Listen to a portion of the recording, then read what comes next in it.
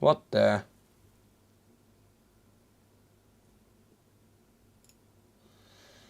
Right, bear with me because my frame rate's just gone mad.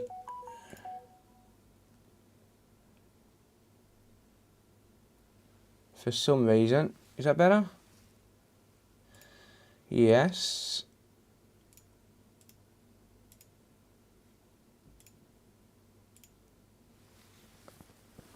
Why is my frame rate going nuts? 24 FPS, really?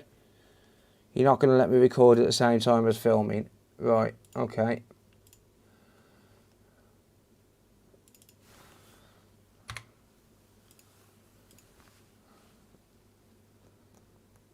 Right, is that going to get better?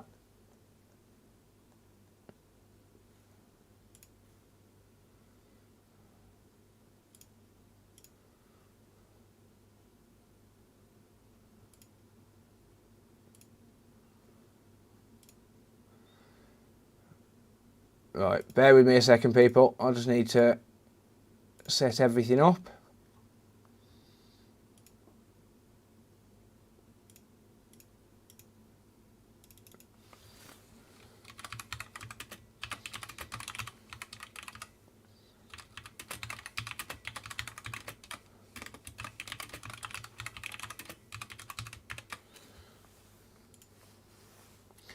Right, YouTube chat.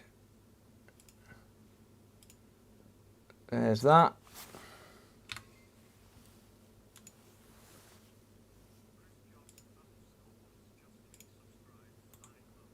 Cheers. Cheers, Pops. Thanks, dude.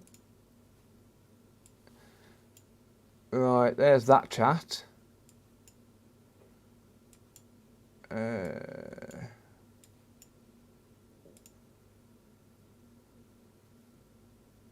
He killed it. He killed what? FPS attacks now. Ha! Right. Bitrate is higher than recommended. Output. Let me adjust this.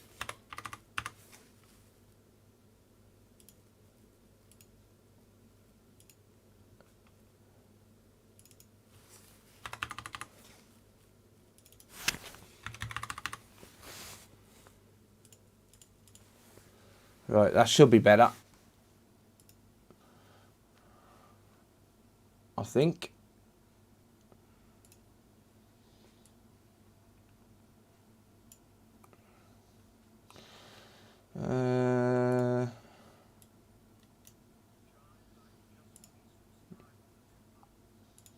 Thank you, Jive Live. Appreciate that, mate. I will turn around in a minute. What's the flamethrower for? Ha!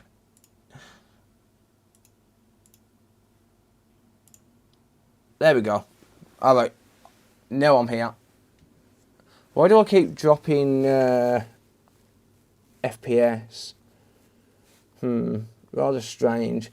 What am I streaming in, guys? Am I streaming in 4K or am I streaming in 1080p? It should be in 1080p, but...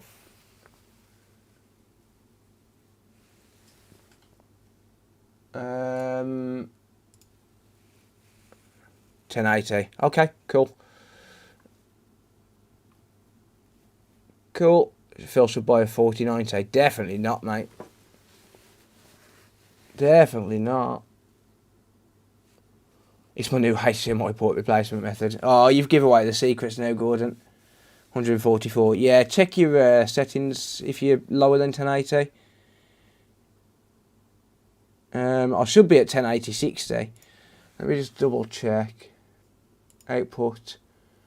Rescale output to 1920 1080. Video should be 1080 60. And then filming in 4K. Evening pink eye. Ha! No more ugly cam. Now it's my back cam. Yep. There you go. You can look at me if you want, but I wouldn't recommend it. I really wouldn't recommend it. We're going to go to the overhead cam anyway. Because why the hell not? 1080p 60. Cool. How's the house coming? It's getting there, mate. It's getting there. I'm a new subscriber. Thank you, mate. Appreciate that. Welcome. Crash and Burn, hello. Welcome, everyone. There's way too many people here already. Yeah, welcome. One and all. We're going to get straight into it tonight because I've got loads to do. To all on phones to refresh the resolution, hit F5. Ha!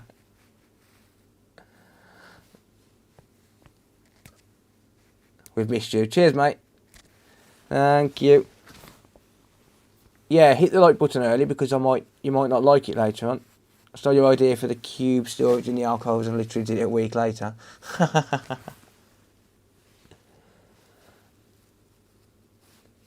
It was this or the budget. Definitely the budget. So just so we can make fun of the government for failing once again. Are we going to have a third part? Probably not, mate, no.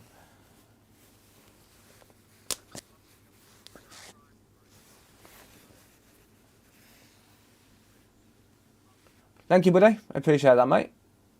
We'll say good evening. New chatter. Did you make any headway with your microscope? I have ordered a new scope. I don't think it's been dispatched yet. I can't show you the order because it'll show my new address and I'm not doing that. A Lenovo power bank. Maybe.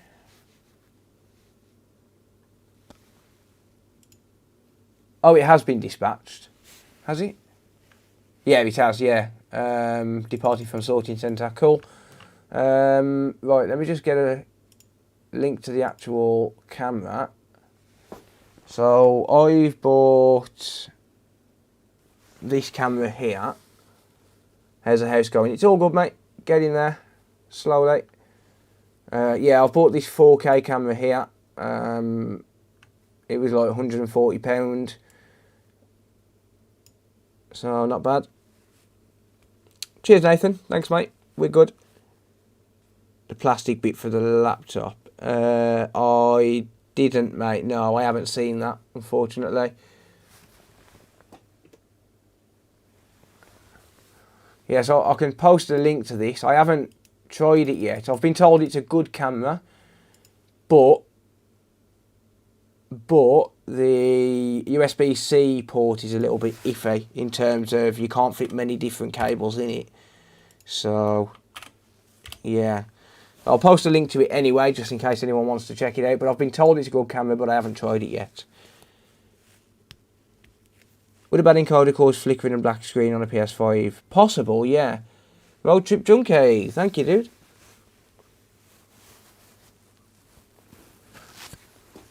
Yeah, you could try cleaning the port and cable. That could cause it. Hype Train level 2. Nice. Right, let's get straight to it. Let's get to this PS5. Where's my PS5 test power supply gone? Ha! I'm losing shit already. Let me just go get a new one, because I think I actually put it in my stock box. So... Thank you, Bridger. Cheers, mate. Appreciate it. Right, PS5 power supply, there they are. Brand spanking new.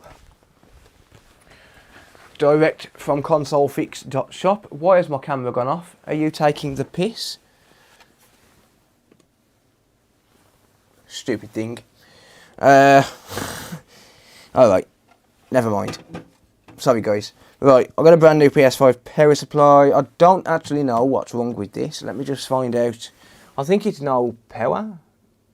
I think. Let me just log into my booking site.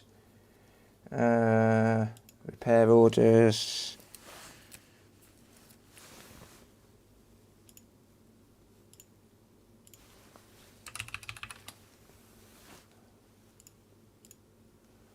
Not connecting controllers. Oh, okay, yeah, that's it. Okay, so this has got a controller connection issue. So let's just verify. I have verified this issue, but this has got an issue with connecting controllers, so hopefully it's going to be fixable. Unfortunately, I don't have my thingy camera connected at the minute. Well, I've got my capture card connected, but I haven't got the HDCP splitter for the PS5s connected up, so I'm going to have to connect it to my monitor and show you on the screen instead.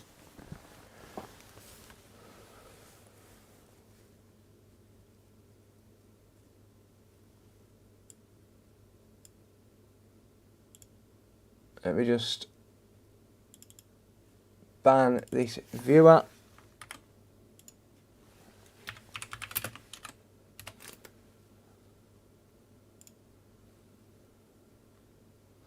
There you go, banned. Stupid spammers. The desk's so clean. It actually is, yeah, you got a point there. It is clean. And I'm not even just hiding it because I can. It's actually clean. It's actually clean. Surely PS5s are under warranty. No, they are a couple of years. A couple of years old. PS5 is horizontal for ages. It's because everything's still in boxes, yeah. YouTube putting adverts in live streams. They've always done it, mate. I think they've always done it. But, never mind. Right, okay. Let's pair this on. Hang on a second. Why is that not on?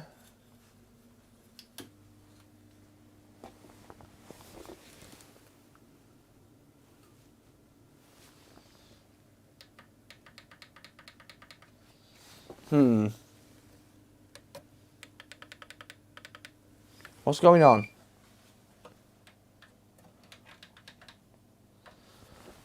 And why is that not switched on?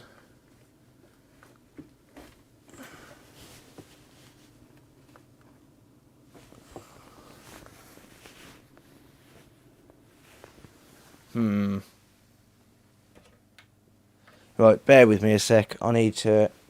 Have I picked up a faulty power supply?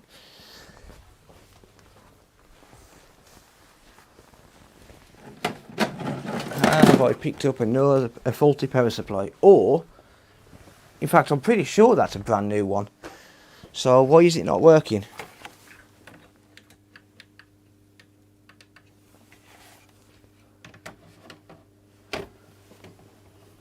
Yeah.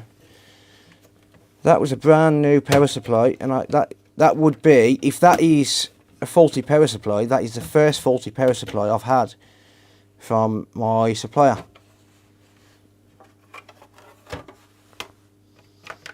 This one's definitely used.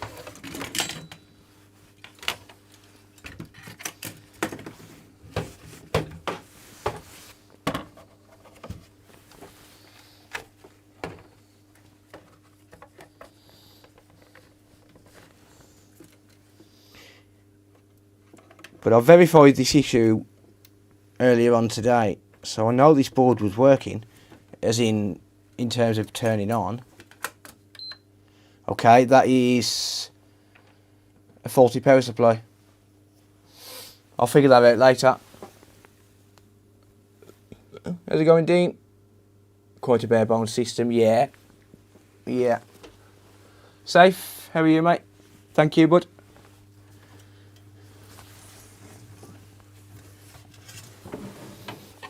I'm good, thanks, mate. I hope you're well. Right, I've got a cable for my monitor. I haven't got my TV set up at the minute. So I've got a cable here for my monitor.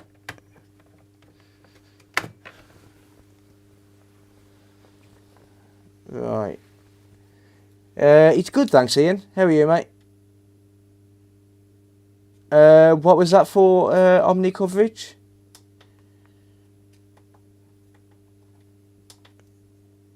Right, let me just switch to HDMI 2. There we go. Okay. So,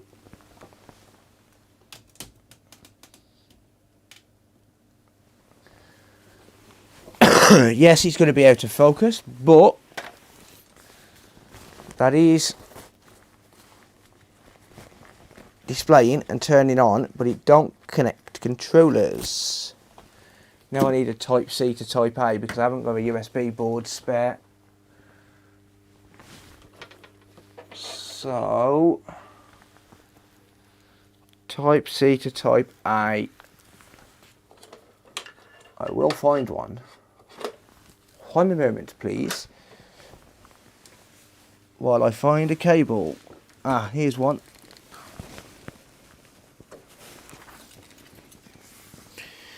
Type C to Type A.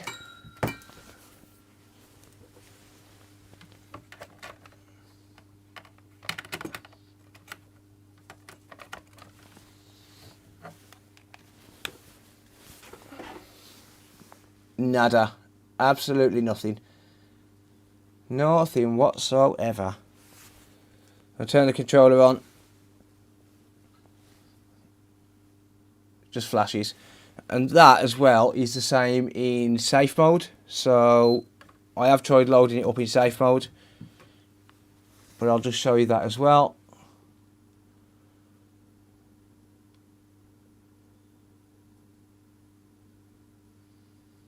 Just wait for it to shut off. Drink some coffee. Why not? I can't see chat, by the way, at the minute because I haven't got it on the screen.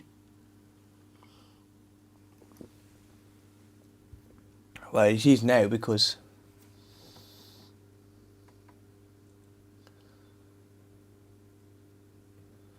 well, I'm going to load this into safe mode.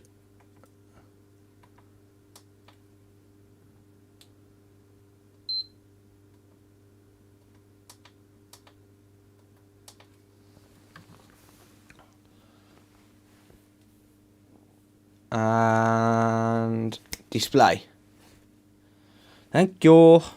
Yeah, so it's not connecting in safe mode and it's not connecting in normal dashboard as well. So I don't think it's going to be a Wi-Fi issue, but the Wi-Fi is going to be a lot easier to replace than the USB. So than the Sainsbury's, sorry. I think it's going to be a Sainsbury's issue, but the Wi-Fi is going to be easier to replace.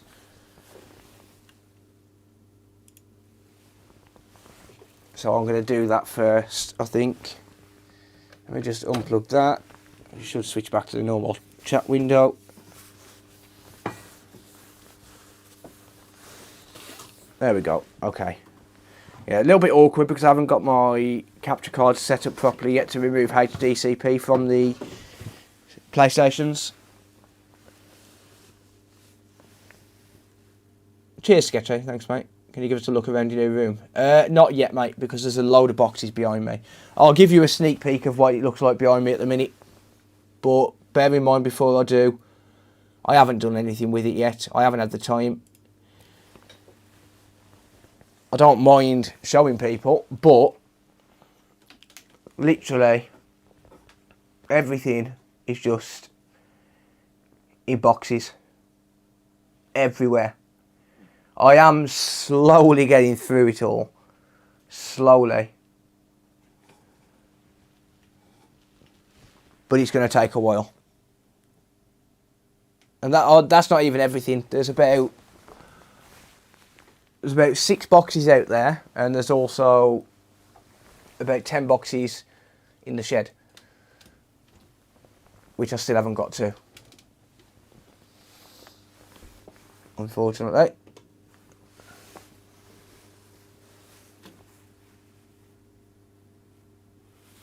Glad I caught you live. Just wanted to say I recently found your channel and you've helped me with tons with my journey. Awesome, dude. Are the USBs getting power? No. No, so when it's in safe mode, it comes up too many USB devices connected. So I think it's rejecting it from getting power So I'm going to replace the Wi-Fi IC on this because it's going to be easier to replace the Wi-Fi IC than it is to replace the safe bridge. It's going to be faster, and at the same time it's going to be cheaper because it's less work. So I'll replace the Wi-Fi IC first, because it can be one of two things realistically. It can be either the safe bridge or it can be the Wi-Fi IC. So the problem is you can't test it, you can't find out which. So yeah, it's one of them things where we just have to guess, take a 50-50 gamble and hope we get it right first time. If we don't, then it takes longer.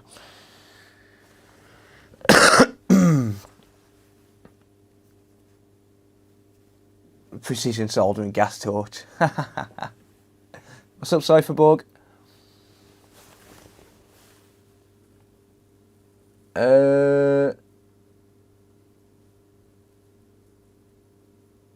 And on Starscope for beginner. Yeah, it's pretty good. Right, what was we talking about with that?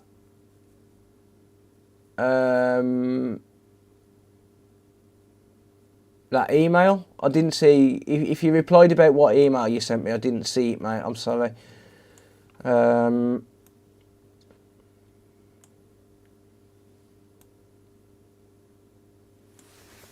second. Just got the email today. My PS4 power supply is on the way. Yeah, it is indeed. It is indeed.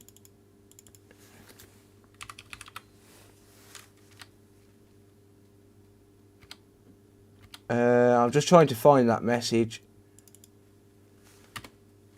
I can't find it. So if you did tell me what your email was about, please tell me again. You got conjunctivitis? No, I scratched my cornea. The USB tester I use is it's a Unity USB tester. There should be a link in the video descriptions. Probably a shorty filter cap. I don't think it is.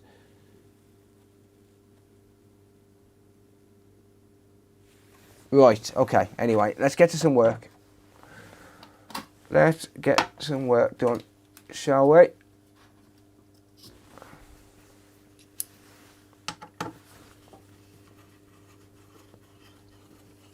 Shorty filter cap on what, mate?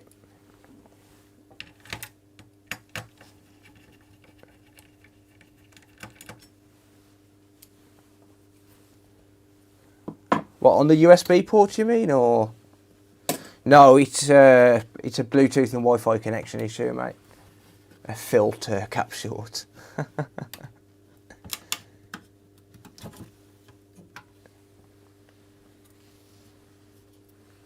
Right. Okay. Where is the foam to this? It is missing. Safe bridge has been either reflowed or replaced. Don't know if it's been replaced. It looks like a fair bit of rework has been done to this.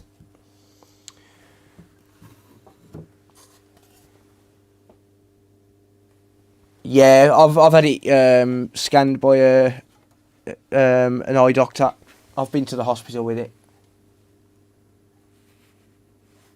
Cheers, Gabby. Thanks, mate. Or Luke, should I say. Cheers, dude. Just set a fart on your eye.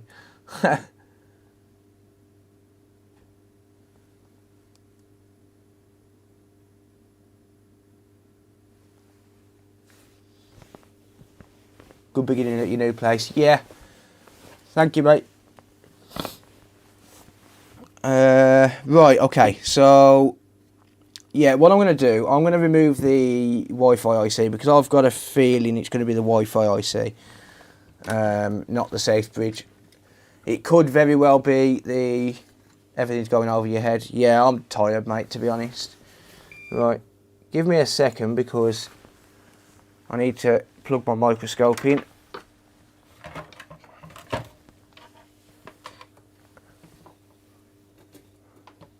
Thank you, Joe.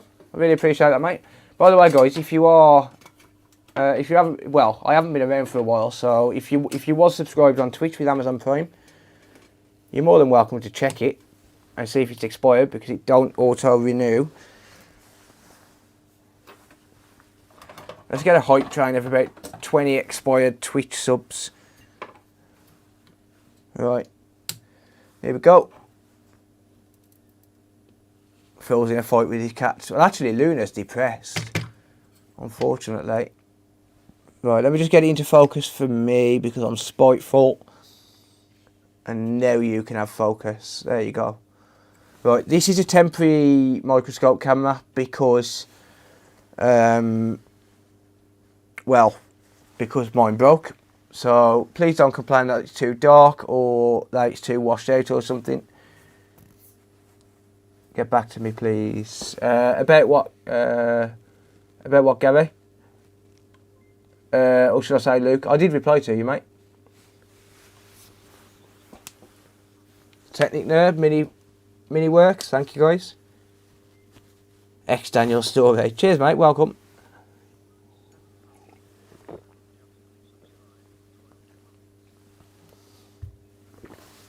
Thank you, guys. Right, okay. I am going to heat up from the bottom of the board. So if I just show you on the overhead cam. Sorry, not the overhead cam, the ugly cam. So you can have a bit of crotch cam. But basically that's all I'm doing. Just holding the hot air under there. I've got it at 480 degrees Celsius. There's nothing sensitive on the bottom.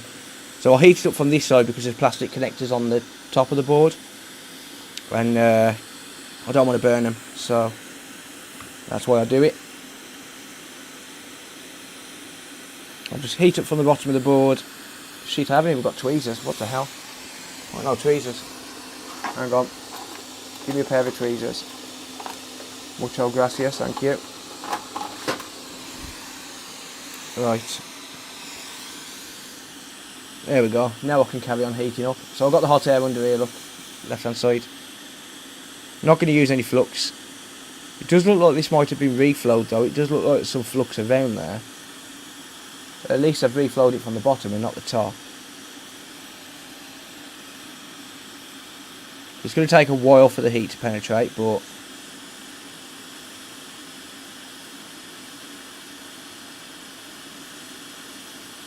so it looks like whoever's worked on this, they're kind of in the right area. Perhaps they just haven't got parts available or something. I don't know.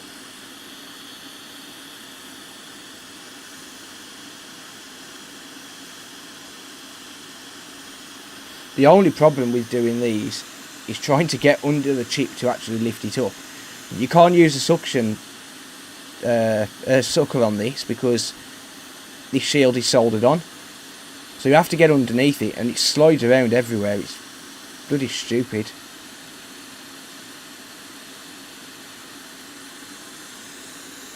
Right, I've got some heat in the board so I can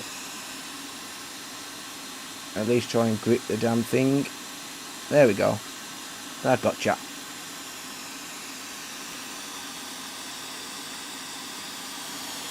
Right. There we go. Let's move this over here.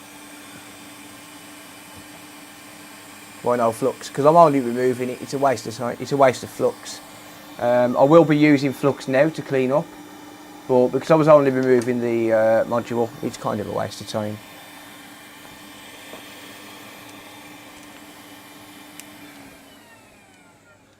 Thank you, Michelle. I really appreciate it, mate. Thank you for this, the Twitch, mate. Twitch sub. I actually can't receive payouts from Twitch at the minute because PayPal have decided we don't want you as a customer anymore. We're going to close your account down permanently. To be fair, it is my fault because of the move and stuff. I've had a few chargebacks off the store. It is my fault. I can't really blame them, but yeah, I now no longer have PayPal, which sucks. Well, it actually doesn't suck. I've been waiting for an excuse to move away from PayPal. But it is my own fault. I'll replace this solder with some leaded solder.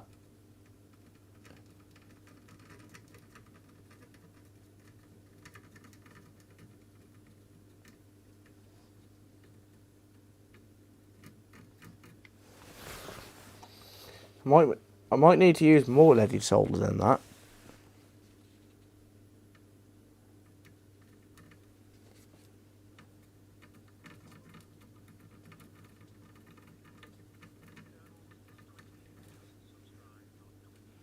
Thank you, Colonels. I appreciate that, buddy.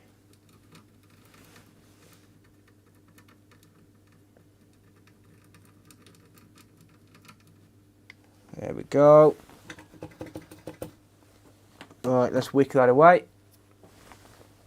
Some goat wick, courtesy of consolefix.shop.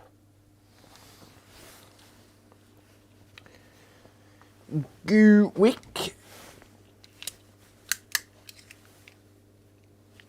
Goat wick's actually good stuff if you get the genuine stuff. It's really good wick.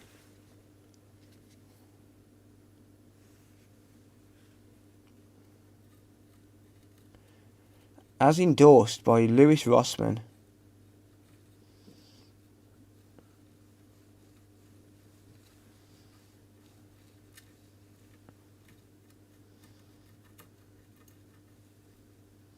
And look at that, one little bit of wick has sucked up all that solder. And that is ready for a new chip. So now I need to find a donor board. Perfect dessert. I'd have to say probably rice pudding. I love rice pudding. Bit of rice pudding and jam, can't go wrong. You cannot go wrong. Right, let me grab a donor board for a PS5, bear with me. I'm going to find one that's actually got the Wi-Fi chip still on it because I haven't got many left.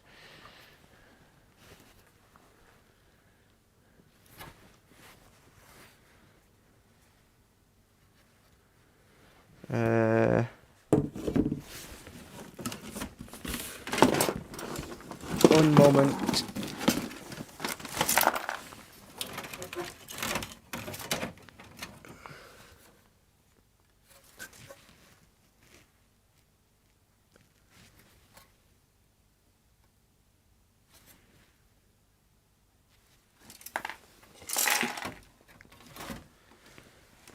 I've got to find one. Hang on.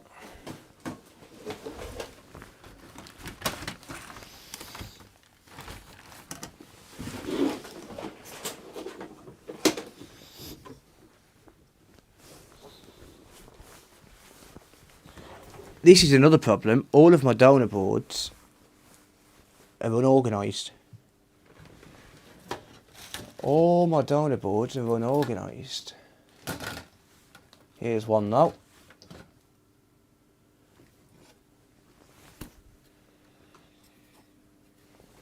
Got it. Right, okay. I'm going to do the same again and remove another Wi-Fi module.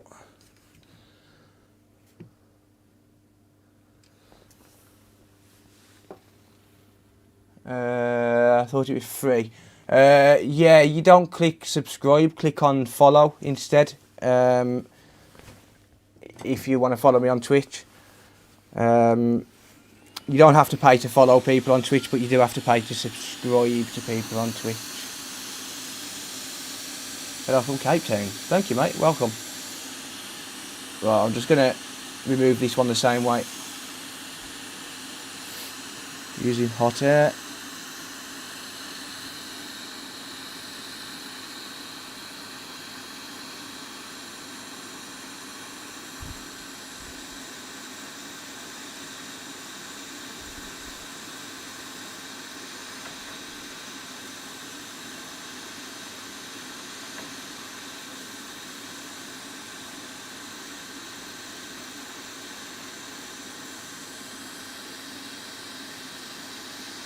I might need to figure out whether the PS4 Pro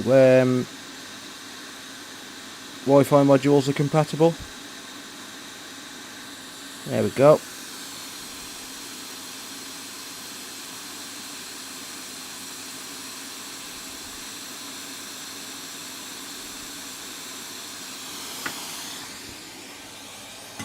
But I don't think there will be because, well, the PS4 Pro Wi-Fi module is... sorry, the PS5 Wi-Fi module is Wi-Fi 6, I think.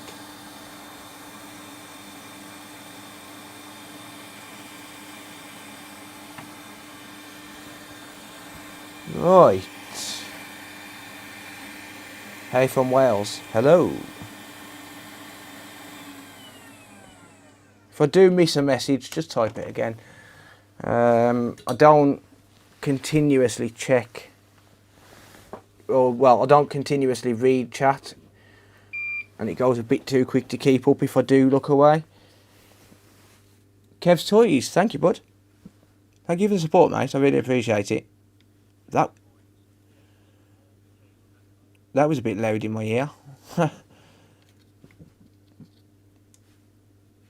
Alright, so I'm just going to clean up this module. So replace the solder with leaded, make it safer to remove.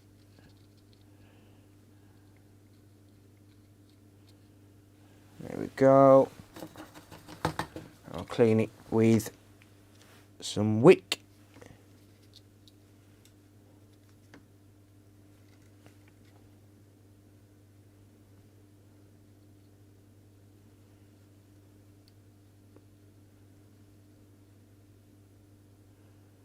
I am unfortunately going to need to mark these as out of stock on my website because I don't have any available to sell now. Or at least I don't think I do. So I'm going to mark them as out of stock in a minute. If I do have any, it'll be like literally 1 or 2 and I'll need to keep those for myself.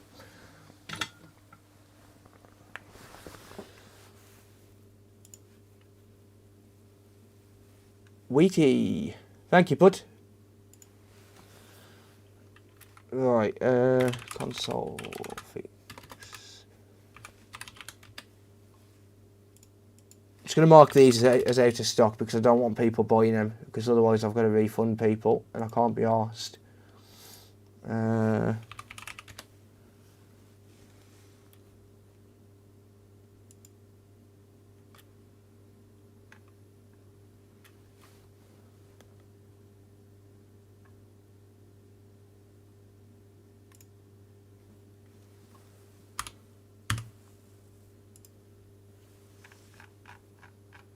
There you go. Done. Have you thought about using Square? I was using Square, but then I switched everything to PayPal. I think I'll probably use them. Actually, no. I'm gonna. I was thinking about it earlier, and I was thinking, well, I could carry on using Square, but I don't have any reason to pay their fees anymore because, yes, using Square is free, but it's like 1.9% or something on it, or something like that per transaction, whereas Shopify is cheaper.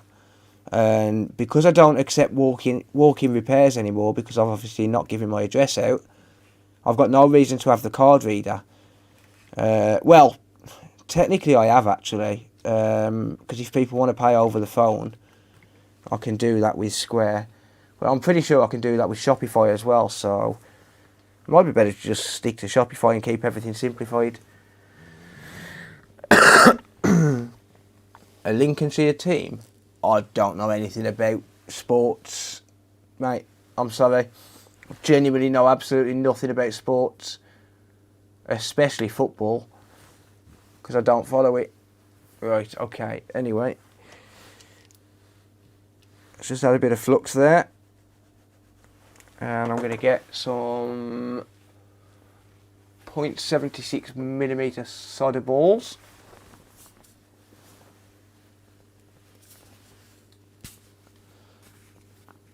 The one next to the diode. They're going to be 0.1 microfarad, so 100 nanofarad, 6.3 volt, mate. 100 nanofarad, 6.3 volts. Right. You can't get a stencil for these, so it will be manual rebore only. I'm running low on 0.76mm solder balls.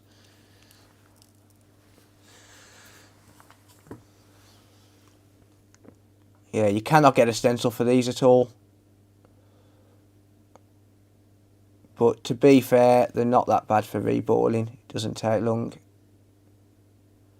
In fact, I can do these without the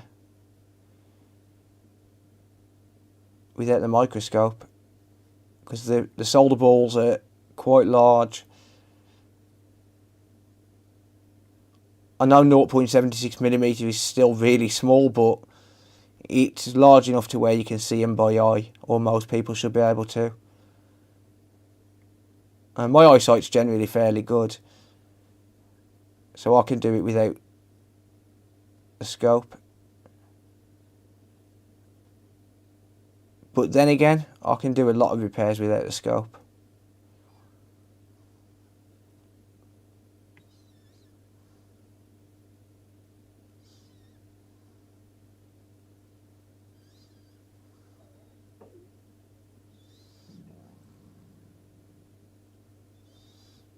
I think the plan for tonight is to catch up on some old repairs and then do one of my own consoles.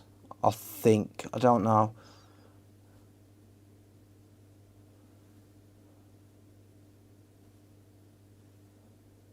So maybe 2 or 3 of my own, and then 2 or 3 jobs and then one of my own, I think. Depends how long they take me.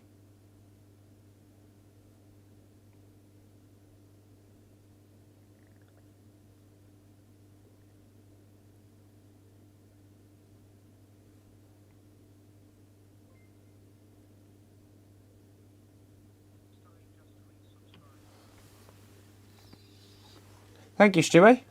Appreciate it, mate. Way too many solder balls here. Too many balls in front of me. Take that however you will.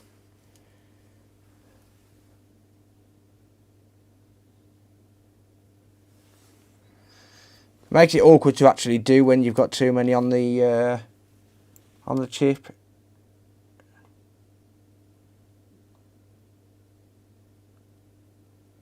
I've got to take my coat off in a minute, I'm too hot.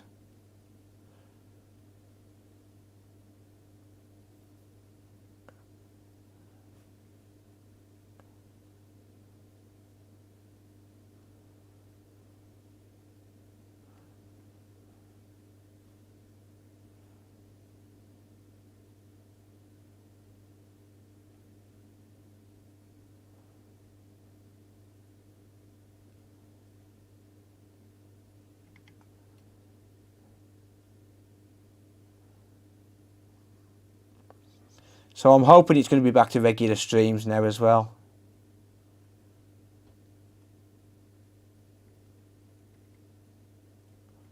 And I'm hoping that when I'm not streaming, I'm at least releasing one video every day.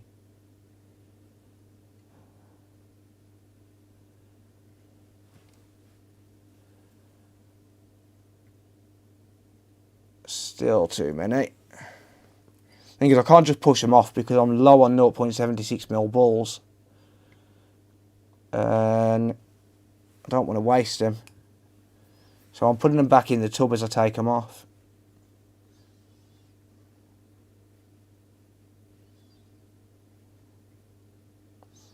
But the thing with these as well is it doesn't matter if there's flux on these ones when they go back in the tub, because I only ever rebore manually with 0.76s. Like there's no chips that I use 0.76 on with a stencil, so Doesn't matter. Doesn't matter.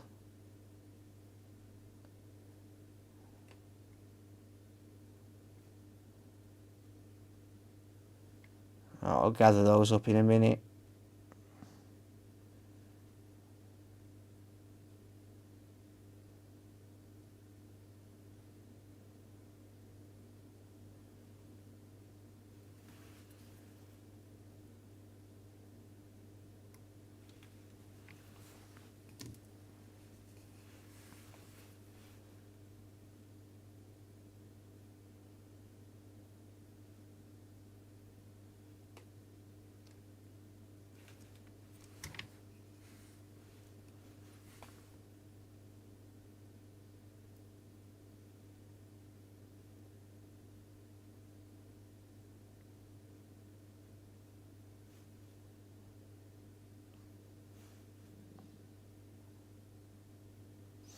There we go. Just gather these remaining balls up.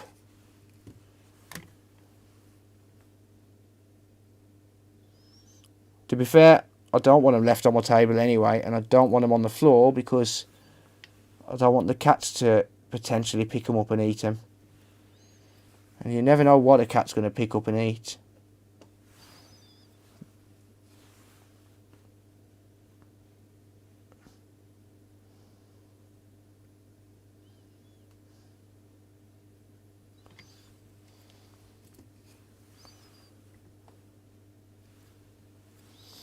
There we go. Good stuff. I think I've got them all. No. A couple hiding.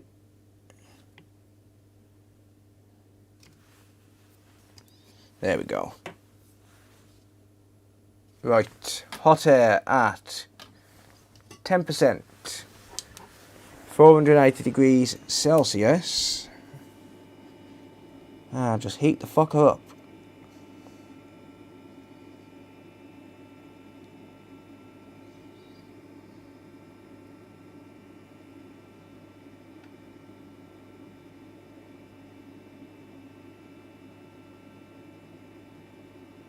Don't want a cat to eat your balls. Ha!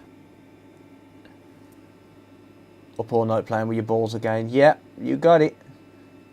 Actually, I was having a lie down earlier. I was having a nap, and Sarah walked in the bedroom. I turned to her, I said, what if I was... I'm not going to say it because I'll get demonetised, but what if I was doing you know what? She goes, laughing, it'd be hilarious if I caught you doing that. You better not catch me then.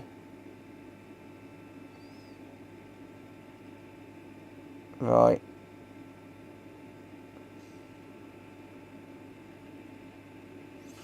Come on. Flow, my pretties, flow.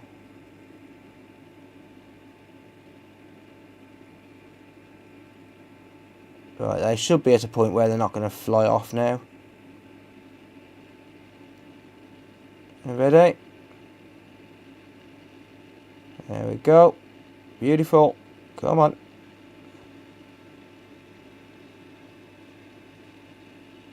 Perfect. Beautiful. Right, let's go to 480 at 50%,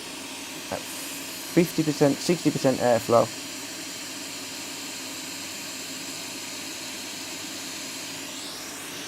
Give them a reflow with some more flux.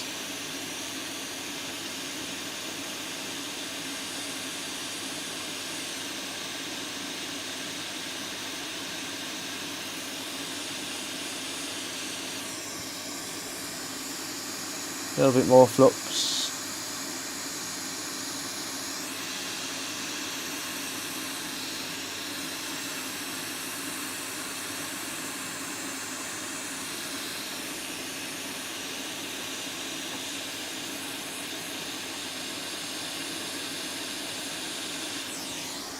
Beautiful. I have an Android car stereo, but the screen has stopped working. I think it's a ribbon cable. The stereo plays music, but the screen is black and sometimes works when it heats up. I can't activate controls on a screen. I wouldn't know with that, mate, to be honest with you. I've never worked on one. Heat cycling IC is bad. What do you mean? You have to put heat on to reflow them, or to flow the solder balls. So I'm not sure what you mean there, mate. I'm good, thanks, MKLV. How are you, mate?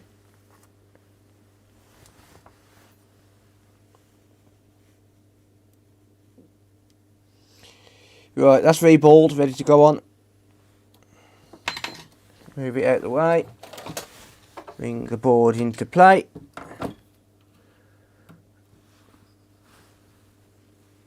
You have to worry about thermal shock. It's not a chip, mate. It's a module.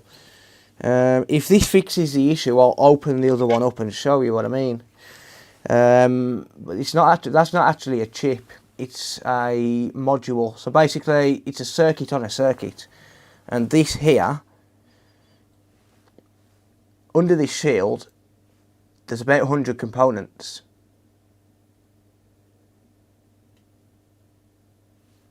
Literally about 100 components. In fact, that's come off a donor board. So why the hell is that a Rev 1.0? That's not the correct chip. Well, apparently it is. So I think the... Let me just double check this on a PS4 Pro.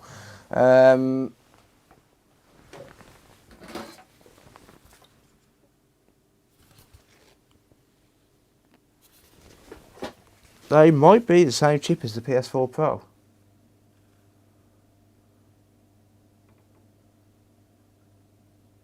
Oh no, H100, so the PS4 Pro is H091. Never mind. Alright.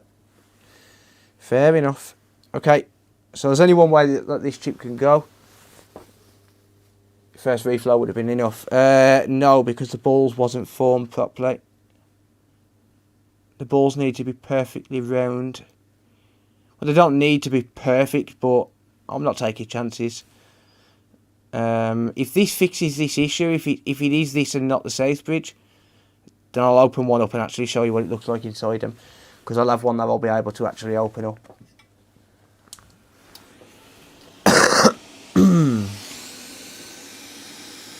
Right, so I'm doing this exactly the same way that I would do the removal. Just heat it up from underneath. And in fact, I'm going to keep that level, and in a minute it's going to drop down.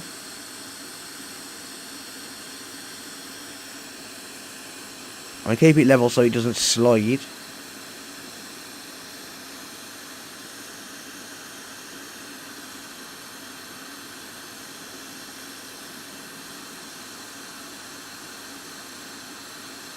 Got your new console fix intro stuck in my head. Ha! Good. I was going to make a jingle.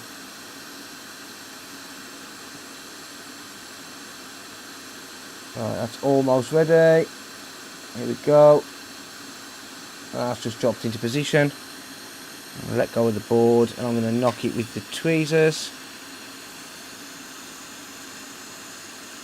There we go. Perfect. Okay, cool. Right then.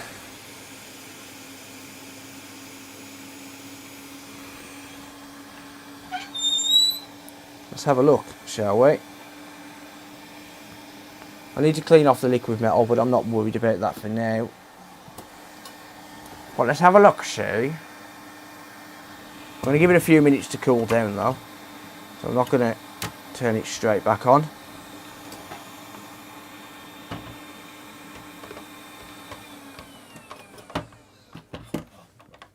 Just going to get it ready.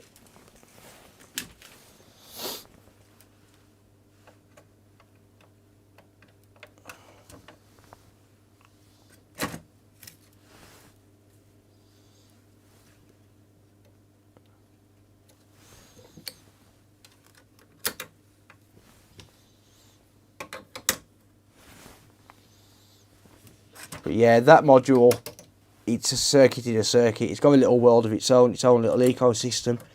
There's a cheaper load of capacitors, some resistors, fuses, all sorts of stuff.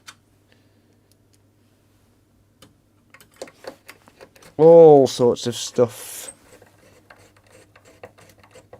This repair is sponsored by Console Fix. It is indeed. I need to make one for the actual repair site, for the actual repair shop, as in like the main business. Right.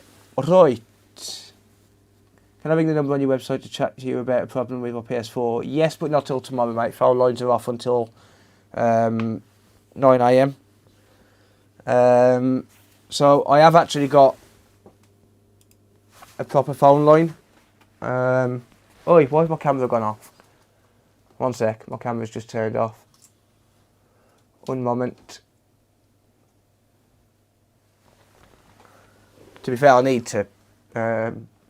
Hello, camera, thank you. Yeah, I've actually got a phone line now. It's an IP phone. I can ring out on that right now, but people can't ring me until 9 AM because it's turned off. So, and if anyone rings my mobile, I won't answer it. Because technically, I'm not actually in office hours now. So close to 85k, yeah. I'm the one who called you earlier to book in the Xbox One S. I've booked a collection data to from tomorrow, but they haven't sent me a label yet. Hopefully soon. No worries, Kev. Thank you, dude. I appreciate it. I appreciate it. Trying to link my Amazon Prime to my Twitch account. I don't know if you can do it on mobile. I know you can do it on desktop while you're wearing headphones. Aren't you using your Rode mic? Yeah, so I'm wearing the headphones just for audio. I don't actually need them on. It's just so I can hear notifications for donations and stuff like that. But technically, I don't need them on. In fact, my ears are sweating a little bit. So.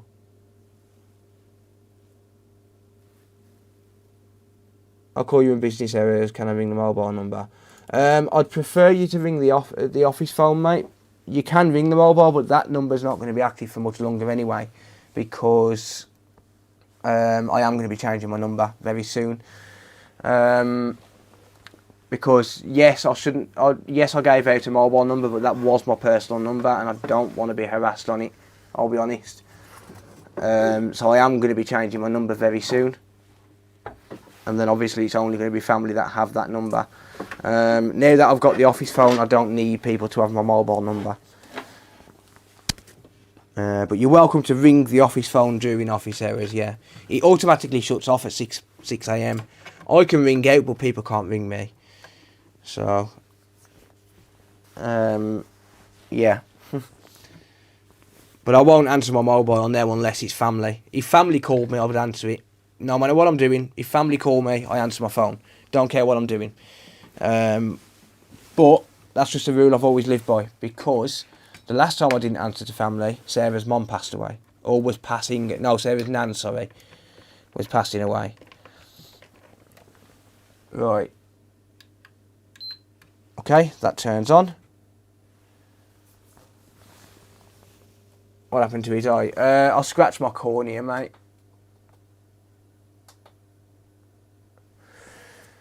Right then.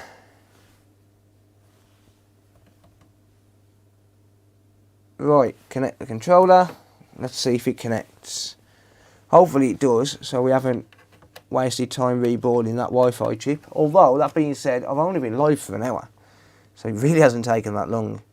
Nope. Nope, that didn't fix it. We're going to have to replace the safe bridge. That frigging sucks, man. That really does suck.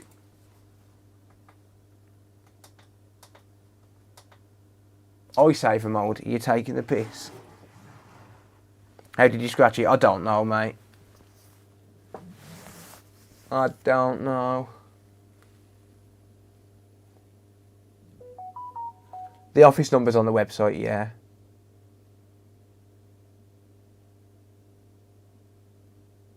No, it's not getting power to the USBs, mate. It's not getting power to them at all. Cheers, beeps. To make do with JDT and Master Booter. They're good people. They are good people. Right, I'm going to grab a coffee and then I'll replace it. I'll have to replace this south bridge. That sucks.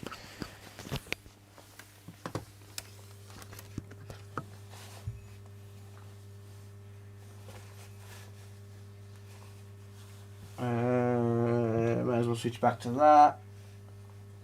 There we go.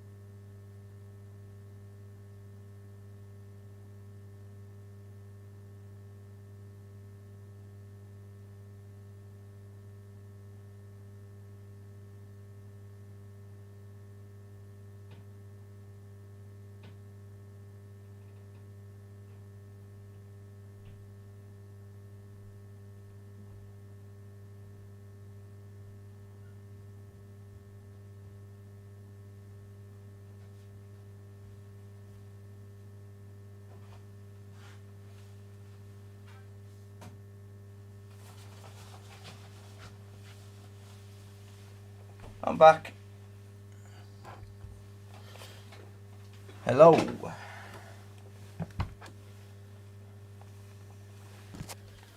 Right. Okay.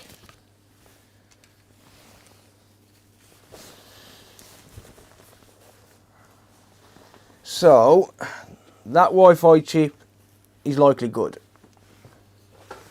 So I'll put that in storage. Where's my box for PS5 Wi-Fi? I don't have one marked up. Cool, okay.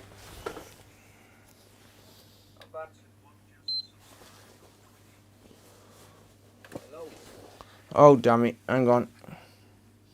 Still got it loaded on my phone. Right. There we go. Right, okay. This looks too clinical. Oh, give it time. Give it time. Now, to be fair, I've got to keep this as clean as I can because Cody can get in here. Which is why I had to install an emergency cut-off switch. And I've also got this now as well.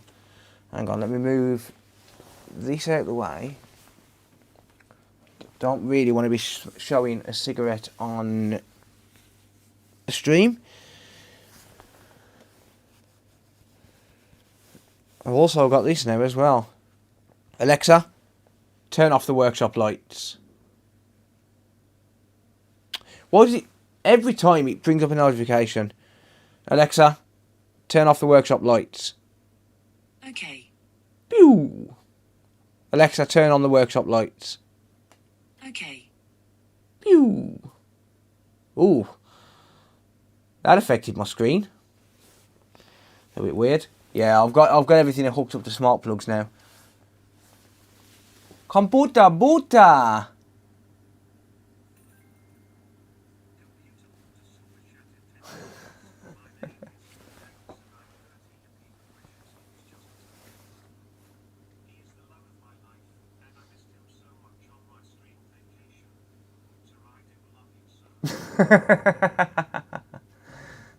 You just confused my Alexa. Nick Zach, thank you. Buta, thank you, dude. I wanna be a hippie and I wanna get stoned by marijuana. He just turned off my workshop lights. Good. Alexa, self-destruct.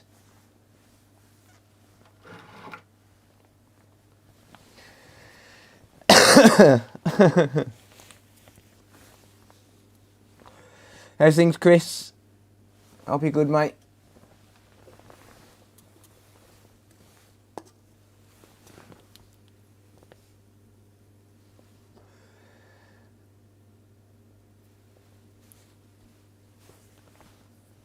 You can probably just say workshop lights off. Possibly, yeah.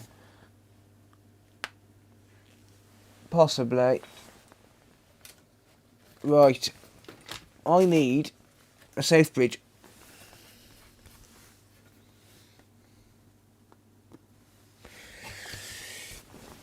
Okay. What size bolts are in your computer chair? I honestly don't know.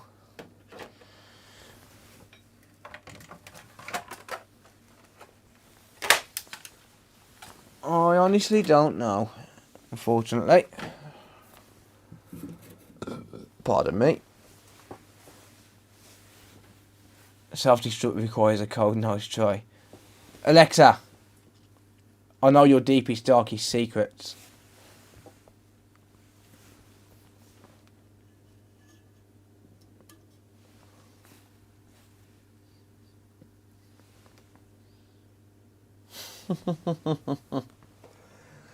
Right, anyway. PS5's a lot of repairs, not many on Series X. Yeah, that's mainly because PS5s have got more in circulation, I think. Right. Ask her if she works for the FBI. Well, I got my hot air at 440 here. I'm going to remove this safe bridge from off here.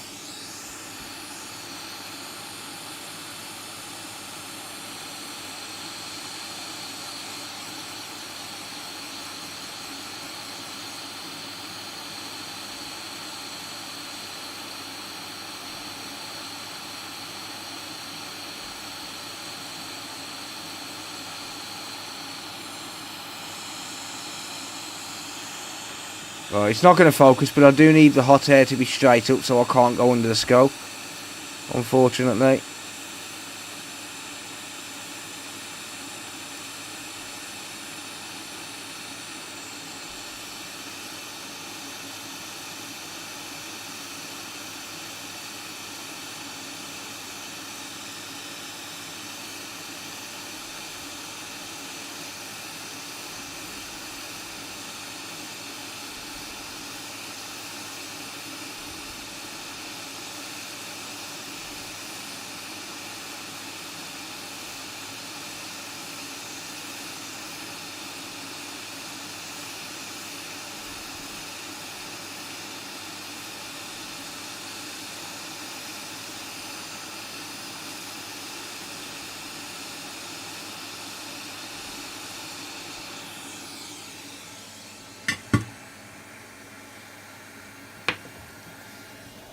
There we go.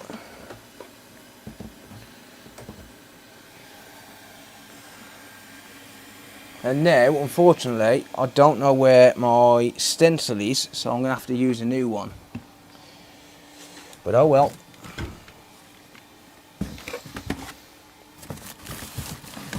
I'm sure it won't hurt. So I'm going to go to consolefix.shop and get myself a brand new stencil. Because I don't know where the jig is to this one. So consolefix.shop, I'm going to... No, that's the wrong one. Hang on, that's APU. Whoops. Ha! I hope I've got some in stock. 61GG. There we go. Right, consolefix.shop have kindly provided me with a brand new stencil. Thank you guys. Much appreciated.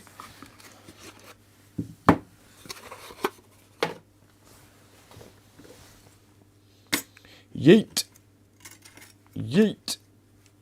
Yeet. And yeet. Right. Let's go under the scope, shall we? What's the web address? What, for the store? Consolefix.shop. Literally that, consolefix.shop. No, that's express delivery. Oh yeah. Oh yeah. It's great living next door to the shop. Right.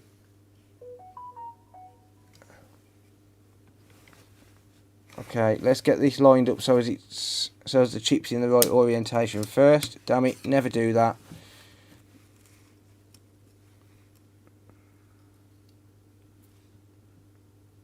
I think it's that way. So that means this chip has got to go that way around. There we go.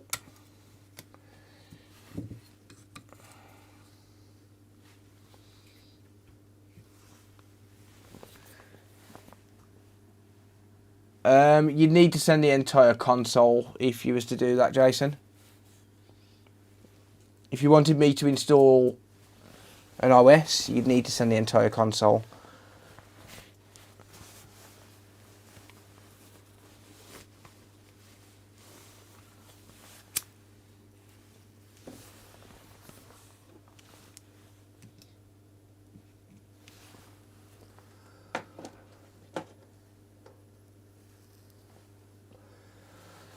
What is a reball and a reflow? Yeah, so a reball is going to be what I'm doing now, which is replacing all of the solder that's underneath that's on the chip.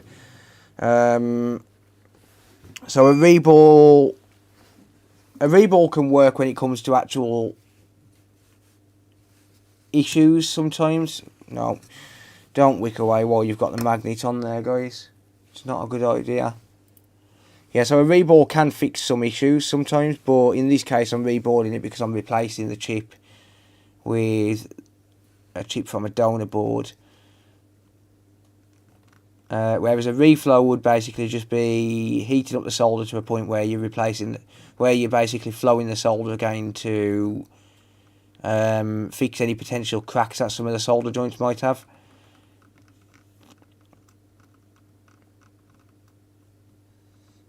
So we've got some oxidised pads, which is, well, completely normal, to be honest.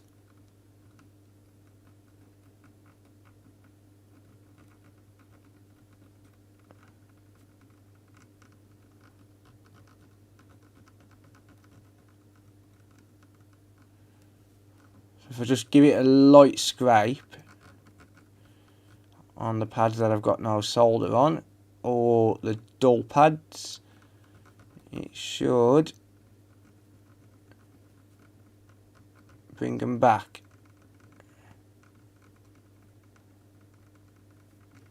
And if not, if it doesn't bring them back within a few scrapes, then I'll wick them away first, because the wick's going to be abrasive, which is going to get rid of a bit of the oxidation. So I'll wick them away and then I'll scrape them and do it again. And that should get rid of the oxidation then. The keyword there is should, of course, but yeah. So I'll use a fresh bit of wick.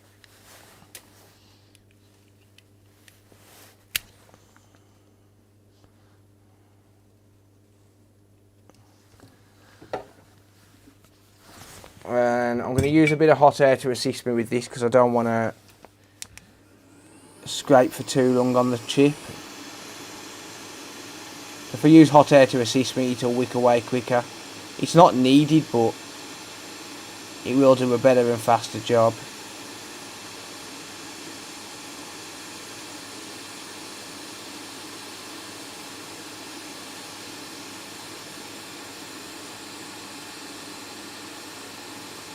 And much safer, might I add.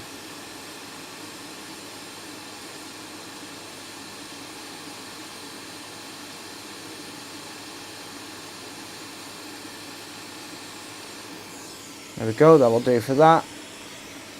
Or for now.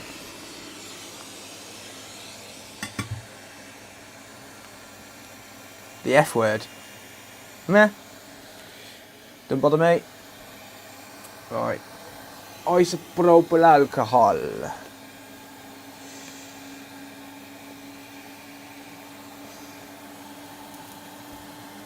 get rid of that flux. So now you can see the oxidised pads.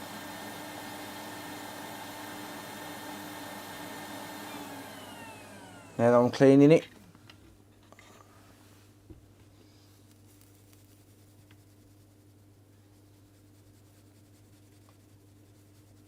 And it really doesn't take long for this room to warm up when you're using the hot air gun. And so now what I can do is, on these oxidised pads, if I zoom in, so I can see which ones need attention. Damn it, I really need to fix the bearings on this scope.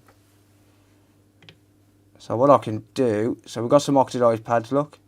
So for example this one here, if I give that a scrape with tweezers to get it a bit more precise,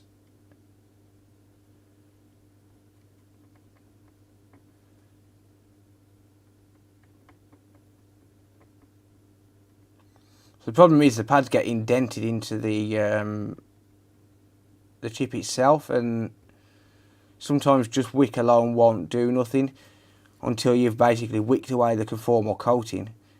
I don't really want to do that, so if I scrape them with tweezers first and then run the iron over them and then wick them again, it should fix the pads.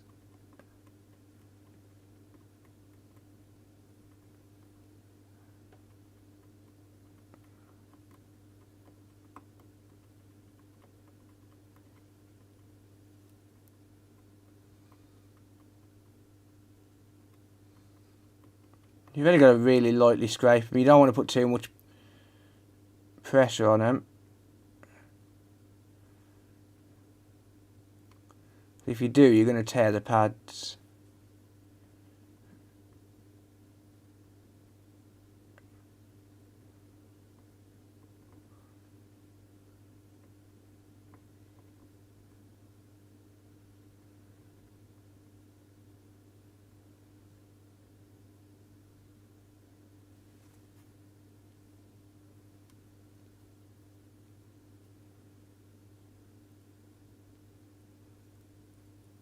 I think that's got them all.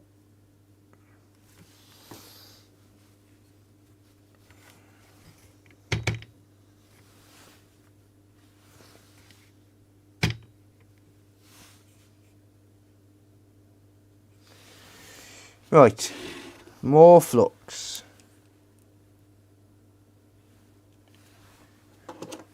Don't forget to hit the thumbs up, guys, if you enjoy the streams. I would greatly appreciate it.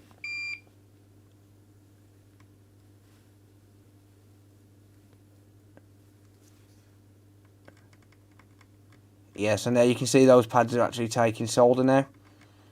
With a little bit of persuasion. But they are taking solder now. So I want to see solder on every single pad before I wick it away and reboard it, because otherwise, if the pads don't take solder, then they're not going to take solder when I reboard it.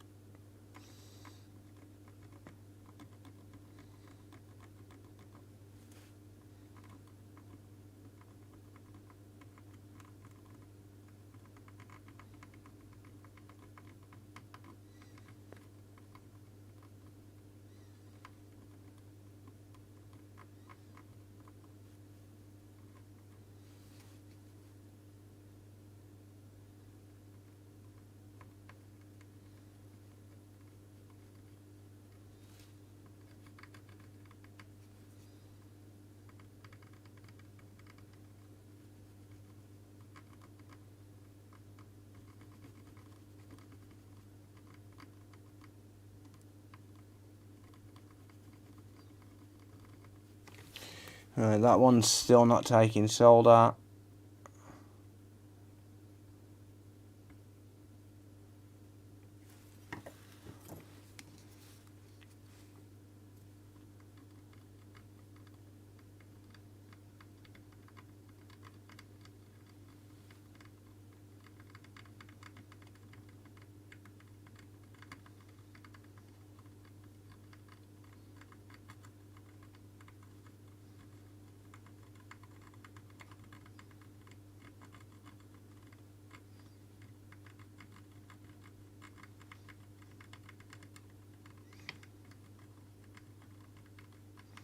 So it might seem like a waste of time to be retinning every single pad, but I promise it's not. Because if I end up... See, the thing is, I mean, solder in general is cheap, but solder paste isn't. And my solder paste in particular is £16 per tub.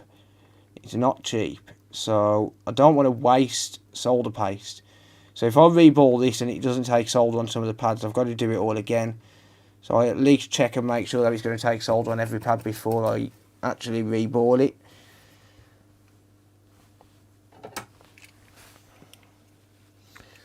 So now that they're all taking solder, I can wick it away and then use the stencil to reball it properly.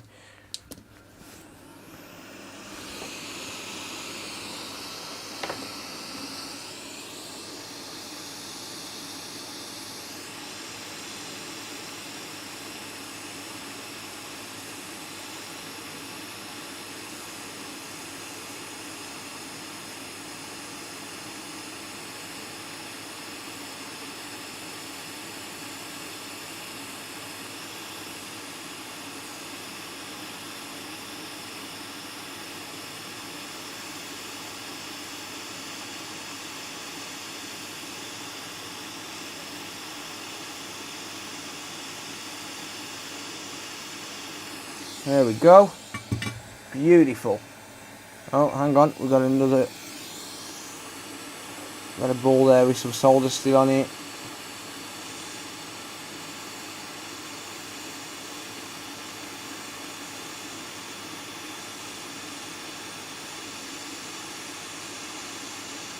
There we go. Beautiful.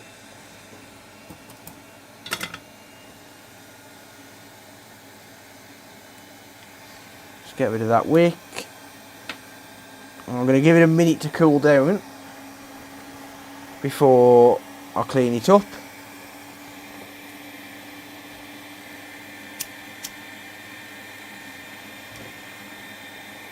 Dirty solder tip. It's actually not, mate. It was just oxidised pads on the chip. The tip's fine.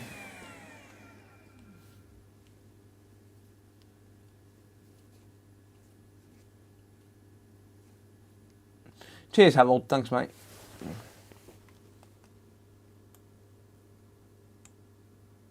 Crap flux. Nothing wrong with it. Nothing wrong with the king boat.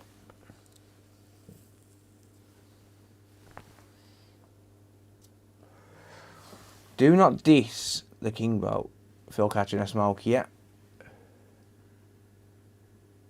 No, it's a temporary camera, Prince. It's not because of the move, mate. It's a temporary camera because mine failed just before I moved.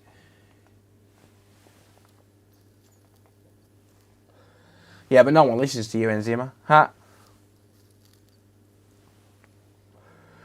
No, it's just a crap scope, mate. Just a crap scope. Tips for those who want to start a business like yours. Start from your bedroom, mate. That's probably the best tip I can give you because you don't know if it's going to be something, like, without sounding disheartening, you don't know if you're going to succeed at it. Or you don't know if you're going to like it. You might not like business. Business is hard. Very hard. I'm not going to sugarcoat that at all. Business is incredibly hard. And you might not know whether you're going to like it. So don't invest silly amounts of money on things that you might not do. Start small. Start in your bedroom. Start working for friends and stuff first. See if you like it. And just slowly expand. Don't try and put both feet in the water at the same time. Don't jump in the deep end. Start small, take it slow. Don't let it don't get disheartened if you can't fix everything, because it happens to us all. We're not magicians, we're technicians. Right, there we go. Beautiful. 15 years BJV work, trust me, but King Bow is crap. Well, that's your opinion, mate. I have no problem with King Bow, and neither does anyone else that's tried it. Everyone I know uses King Bow, and no one has a problem with it. So, no offence, but that 15 years means absolutely nothing. I can give you technicians with 2 months experience who'll trump your 15 years. Sorry, but it's true.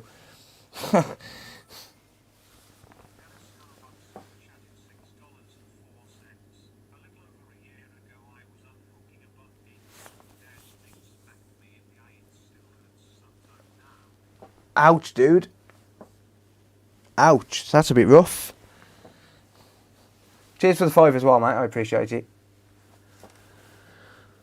I'm a magician, Phil. Speak for yourself. James is on a timeout. I noticed. Look, at the end of the day, people have different opinions. However,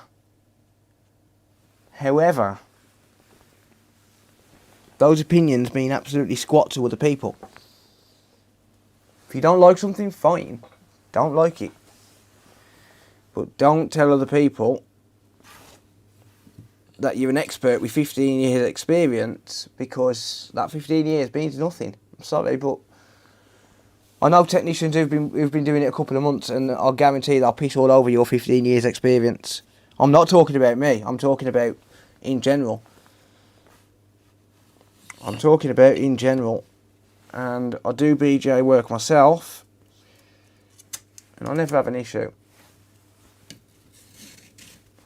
No one likes a chat expert either. It won't gain you respect, I'm telling you that. I can tell you that much for free. A chat expert will not get respect from the rest of chat. Okay? It just don't happen. All you'll do is piss everyone off. You're welcome to share an opinion, but don't tell everyone else that they're wrong. If everyone says one thing and one person says another thing, the common denominator in that is the one person. So, yeah, I don't know what else you want me to say on that matter. That common denominator is one person. And if 200-300 people say one thing and one person says another, the 200-300 people are probably right. Unfortunately.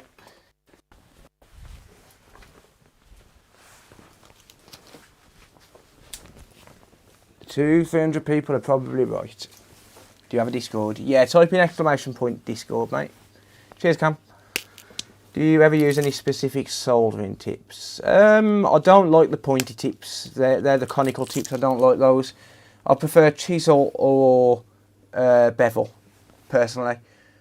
I've never really got on with conicals.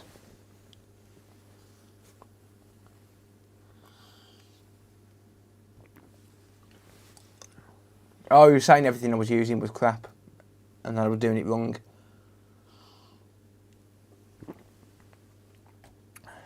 Yeah, you can use whatever flux you want, but I ain't paying £18 a tube for fucking something that I'm literally going to piss up the wall burning it. Hell no. I ain't paying £18 a tube for Amtech when Kingbo does just as good of a job. I've used Kingbo for 3 years, never had an issue. In fact, no, 4 years I've used Kingbo for. Never had an issue with it. Any air fryer issues, even Phil would listen to me. Once you make cheese on toast in an air fryer, life changes forever. I might have to try that, mate. I'll tell you what, I will try it later on when I finish streaming. How's that sound? I'll try cheese on toast in the air fryer. Why not? Right, I've got a load of screws on my bench and I don't know where from. Actually, yes I do, the Nintendo Switch screws from a console I'm going to be working on in a minute. Of course you're doing it wrong, that's why people pay you. Well, there you go. I mean, I have a pretty high success rate. And that's not floating my own boat, that's true. I have around about a 70% success rate, which is way higher than the average. And a lot of the work I do is BGA. Talking of BGA, this thing's dried out. So, I'll use Chipquick SMD 291. But I've lost the lid off this one, so it's dried out, look. It's meant to look like... Where's my new tube gone though? I am intentionally drying out a little bit. There it is. It's meant to look like this. But for some reason, for some weird and unknown reason, they have changed the formula. Which is really, really annoying because there's more flux in it than there used to be. And I don't like it, so I'm intentionally drying that one out. It's meant to look like that. But solder's solder, and solder paste is solder paste, whether it's dried out or not. All it is that the flux has gone a bit hard. So if you heat it up a little bit, not too much, just enough so as the flux starts to liquefy a little bit again, and then you take your spreader and you mix it around, it will come back to life and it'll be absolutely fine. I don't want to melt it to the point where I'm actually flowing the solder inside it, because that would be rather silly. But yeah, just heat up your solder paste, it'll be fine. And then just take some of that, drop my stencil there, or my jig rather.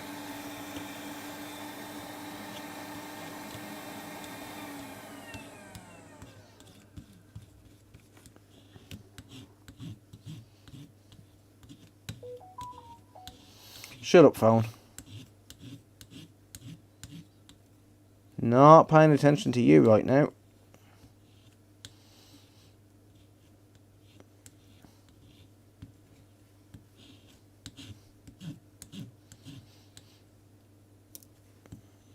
Make sure we've got enough solder paste inside those holes. Just turn it around, do it that way. Spread it all nice and even. And by the way, you can get these stenciled from none other than consolefix.shop. I know the guy who runs it, and he's absolutely fantastic at what he does. He sells some right awesome tools, this included. And you can buy them at consolefix.shop. So get your wallet out, don't be a dick. Just spend your money at ConsoleFix.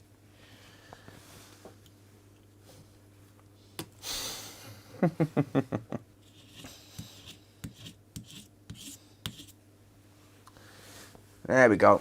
Right, that is nice and evenly spread. Looking beautiful.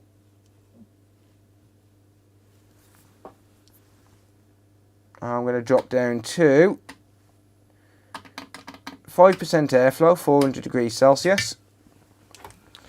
I'll take it nice and slow. In fact, I'm going to drop to 380 first and just preheat the thing.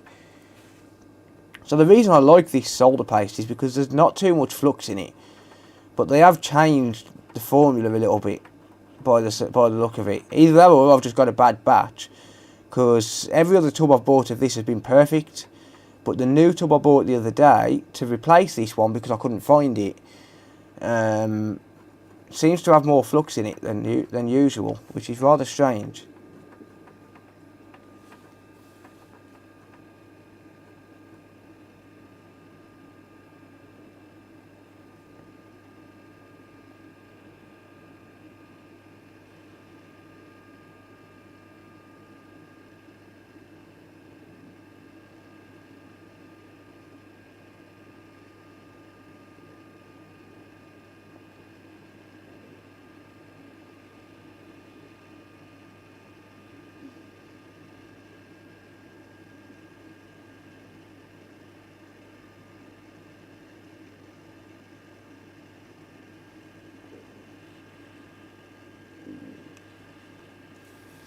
Right, now I'll increase to 400 degrees Celsius. The rework station's actually, the hot air station's actually just gone to 410. But that's fine. Here we go. Beautiful.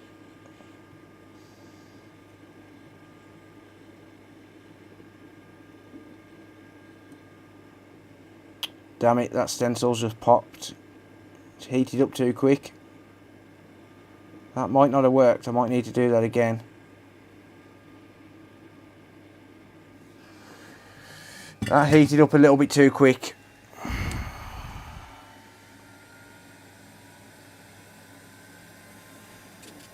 Damn it. That wasn't good.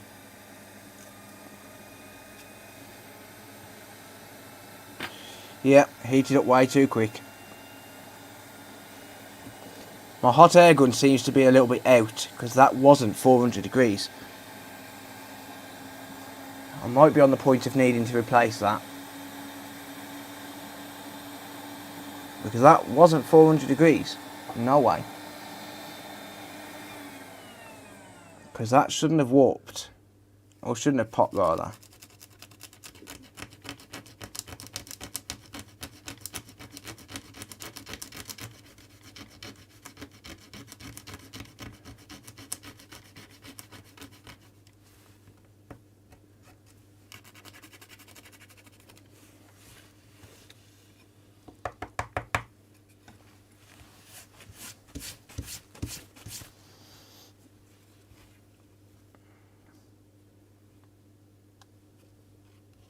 So these stencils have got relief holes on them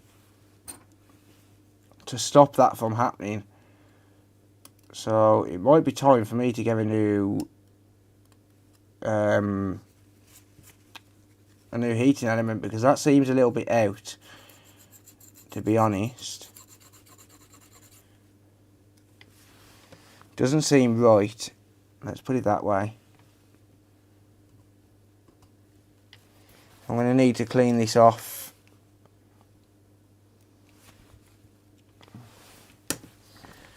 And start it again.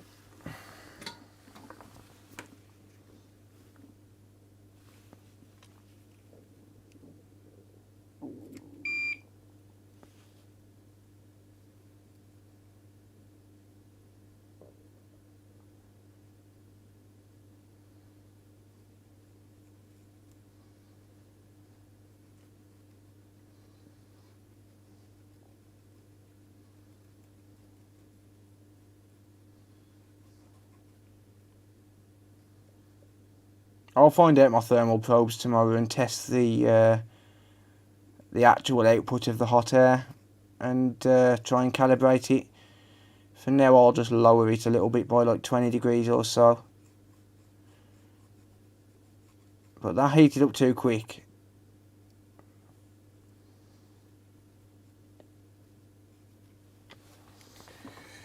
Right. So I do have a feeling that my hot air gun's out.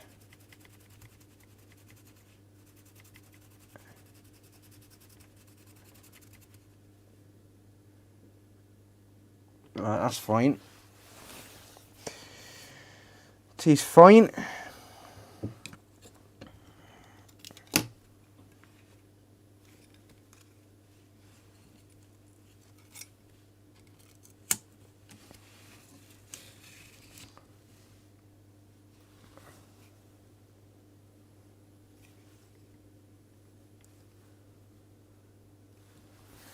Right, let me just check my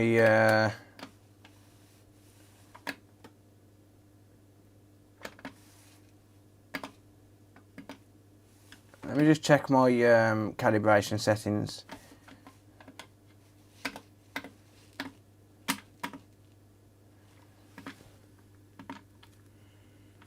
Right, why is it offset by 10 degrees Celsius?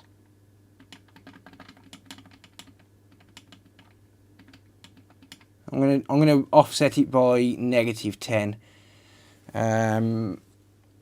Yes, I've just offset my hot air by -10.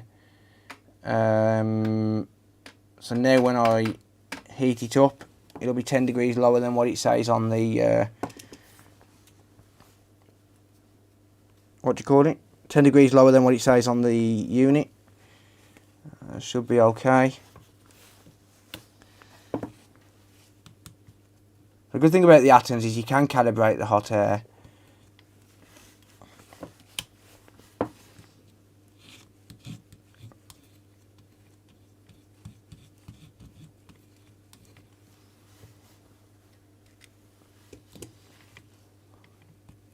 I'll just offset it for now and then I'll check it with the proper thermal probe tomorrow.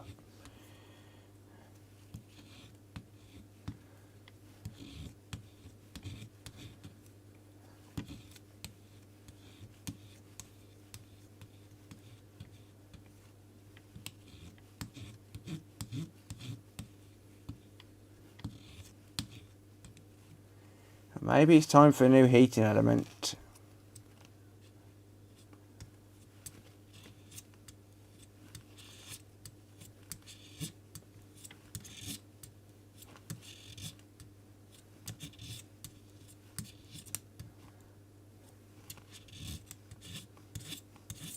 There we go.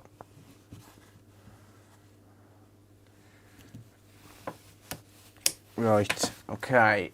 I'm actually going to use a nozzle as well, because that will make it a little bit better. It'll go a lot smoother with a nozzle on it. Take longer, but it'll go smoother. So I'm gonna start off at 320 actually at 40% and just preheat it a little bit.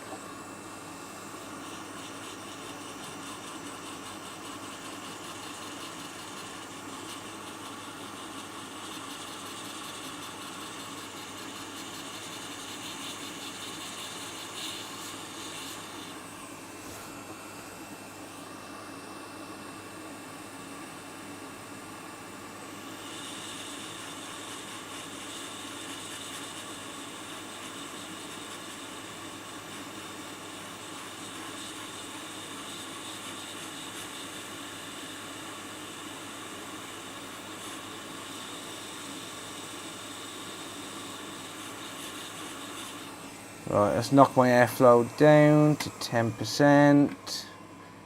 Let's go 340.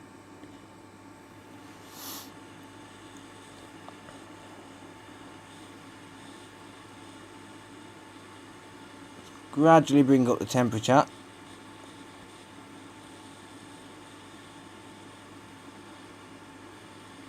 $340 should be enough to actually flow the solder.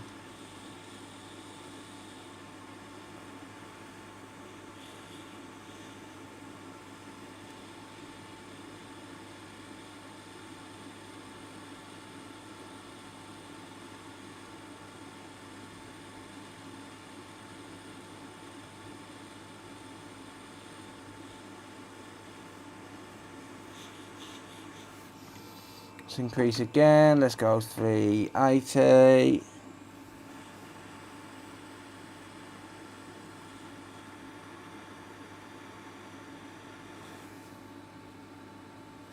Of course, that's burning my hand.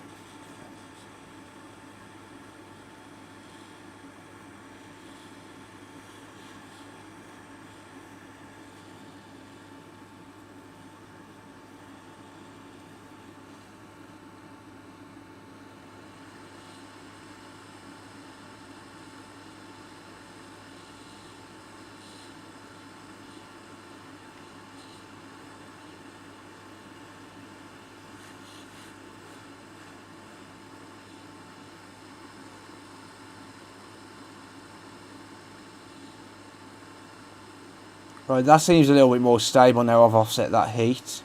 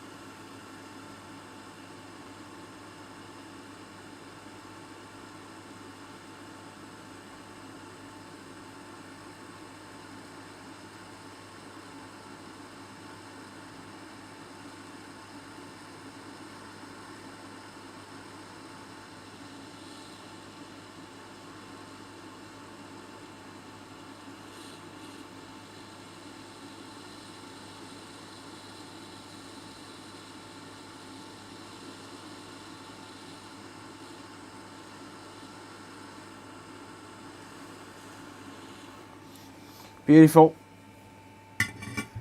Absolute perfection. Now that I've offset it, I will take that all day long.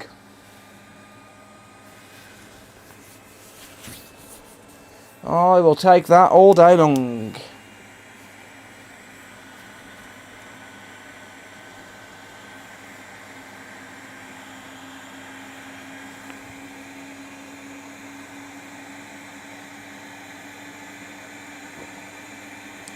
How's it going, John? You had much experience with the Xbox One controllers that seem dead except him flickering? I haven't, mate, no.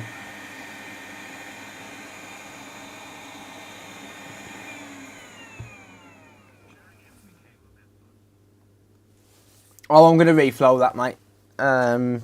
So it'll be fine. I'm going to reflow it with a bit more heat and some flux. We got some channel member renewals. Thank you, guys. I appreciate it.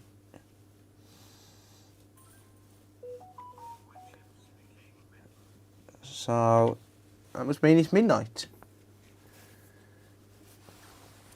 Right, so I'm going to go to 400 degrees Celsius on my hot air now. So technically that should be operating at 390, but I'm going to reflow it with a bit of flux.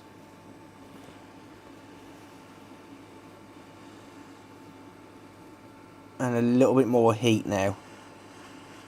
Now that the balls are actually in place, we should be able to reflow it without issue. In fact, I'm going to increase my airflow to 30% as well. And I'll make it a little bit quicker.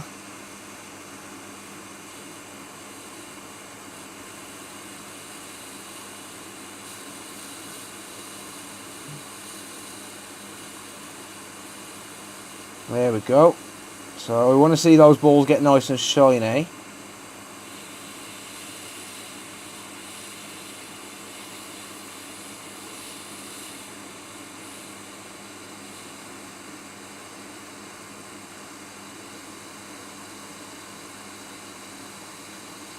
The stencil shouldn't at all warp now anyway.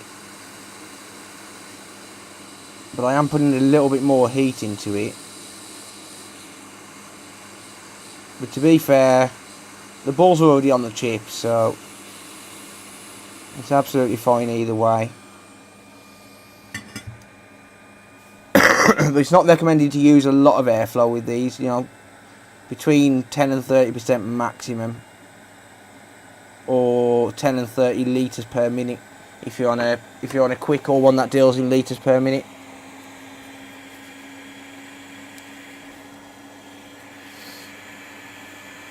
Can't find a schematic for the Elite Series 1 controller anywhere.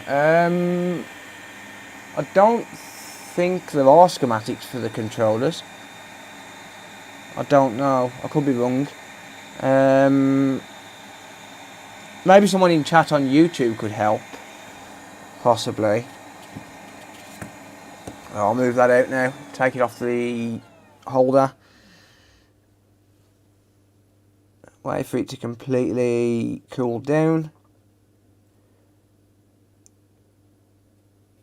And then I'm going to lift the stencil off. There we go.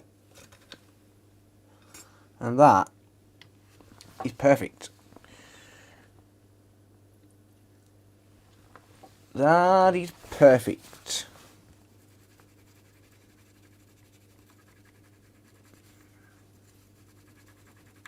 Beautiful.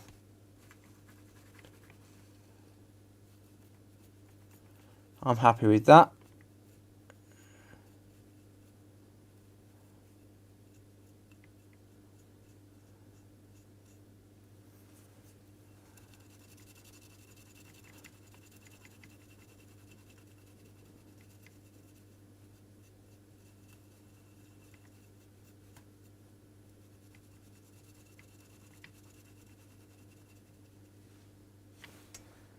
Beautifully reballed. Those stencils are an absolute freaking godsend. Does anyone in chat know where you can buy them from?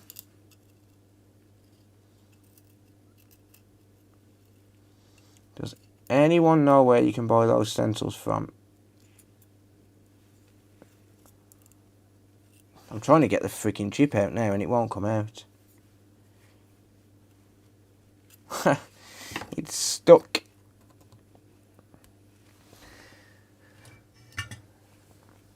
Pornhub. No, I checked there last night, mate.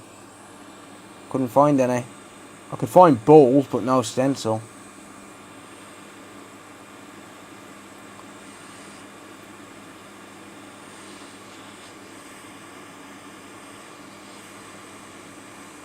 Come on. Get out, you freak. Sure there's someone in a shop called Console Fix or something like that. Let me Google that quickly. Let me Google that. Console Fix. CXD 90061GG.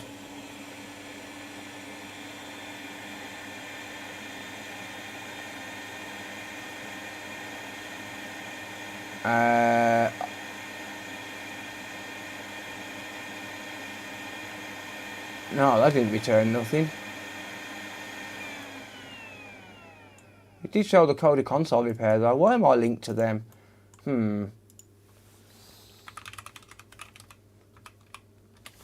Consolefix.shop.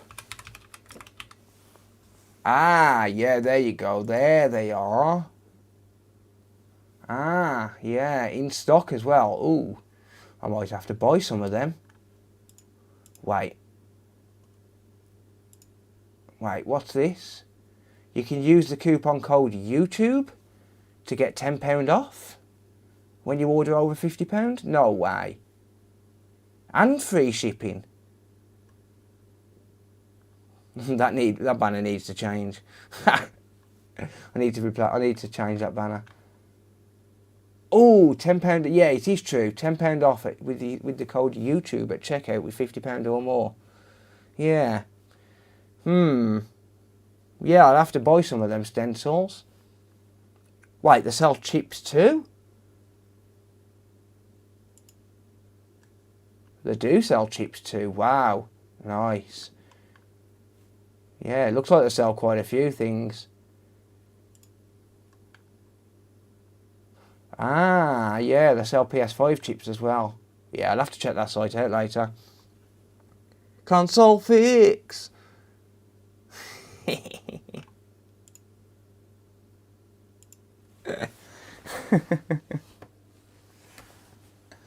Apparently, if you buy all the stencils available on Console Fix, you get a used coffee mug for free. Oh dear. Oh, I'm trying to get this freaking chip out and I can't get it. That Console Fix dude, I bet he's so fast he can manage an Aldi checkout and fill his carrier bag without having to go to the packing shelf. I actually do shop at Aldi. Nothing wrong with shopping at Aldi, mate. Hey, there we go. 'Twas just stuck with flux. And now it's an Xbox chip. See?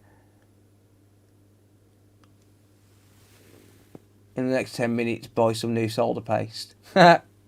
Nah, I've got solder paste, mate. Drive up the EM6 and twat you around the head. What, for singing? Console fix!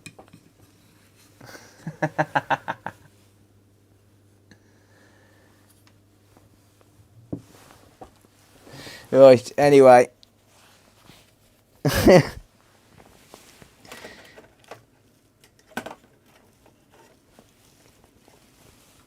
Anyway. Let's take...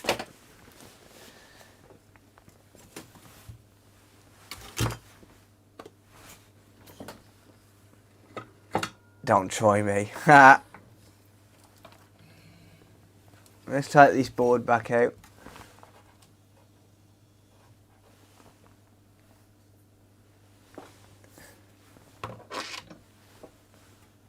Console fix.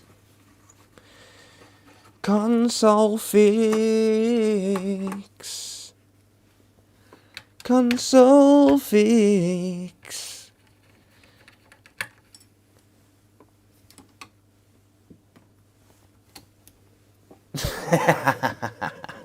Tab's gonna kill me.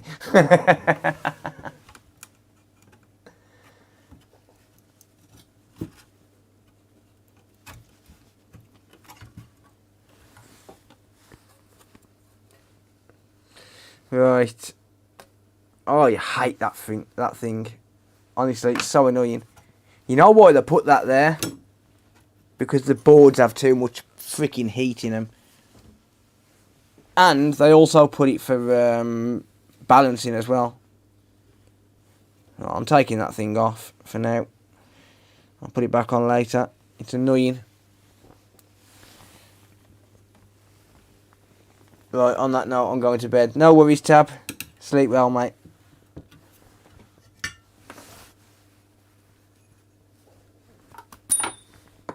Right. Let's remove this chip.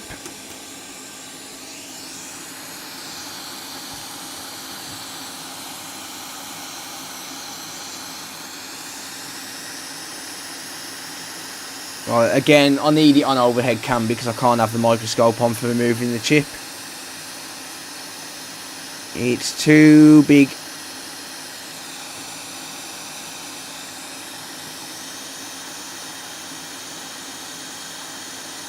I really hope this fixes it.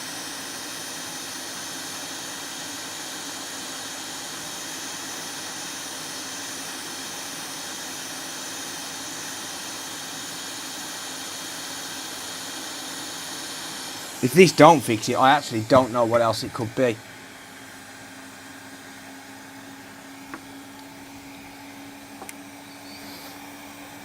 Unfortunately.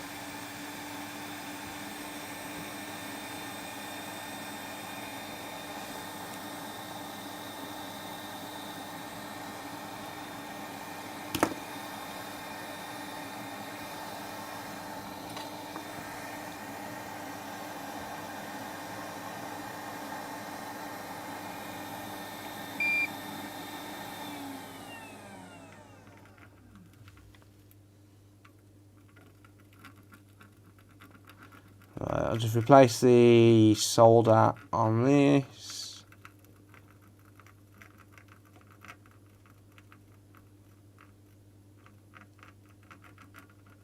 There we go. Let's just get these resistors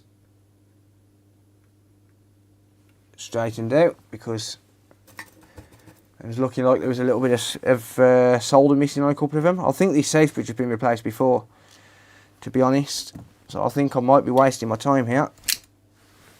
I think someone's already tried replacing the safe bridge and it hasn't fixed it, because that had solder on the resistors. Do you use a 0.7 Barlow lens? No, I use a 0.5, bud.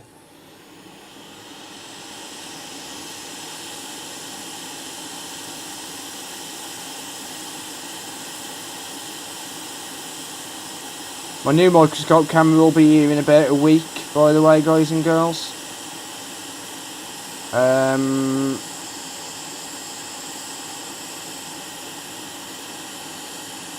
So yeah, hopefully in about a week's time, my microscope will be, the microscope view will be a lot clearer. It'll be back in 4K instead of 1080p, and hopefully it'll actually allow enough light through. This is just a temporary microscope, or temporary camera at least.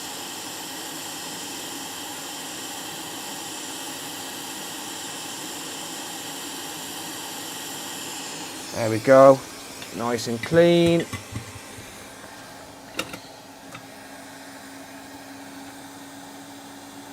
But it is at the sorting centre in Shenzhen, so should be here soon.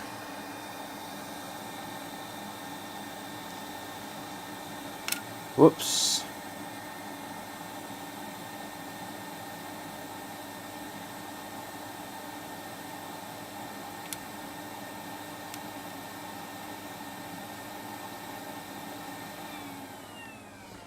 Alright, let's just flow this flux a little bit, just so as the chip moves freely.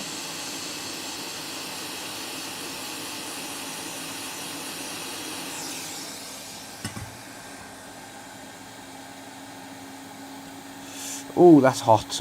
Yeah, let's not do that. Let's clean it up and get the flux off the board. So I'm going to need to press down on the chip and get it sitting down flat. So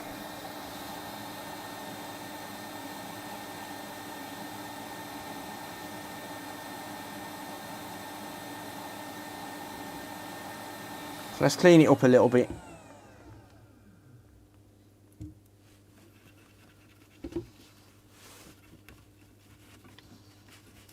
There was old flux on here as well anyway, so it's probably best to clean up. The entire board does need an ultrasonic clean, but I'm not doing that unless I actually fix it. It was covered in flux when it got to me though.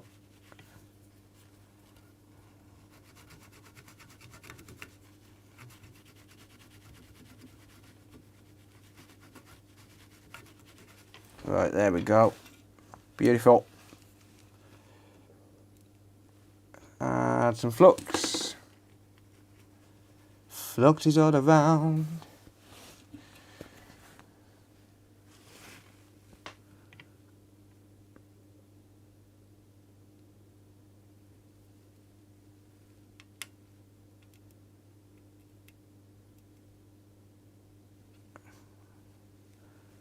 On every rail and every ground.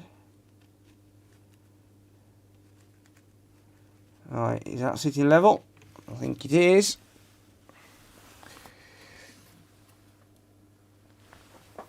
Let's just have a look on an angle and just inspect it. The flux should hold it in place for me. Wow, that is dark, isn't it? Yeah, this is why I need my new camera to come.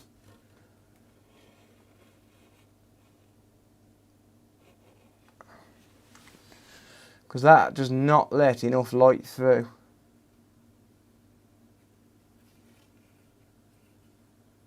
I'm trying to find the bloody thing.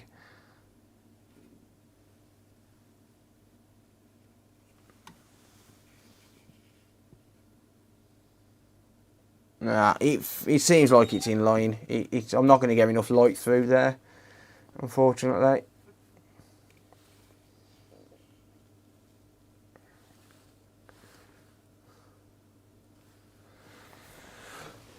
It's just this camera. It's just the camera sucks. How much for the new scope camera? It was 140, about £140. How's Cody? Cody's all right, mate. Yeah, Cody's not bad. Thank you for asking. I appreciate it. Xbox repair. I think so. Later, yeah. I think I've got a Series X in the queue. That'll be either later on or tomorrow.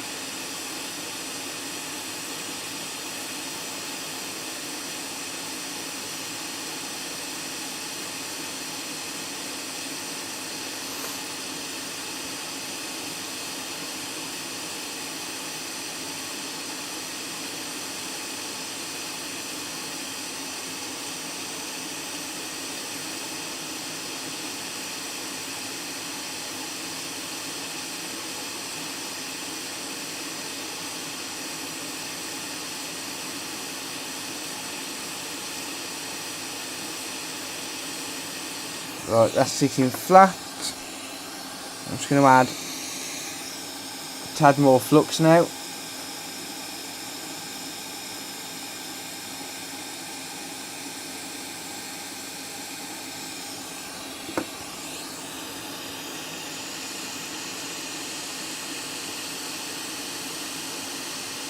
So while I've still got heat in the board,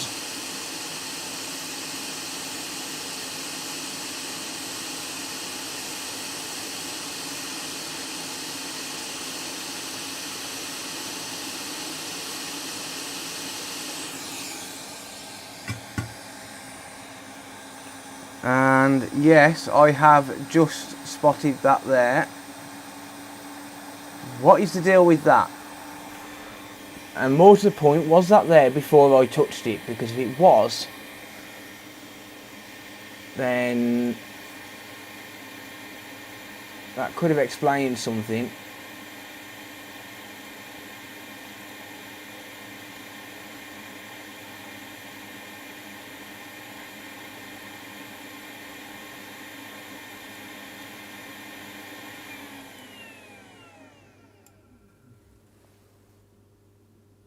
I don't actually know.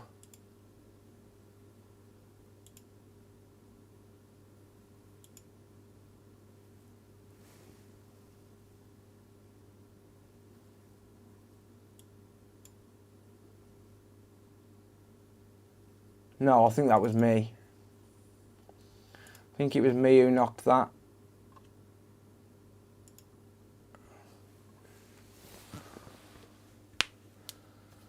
Right, so I'm going to have to remove both of those because now I don't know which one goes where. So I'm going to remove both of them and just replace them.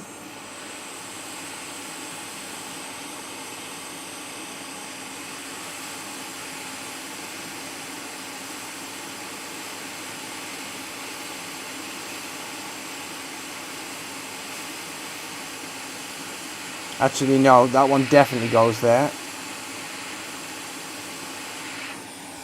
Because the other one's in the correct place. So it was me, yes. Yeah, I'll just rewound the stream and checked it. But yeah, that's absolutely fine.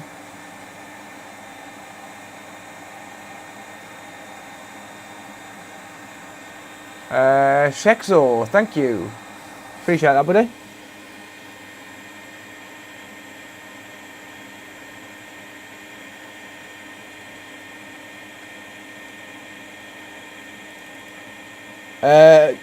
Sorry, Captain. I just saw that message, mate. It's been to another repair shop.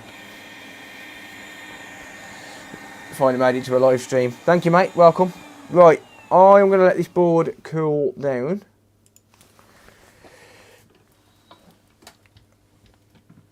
And I'm going to grab a fresh cup of coffee while I'm waiting. So give me a minute. I'm just going to let this cool down and then we'll give it a test. Can't test it at the minute. Hey, look at this. I can actually work with no shoes on, look. Ha! How cool is that?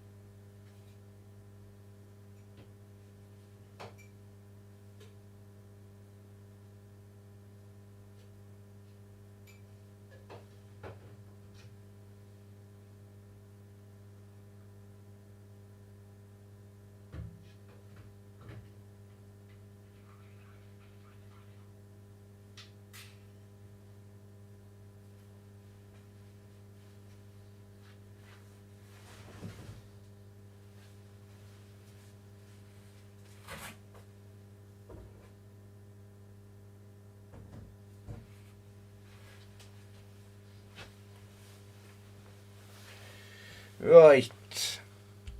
Okay, let's give it a test. Love is all around, in every sight and every sound. Oh, that freaking song's stuck in my head now.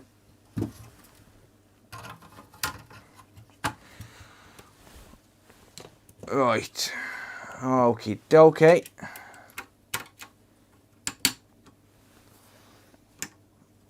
So, are we going to say, well, we've got two phrases which we can potentially say here. We can either say, let's get it, let's go, or, wah, wah, wah. So which one's it going to be? Is it going to be, let's get it, let's go, or wah, wah, wah? Let's find out, shall we? Let's find out.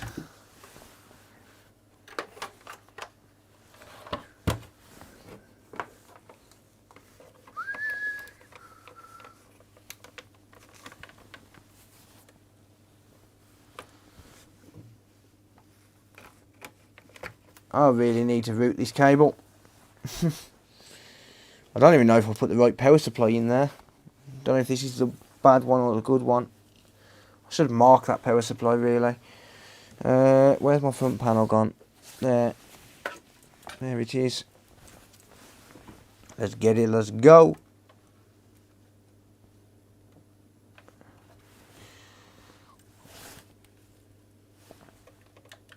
I've put the bad one in. Ha! Typical old mate. Typical old mate.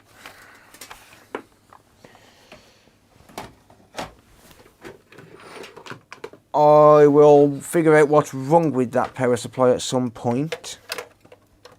But that's a brand new power supply, so I'm not sure how it could possibly have gone bad. Unless it's a working power supply, which I've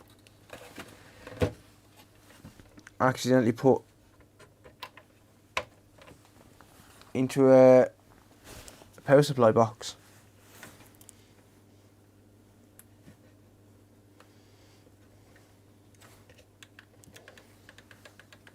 Wait, what?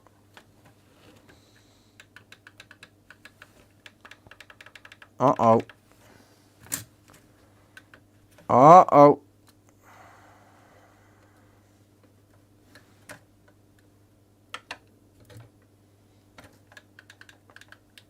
That's not good. What's going on here?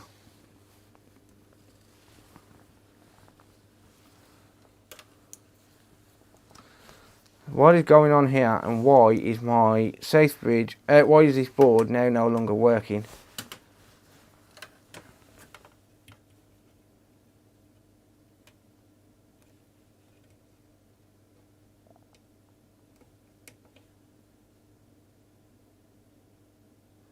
I've got 12 volts.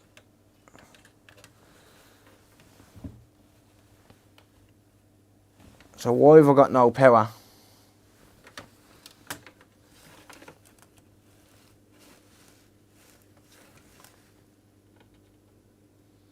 I've got 5.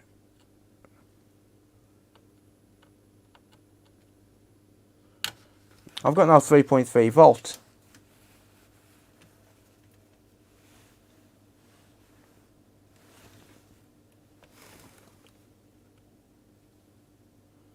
I've got no 3.3 volt. What the hell's going on? Why have I got no 3.3 volt? It's not even generated by the safe bridge.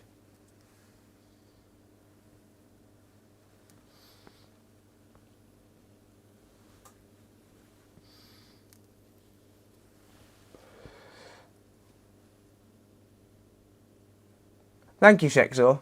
Appreciate that, mate. Why have I got no 3.3 volt? I might have to swap the safe bridge again, mate, yeah. But that's not generated by the safe bridge, though. 3.3 volts generated here.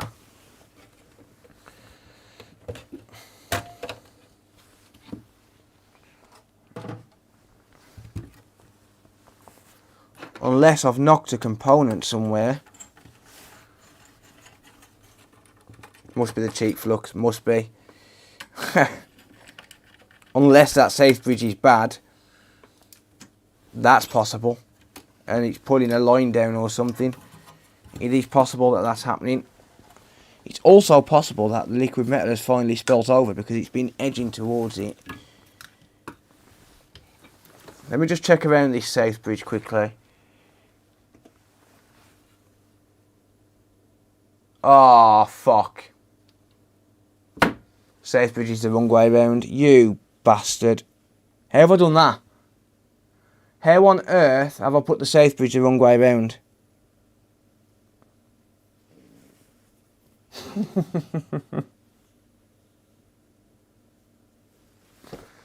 Fuck's sake.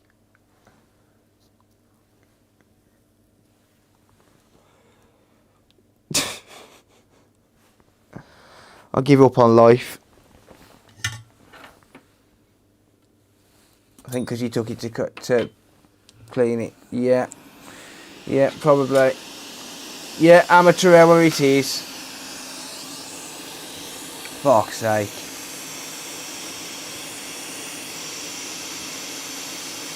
Two reballs later.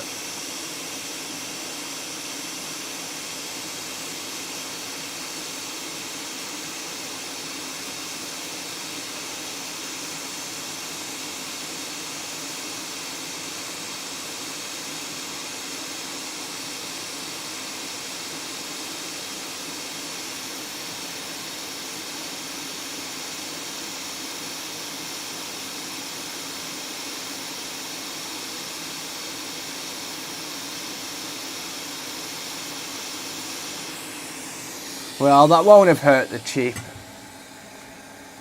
Or at least it shouldn't have done.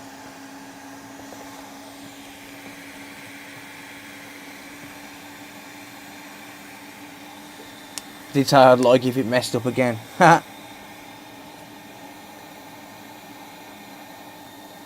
The chip itself should be fine.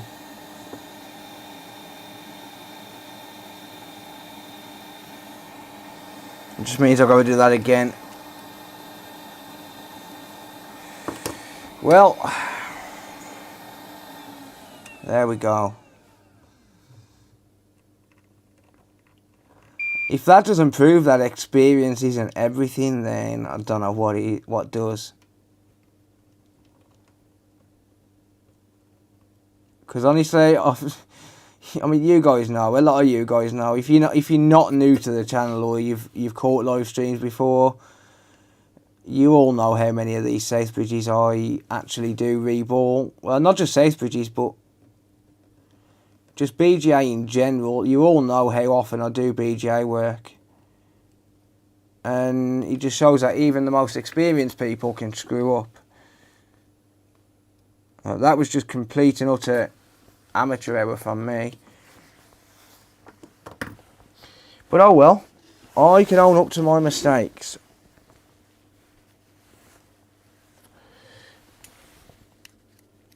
Speedrun it, yeah, pretty much. Well, I don't think I need to explain what I'm doing now.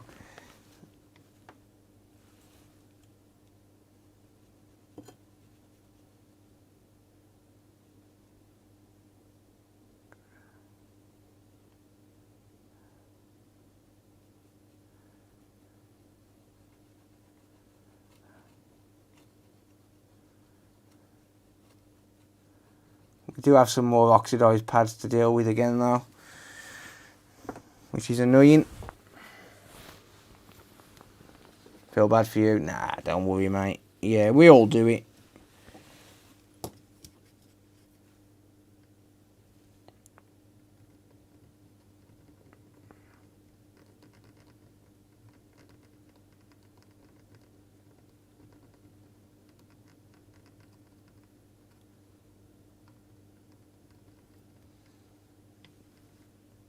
That's out of focus.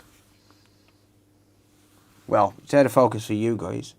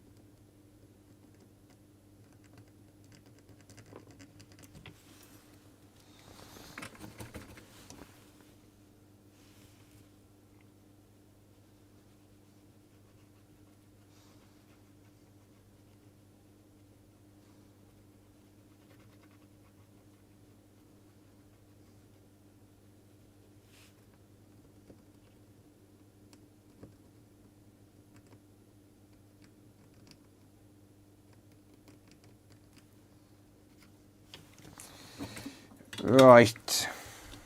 Try again, shall we?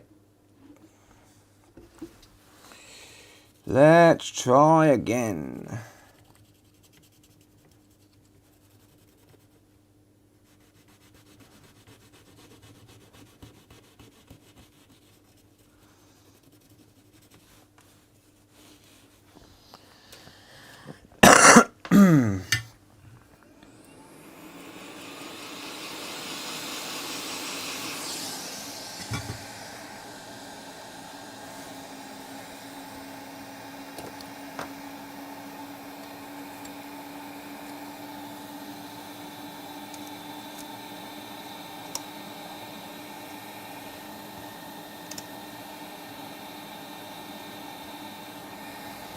Let's just dry off this IPA.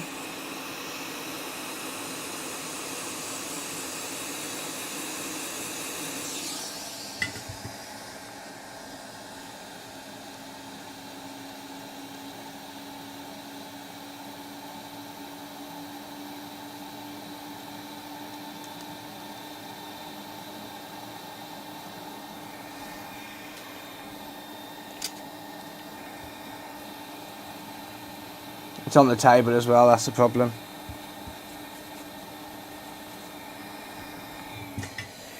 It's coming through off the table.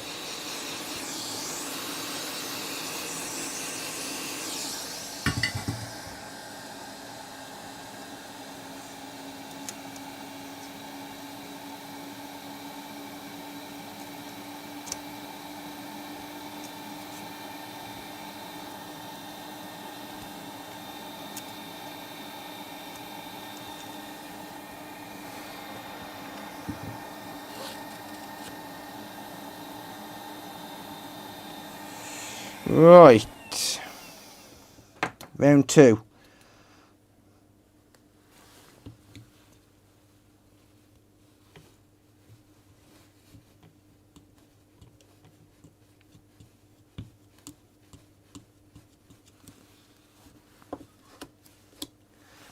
Round 2.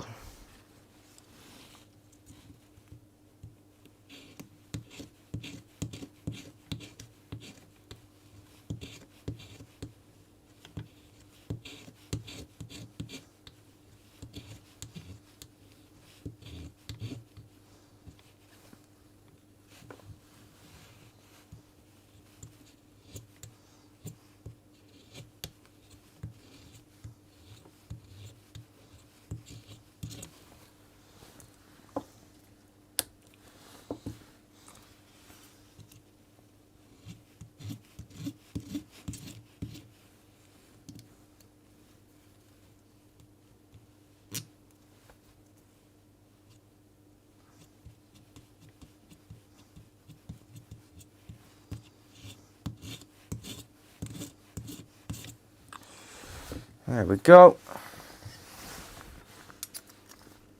Let's do the same as what we did before. Drop down to 300. Let's go 360 at 10% airflow.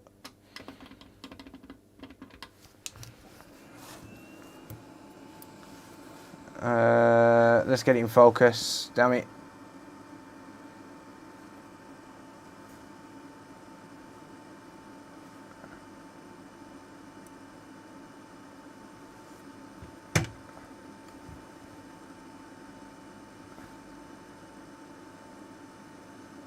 Right.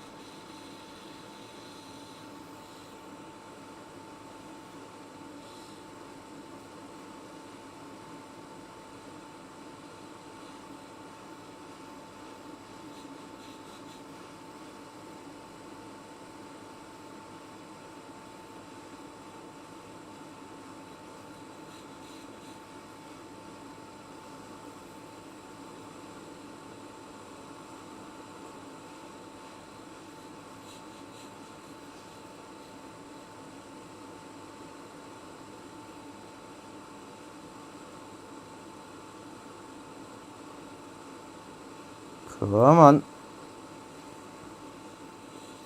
Right, let's increase a little bit. Let's go to 380.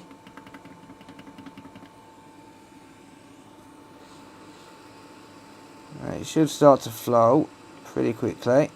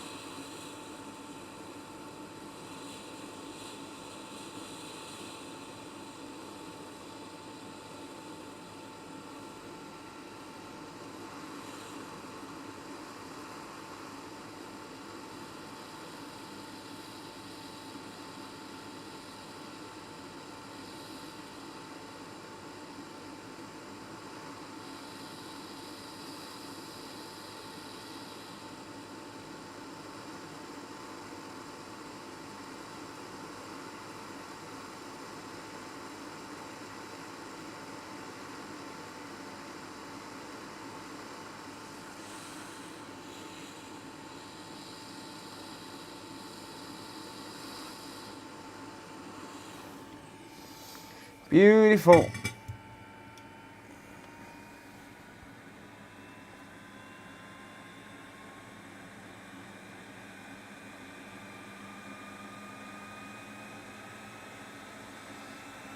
Good. Another reball done. Just wait for that to cool a little bit. Little tip, never try and lift this off while it's still on the magnet, because you will bend the stencil and you will need to buy a new one. Right, that's perfectly fine the way it is. Don't need to do any reflows or anything on that. Nothing wrong with it.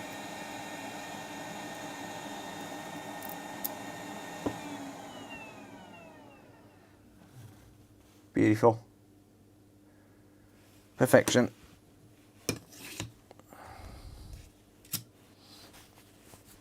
Right.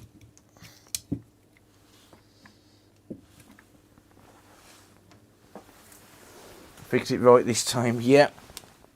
Indeed. I'd try and say that I can't believe I did it, but come on, it's me. Amateur hour at its finest. Oh dear. Never mind. Happens to the best of us.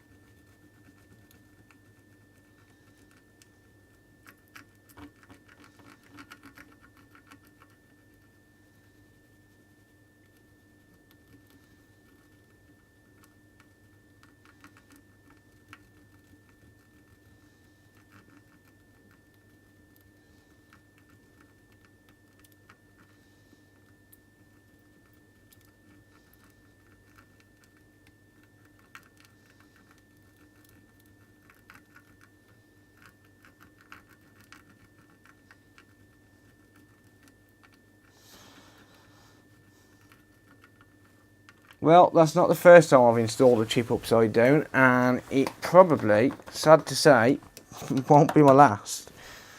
I think it's quite funny when you do it, because you sit there slagging yourself off and kicking yourself, but the reality is, we've all done it, or we will all do it at some point. Just like putting your trousers on back to front. It happens.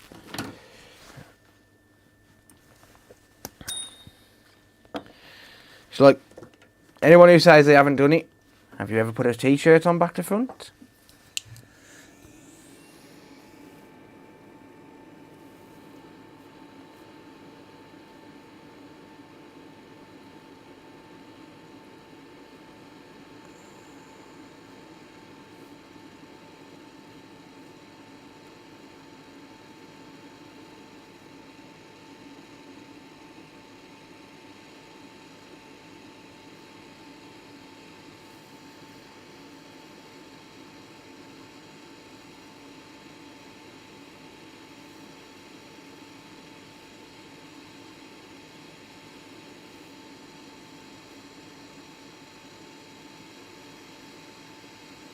Alright, we're going to need...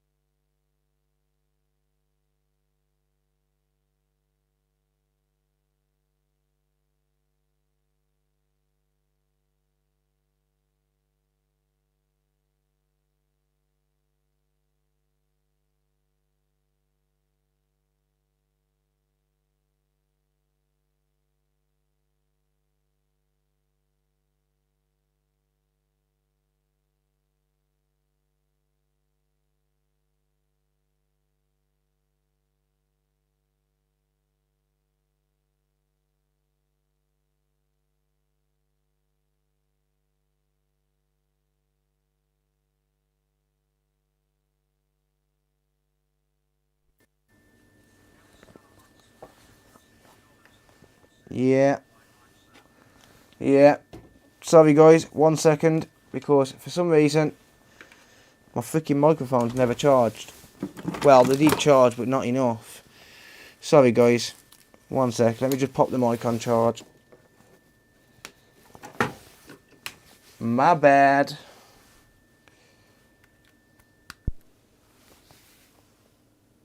That's the only problem with using wireless mics. So basically I was saying, I'm putting conformal coating around it, just where the pads are exposed.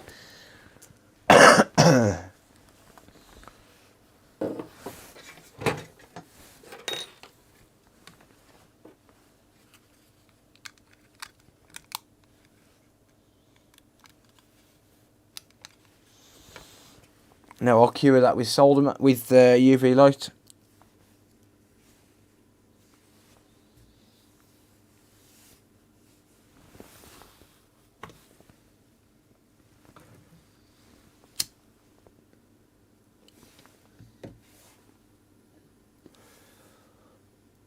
Enjoyed the silence. Ha!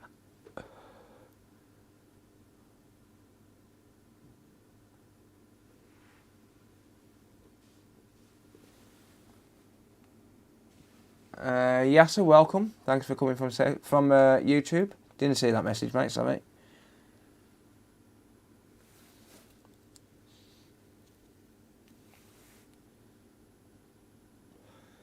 Filthy microscope. Well, if I clean the flux, it'll just get more flux on it. Forgot one down left. I'll have a look in a sec, mate. I could lip read through the silence. Ha!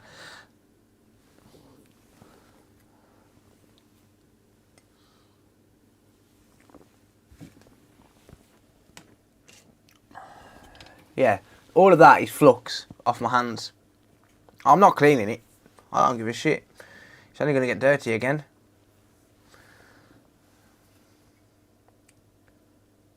Ah, yes, you're right, I did. Right, I'll sort that. Thanks for that, mate. Right.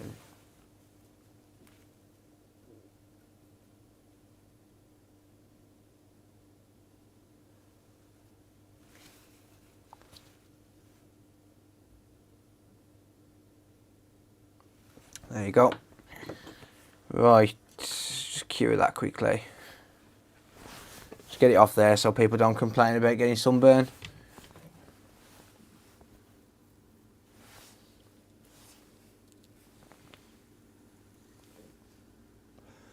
You'll see the table go up in the air. Oh, you got no chance of moving this table. This table is solid. This table ain't going nowhere. The way this has been built, honestly, mate, ain't going nowhere. Like, it's absolutely solid.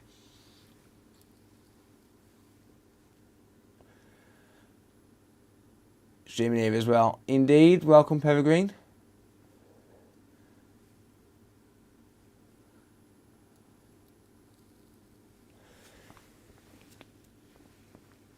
It's conformal coating, yeah, to protect the exposed traces.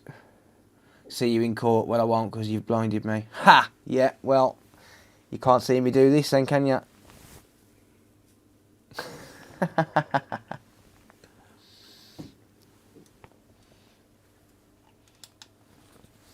By the way, I'm going to start selling these on my website soon. I'm going to be buying some very soon. By the end of this month, start of next month, I should have them in stock. Thank you, Peregrine. I appreciate that.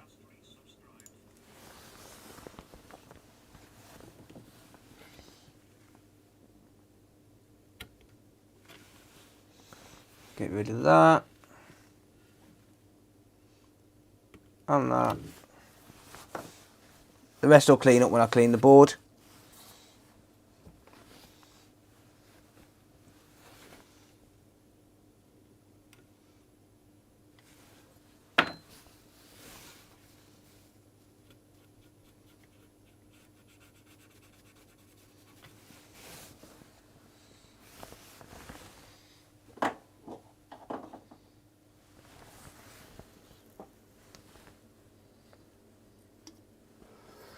The man who has the entire sun in his hands. You're not joking, mate. Do you want to see how powerful those actually are? Watch this.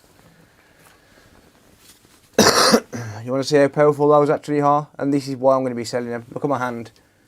Let's find the lightest spot on my hand. So there, yeah?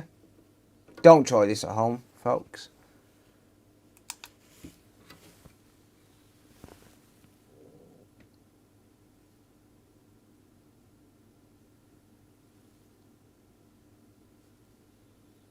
Don't try this at home.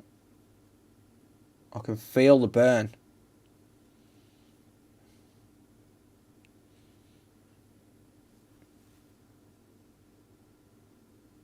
Okay, that's getting to a point where it's actually burning me now. Focus, you bastard. Can you see it start to go red? Right there. See it? They actually burn you. Yeah, don't try that at home. But that is how powerful those are. Do not look into those damn things, because they will blind you. They are incredibly powerful. That's why I always leave it unplugged. Always. And I don't use the battery powered ones, because these ones, they're just too powerful. Hey, my mate Vince is here. Welcome, dude. Been watching in 2x speed. How you doing, Phil? I'm good, mate. How are you? Apart from installing a Southbridge upside down, mate, I'm good. Welcome. Show some love for Vince, guys. Show some love for Vince. We're in the new workshop now, Vince. In the new office. Well, in the new house. But yeah, seriously, don't try that at home, because you will cause skin cancer. Right, let's get this the right way around this time, shall we?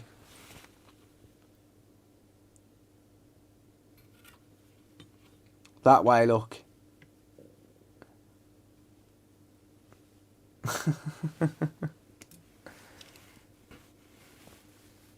Doing well, thanks. I know, looking good. You've been busy. Yeah, very busy, mate. I've annoyed quite a few people recently. I shouldn't laugh about it, but if I don't laugh, I'll cry. So, yeah, hopefully getting back to normal very soon. Right, there we go. That's nicely lined up. How's your new ammeter doing, mate? Have you tried it yet? Right, is that the right way around? I think so. I hope so. You watch me have killed this chip, and now I've got to reboard it again.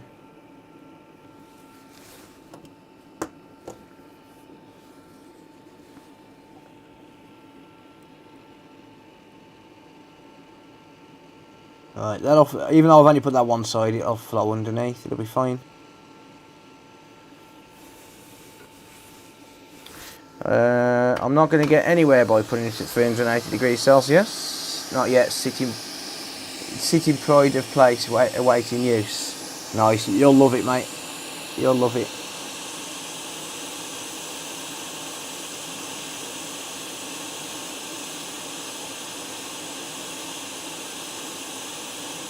And sit down, Mr. Chip. Thank you.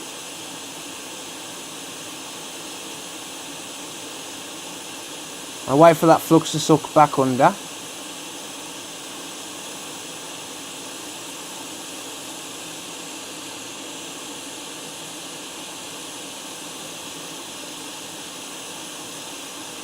And then flow back out.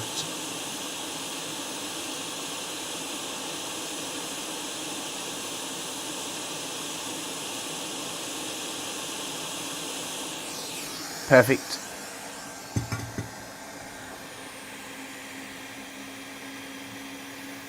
Yeah, did you say something in one of your last videos about that's going to cost like thousands of pounds to insure? Is it not? It's classic.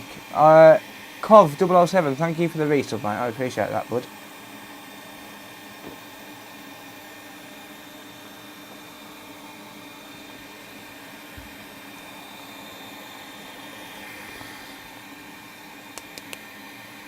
Don't worry about hurting your finger, Vince. I scratched my cornea a couple of days ago, so I've got 2 black eyes right now, which is why I'm not really showing face cam.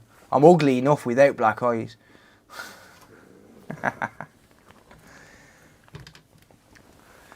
Right, that should be good. I'll tell you what though. Turn power off then on. Why do I want to turn the power off then back on? One sec, it's telling me to reset my camera. I'm not sure why.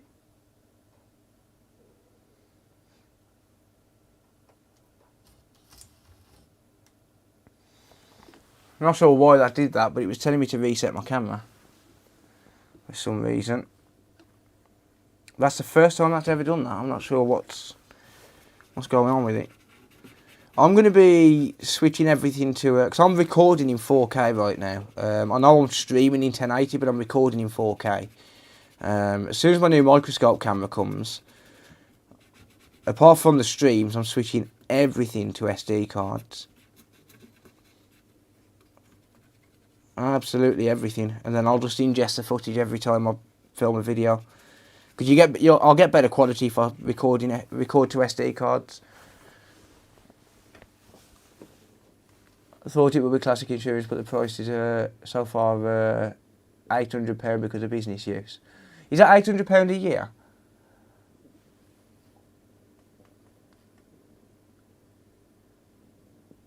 The class filming it to and from the MOT centre, etc. is business use. Damn.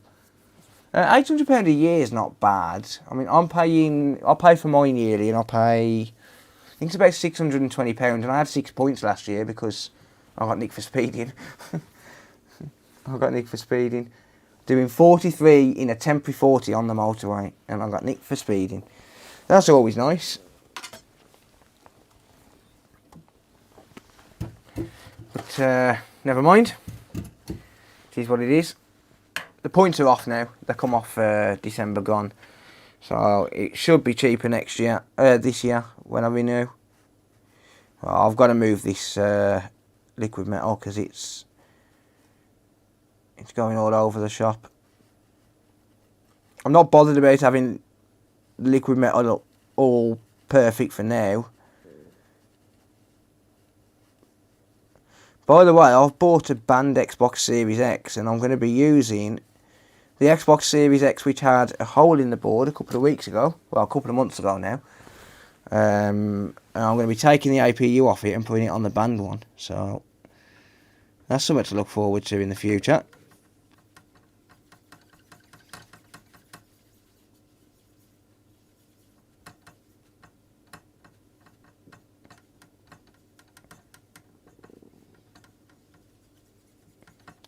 And no, I don't have a stencil.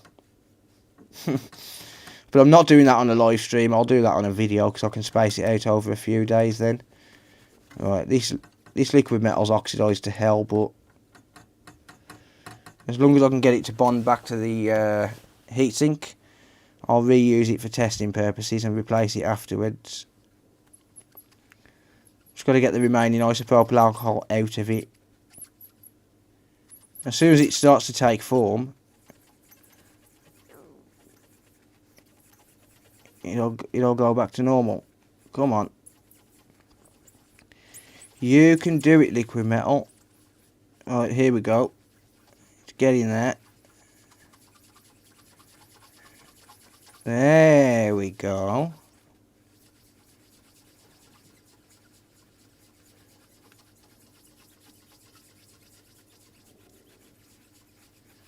Liquid metal you can reuse for quite a considerable amount of time.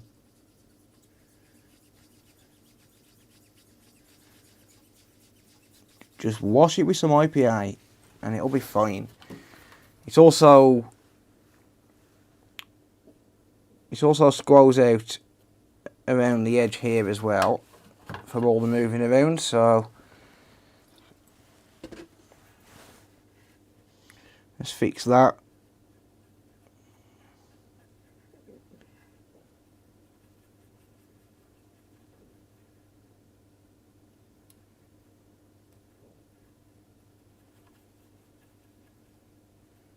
There isn't really any liquid metal on these. Well, on the APU anyway. Well, I only need it to bond to the APU and then I can... well, when I press it down on there, because there's enough on this side, it'll all transfer. There we go. Perfect.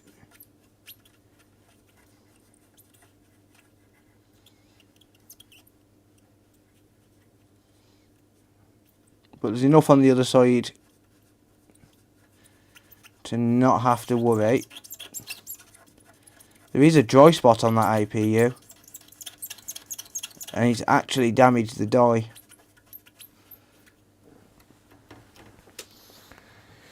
There's not a lot I can do about that. Rathmalion, where's that, mate? Quick question, if the PS5 ended up not turning on completely and you couldn't fix it, what would happen? As a customer originally had a part working console. Yeah, I'd be on the line for it, mate. My rule is, if it wasn't weak, like let's say for example it was complete no power and I did something that caused it to not work, I'd still replace it. If it was my fault, I did it a couple of weeks ago. I did, well, a couple of months ago, I was injecting voltage and I injected voltage onto the wrong line. No, I went to test it with the multimeter, injected it, used the wrong probes, injected into the line and blew the safe bridge up. So even though I couldn't fix the console, I still replaced the safe bridge with a working one. I ended up losing like £30–40 on a new safe bridge. But yeah, if it didn't turn on, look, because I've just installed this safe bridge upside down. So if I can't get this to turn back on and get back to a state where it was before, then I'd have to pay for it. Thank you, Fire Shots. Appreciate that, mate. But yeah, I've done it before. I broke. I think it was a PS4 Pro. It wasn't connecting to Wi-Fi, and it ended up as a blue light to death, and I ended up having to replace the board. It's not very often I have to replace boards, though. It's very, very rare. But I have replaced boards in the past. That's why it's always handy to have at least one board on standby. I've got this brand new, which I still haven't put back together. 1200 series, just sitting there, waiting for the day I need it. I make more of it as a parts console than I would putting it back together. That was brand new. I literally bought it, brand spanking new from Amazon, tore it down, did a video, and never put it back together. Right, is this the power supply that's faulty? Because I still haven't labelled them. No, we've got 12 volts on that. Okay, cool.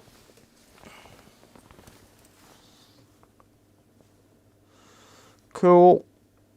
I will have my multimeter and power supply back on the screen soon as well. I was wondering. Yeah, there we go. Let's turn it. Oh, no, it's not. Really?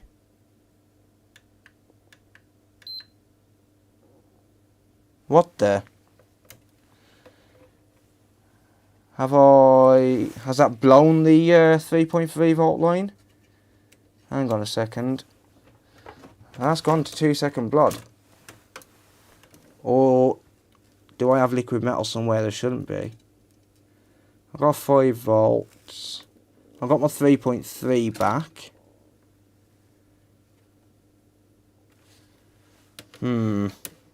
Unless it's damaged that safe bridge.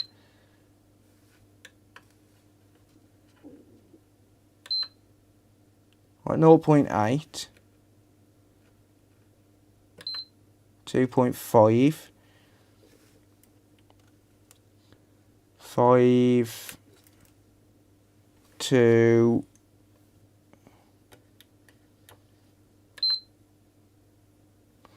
Oh, no, 1.8, 1.37 volt.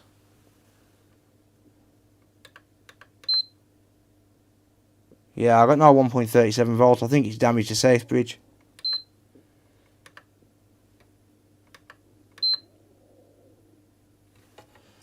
Damn it. That sucks. That really is annoying. I think I damaged that safe bridge.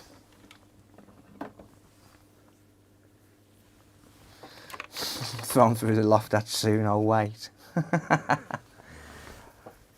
I'm going to need another safe bridge. Feel like I jinxed it now. Nah. To be fair, I kind of deserved it. Kind of deserved it. Whoops. Kind of deserved it for putting it upside down. Oh well. On to the next one. The problem is you can't buy the safe bridges at a reasonable price now either. Yeah, it's just the 1.37 volt that I'm missing. Actually, I'm not going to replace it yet. Let me just check around that 1.37 volt area in case it blew a fuse or something.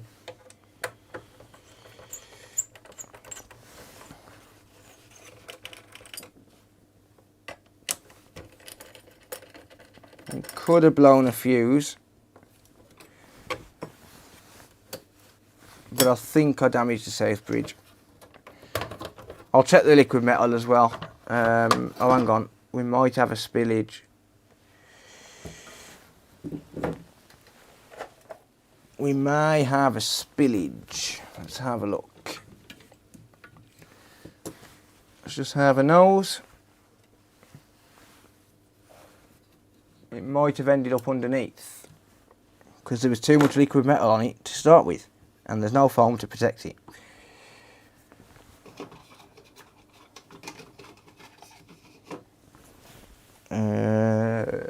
IPI.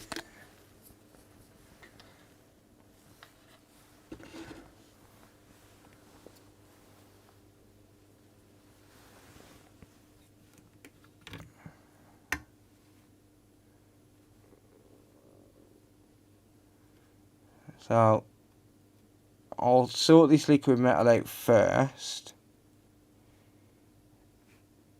Make sure we've got none underneath. I don't really care about it being all over the APU.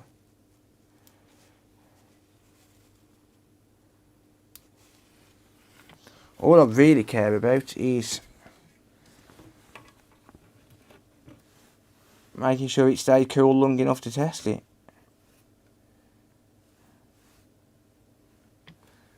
Right, this is going to be a bit dark for you guys, unfortunately, because I'm waiting for this new microscope camera to come.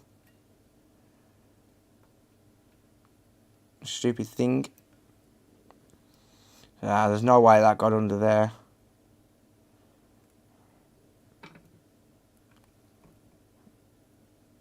So I don't think that's the cause.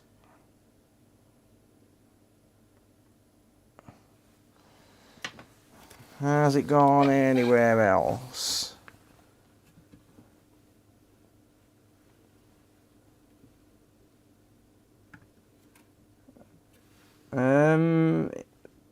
That could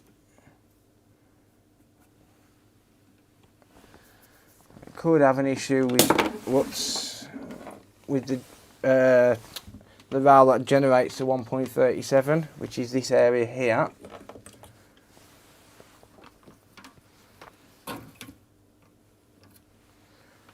Let's have a look.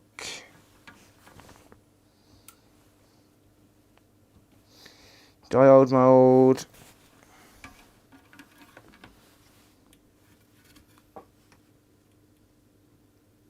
Nope, that's not short.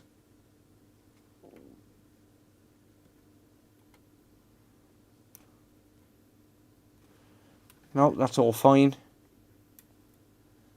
That's fine.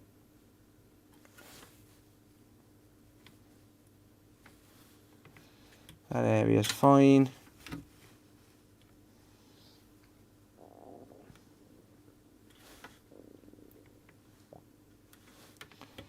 Fuses are all good.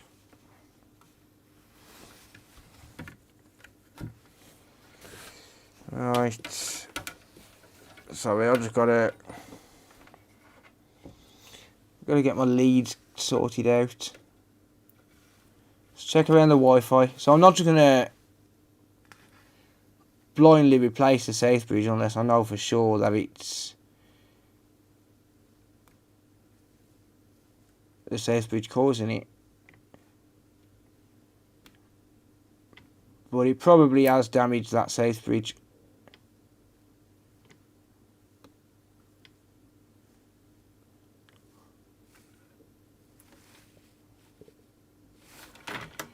Wi-Fi seems fine.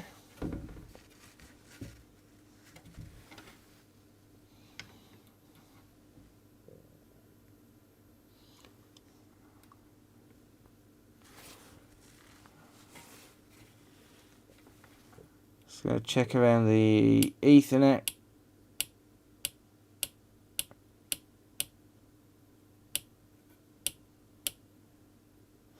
Yeah, that all seems fine. Let's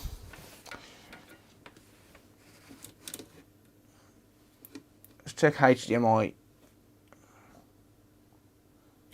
Yeah, 0.17. That's about right. I'll say that's about right. That's exactly right. No shorts there. What about the RAM rail? 0.012. That can be deceiving because it can range from 0.01 to 0.06. It's a very low impedance line. The strange thing is that the 1.37 volt rail isn't generated by the South Bridge, but it is looking like that's going to be the issue. Let's just double check around here, make sure I've got no bridges, make sure I've got no issues with anything else. I don't like the look of that cap, to be honest. There's a couple of solder blobs under there as well.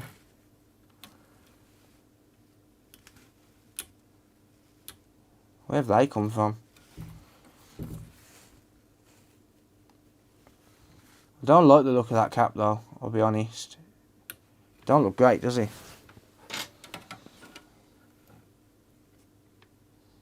It's testing fine though. It's probably just caused by the old flux.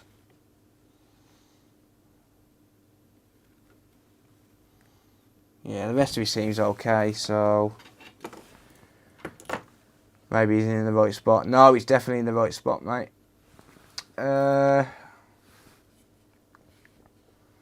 Yeah, I've got a feeling that it's blown the chip, to be honest. Which sucks. I will try it really quickly. I will try it before I replace it, because I have cleaned up some liquid metal what was around there, so I'll just do a rough test on it though.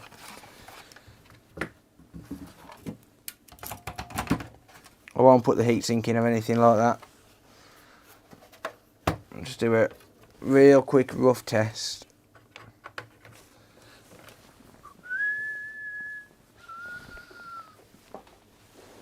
Where did I put my what do you call it?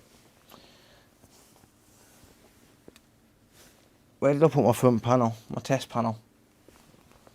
I've freaking lost that now. Oh, it's here. Got it. Right by the side of me. Of course it was.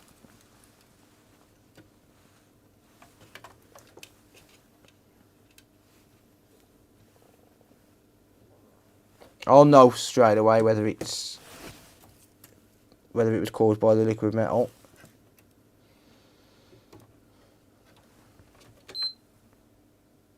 No. Nope. Right, okay. Let's change that South Bridge again then. Third time lucky.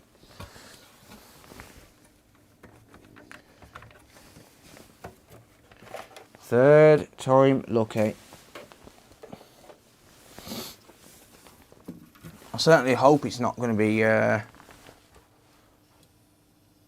one of those cases, because if it is, I'm screwed, because I ain't got a disc edition board. I've got a digital edition board and I've got a 1200 series, so that's it.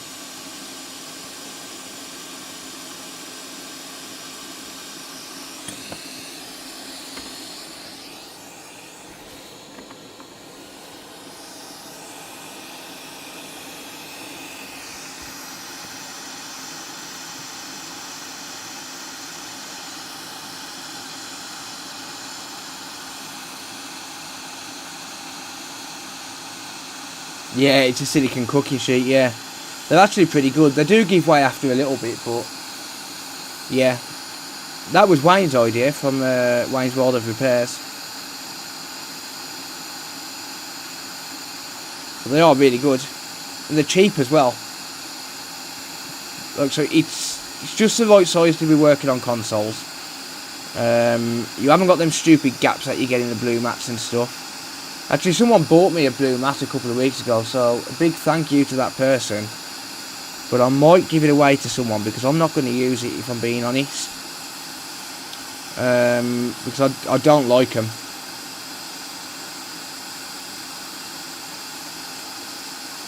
I would much rather use these cooking mats. The grip on them is really good as well. Like, this mat isn't being held down with anything and it's solid.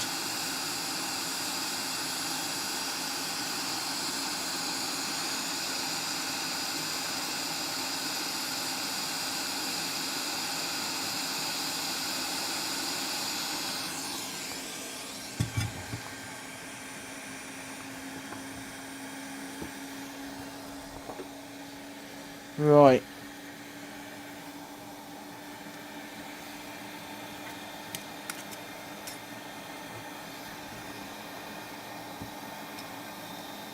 On to the stencil you go. Or rather onto the jig.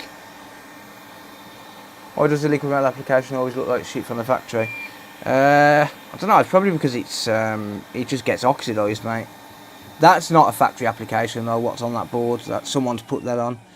Or they've at least adjusted the liquid metal at some point.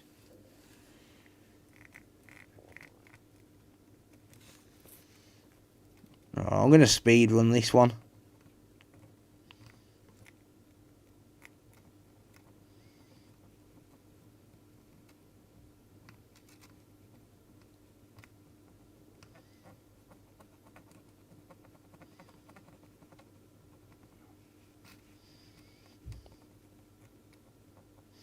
Hopefully I don't have any oxidised pads.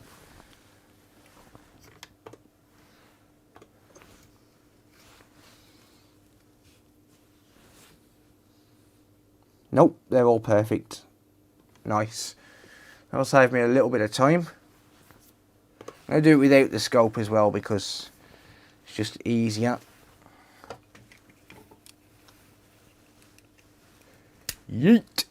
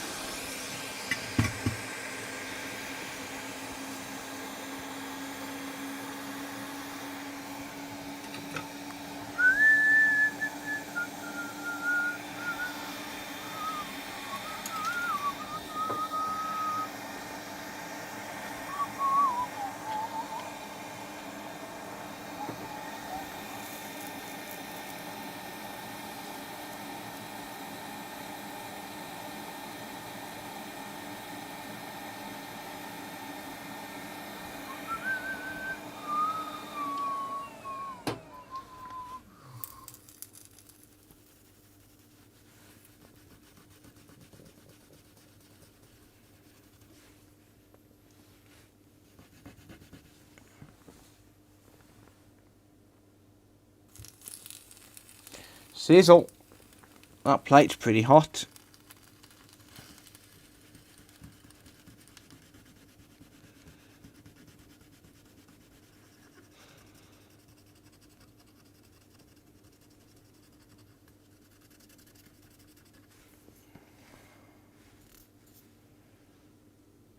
Good enough.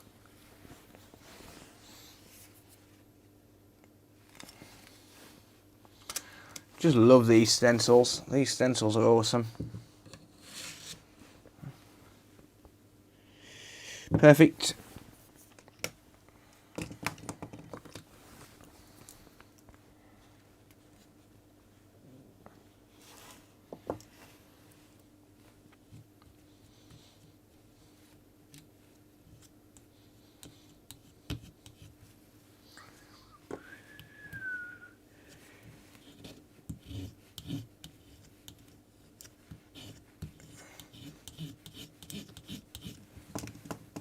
So I'm doing this right now how I'd be doing it if I was just working without the cameras. Like if I was working without the cameras, I wouldn't be using the scope anyway. Not really.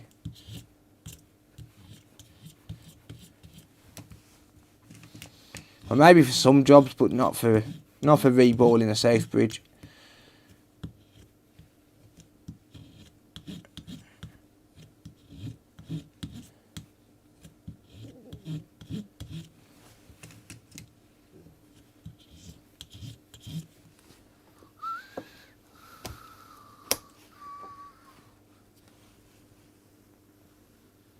Philly's a very small man, but seriously though, what's Sarah been telling you? It's not my fault, I blame my dad.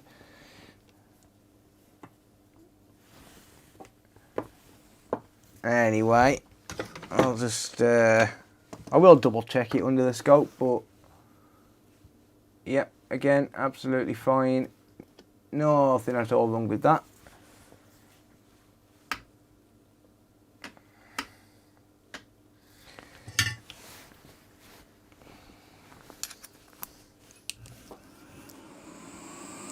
How much you want for the blue mat? You're looking for one for your dad? Just send me the postage, mate, and I'll send it to you.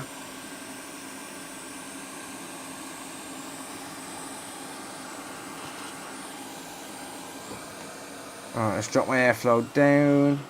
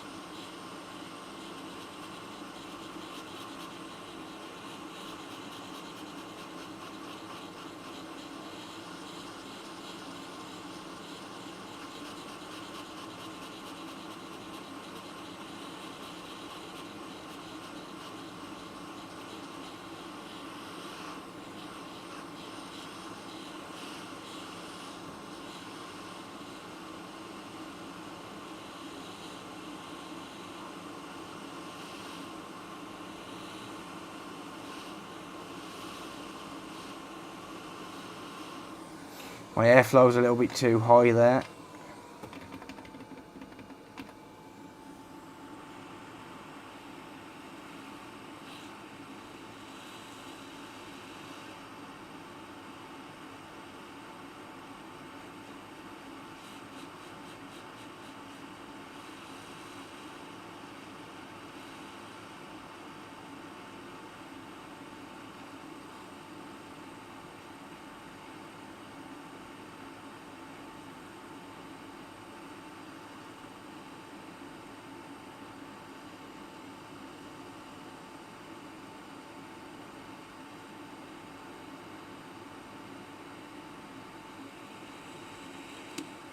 No. Literally 10 degrees difference on that hot air, and that popped. Well,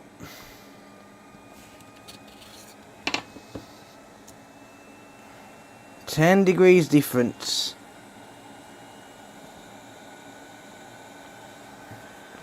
And now I've got to do it again.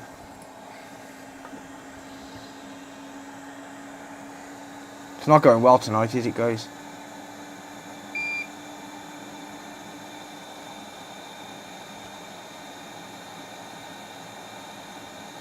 I was at 370 instead of 360.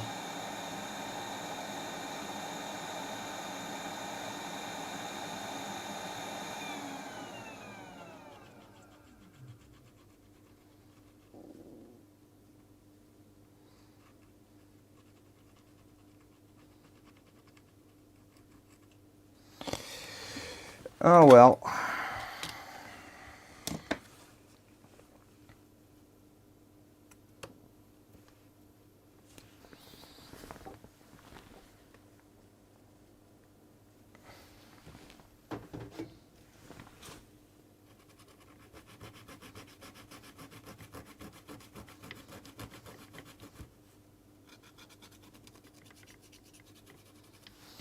Right, how to get solder paste out of a stencil?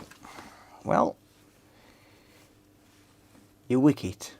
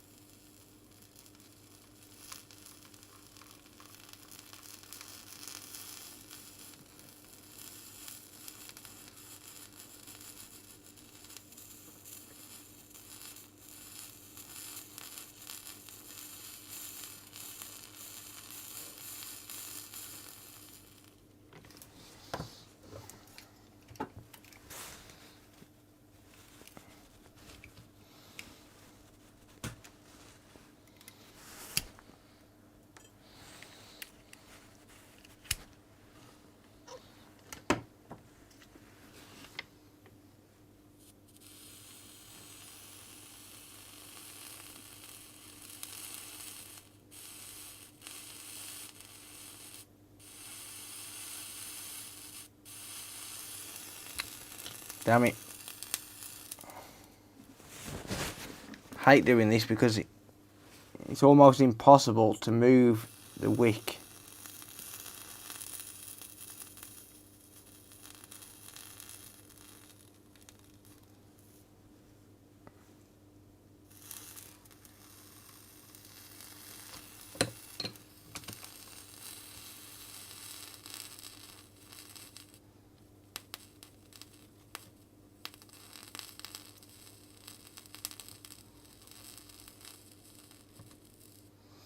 Let's just have a look at that, see if it's cleaned it all out.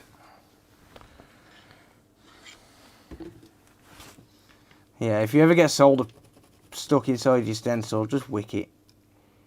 Nah, there's still some there.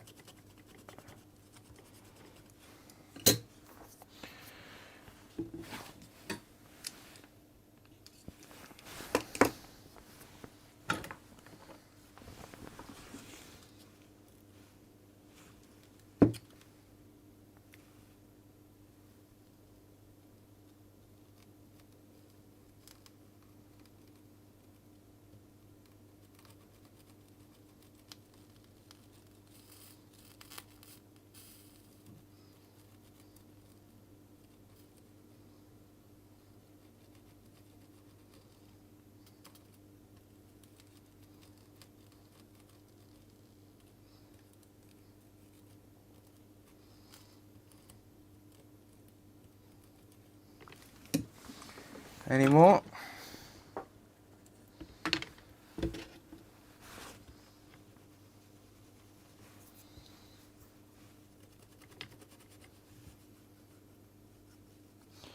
Yup. Hate wicking stencils. It's so annoying.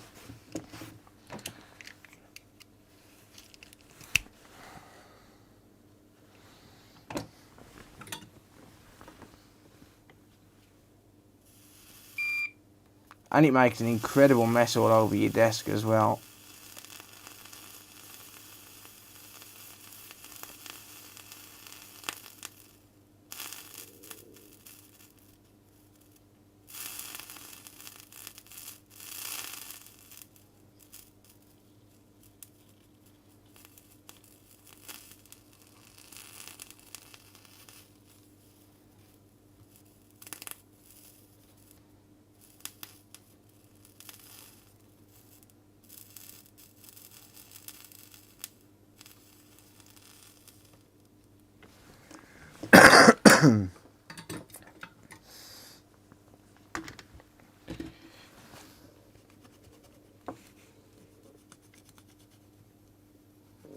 Oh man, there's still more in it.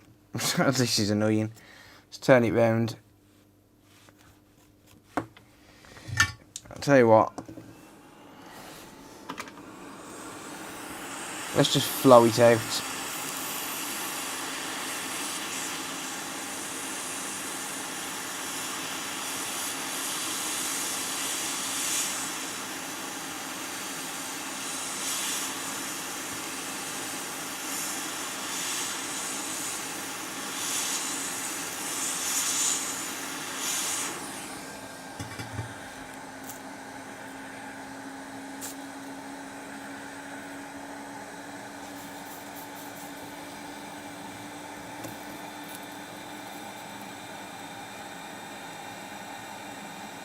Should have just done it that way to start with.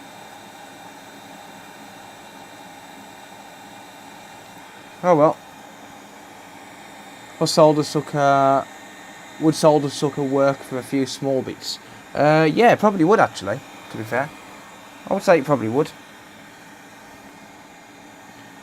I've never tried it, but I'm assuming it probably would work, yeah.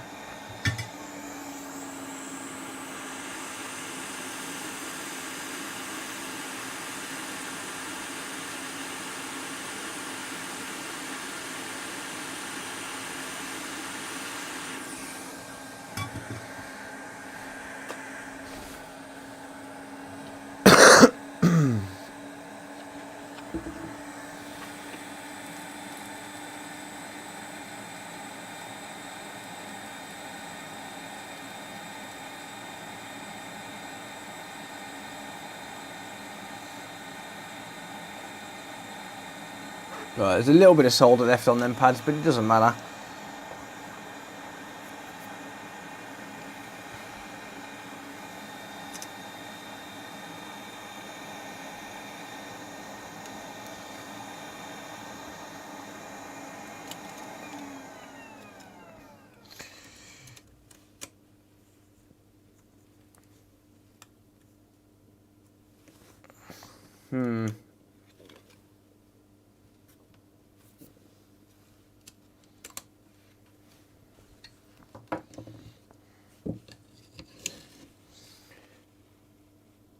Right.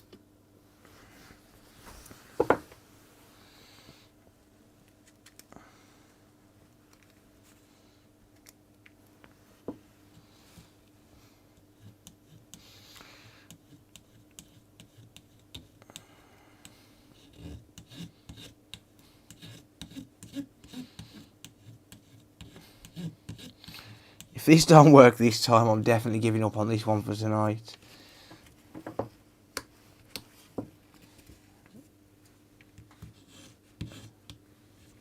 I want to work on something else, to be fair.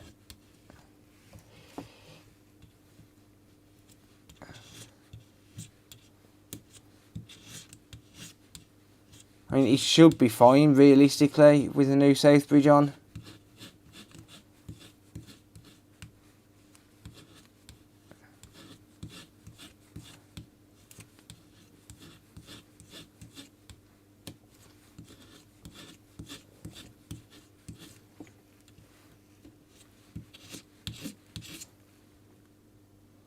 There we go. That'll do it. Right. I'm going to preheat at 320. At 20% airflow.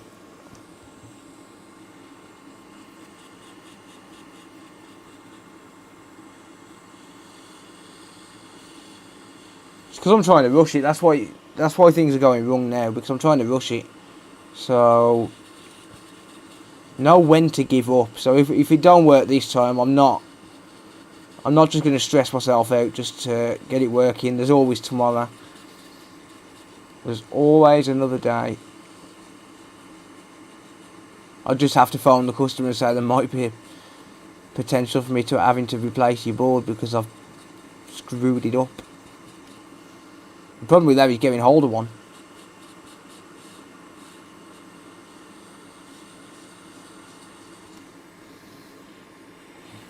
The customer could potentially have to wait a couple of weeks while I get hold of one. That's the only problem.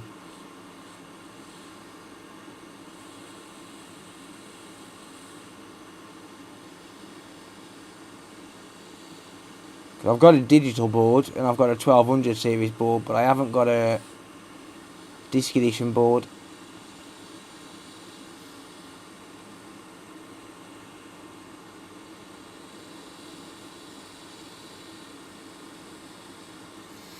Right, preheat complete. Let's go to 350. Carry on.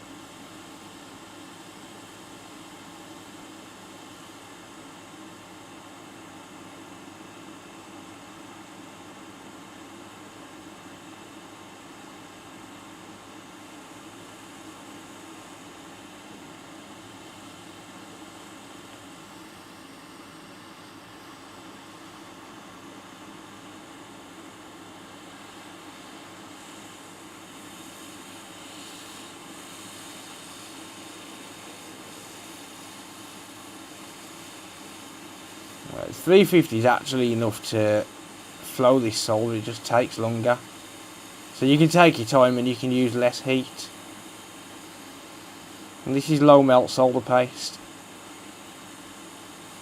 I think this will flow at like 240, 220, 240. Something like that. It just takes time.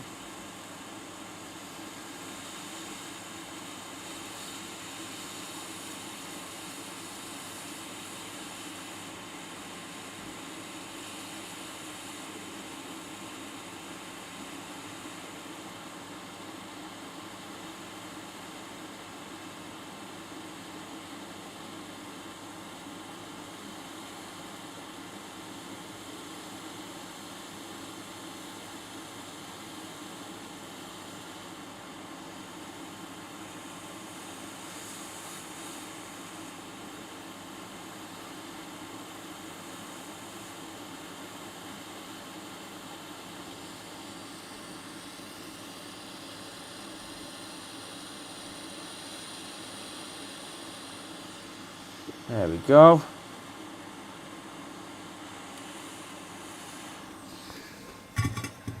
Got it. Yeah, night, Matthew.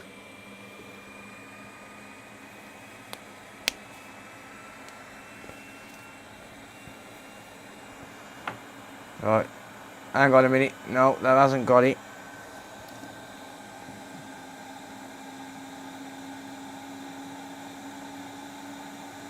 What's the deal with that ball there? Why didn't you flow, Maestro?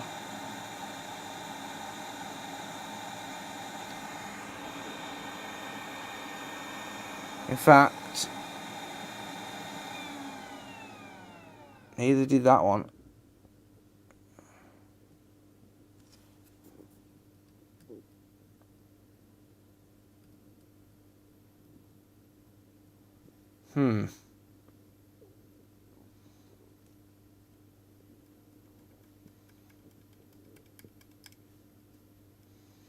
Okay. Well, let's get some solder balls in there for those ones then. There's always something, isn't there?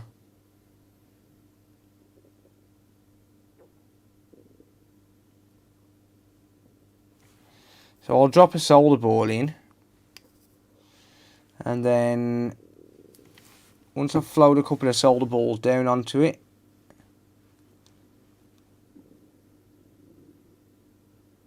so they're 0.5mm, but if they're not the same size, then I'll just make it up with solder paste in that area, and I'll just build it up a little bit.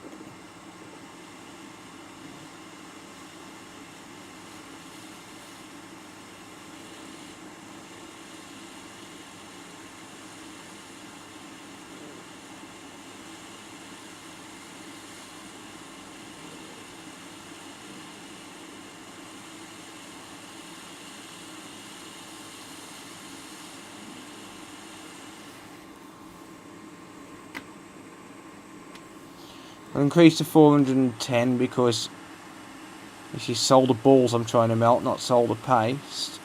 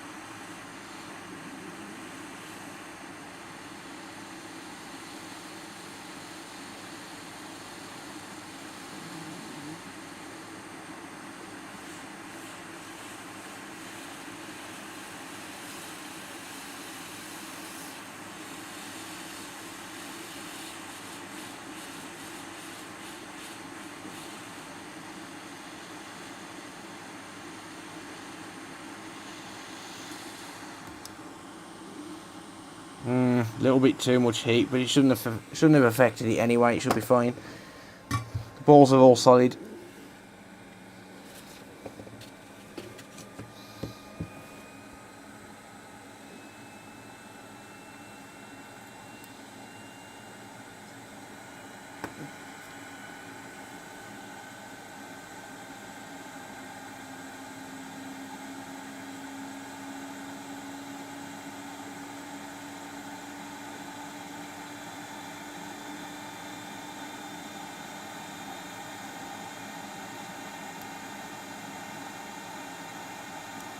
I'm just shaving a little bit off this because it's a little bit on the high side in them areas.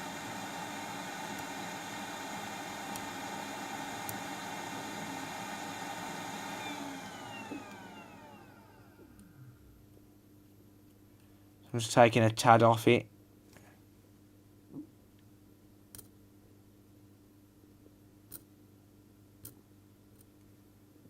You just have to be careful.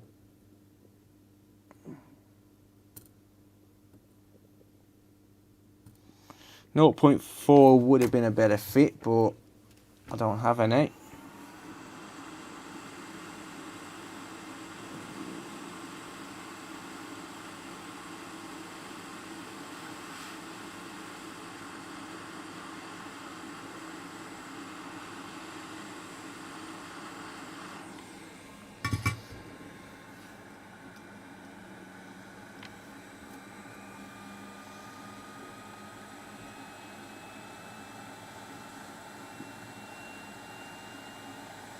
Yeah, that's about level now. It runs over both of those at the same time. Same as that one. Yeah, that's alright. Shaved a little bit off it. And they're about right now. So, should be within tolerance. Certainly weren't doing that again. Hell no. But that should be within tolerance now. You can get away with a little bit. None of them are going to be absolutely perfect. Paste is definitely a lot easier to control if you buy the right paste. If you get the right paste, then paste is definitely better, easier to control.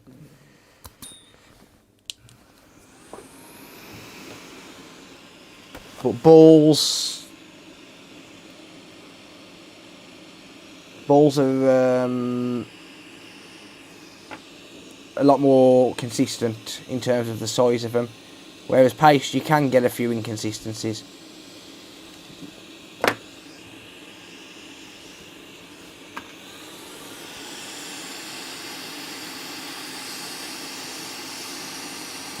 No, I still need to send you that, Michael, but PayPal have decided that they want to close my account down, so yeah. I can bank transfer it to you anyway, mate, if you send me those details over.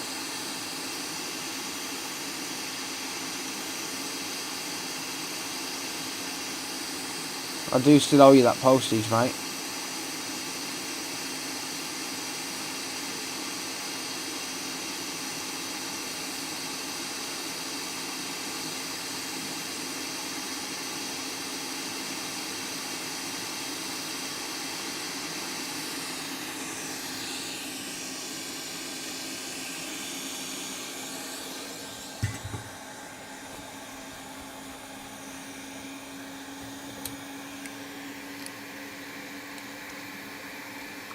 The tightest tolerances. There aren't any really. I mean, when I'm talking about tolerances in terms of like the solder balls and stuff, like you're never going to get every single one exactly the right size. Like that's just not going to happen. All you can do is get close enough, sort of thing. I'm going to run my iron over this just to get some of this solder off.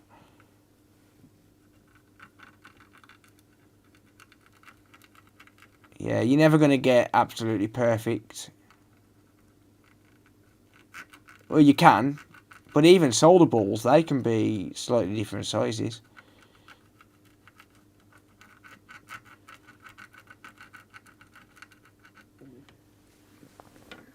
Yeah, the reason I run the solder board, soldering iron over, is because look at that.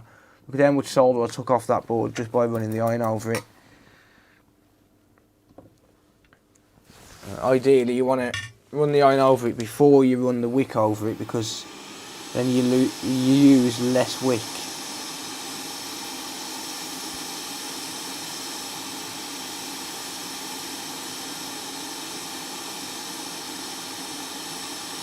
I have got to reconformal coat this as well now.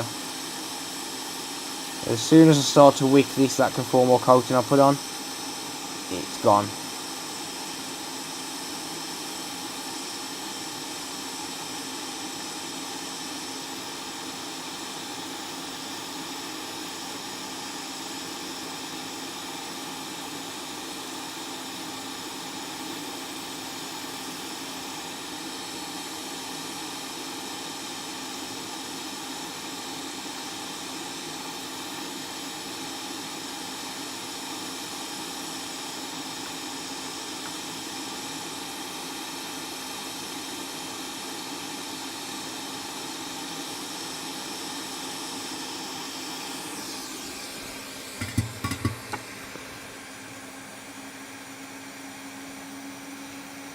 Right. Just bear with me, I need a fresh pack of cotton swabs. I'm all out.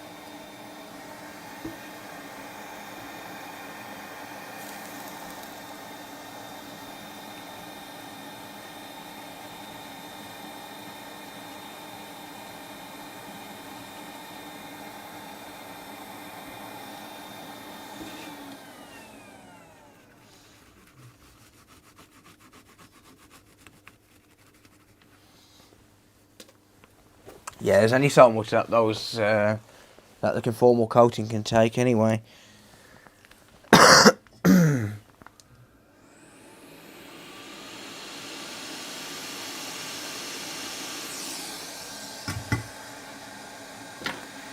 certainly not designed to be wicked away multiple times.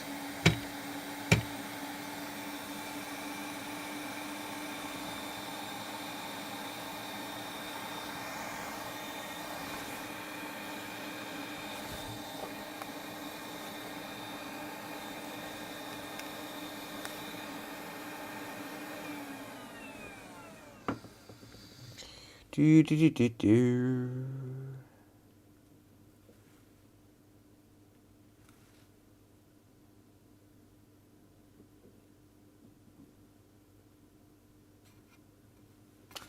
Nope.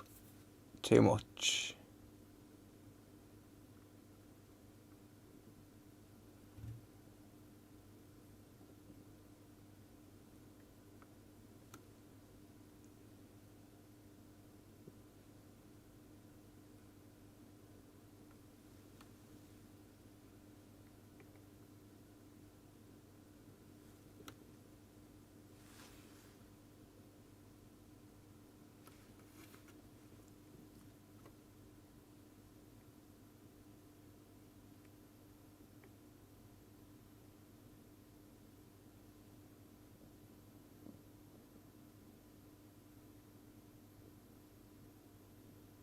You know what? I think that'll do it actually. I think that'll do it.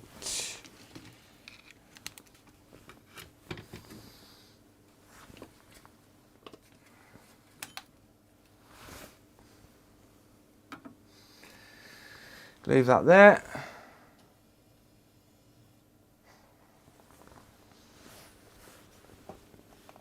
Still working on a PS5, yeah.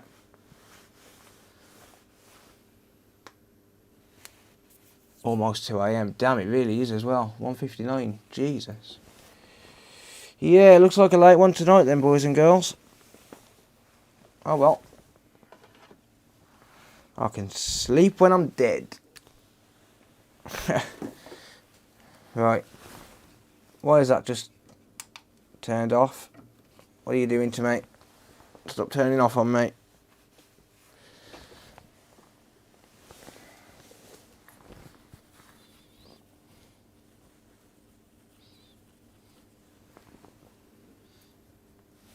It's not like just early. Ha! Yeah.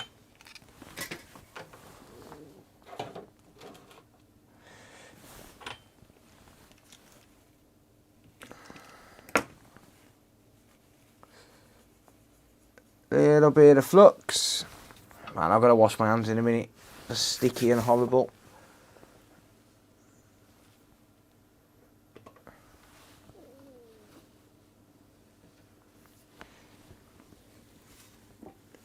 Right. Give me this replacement south bridge. Good.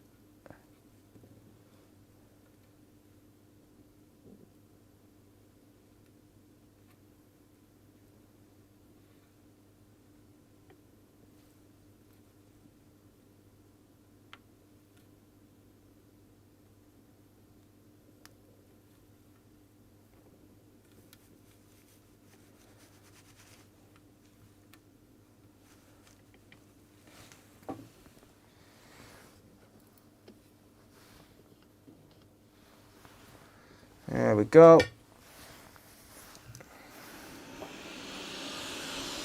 You're happy in your new house? Yeah, to be honest, mate, it's a huge weight off my shoulders because the last 7 years we've been literally living in squalor.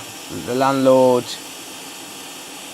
he wouldn't do any repairs. Everything that needed doing, if I didn't pay for it myself, it didn't get done. Couldn't lock the front door. The back door properly. If I didn't lock it, it didn't get locked because you couldn't lock it. Couldn't decorate the walls.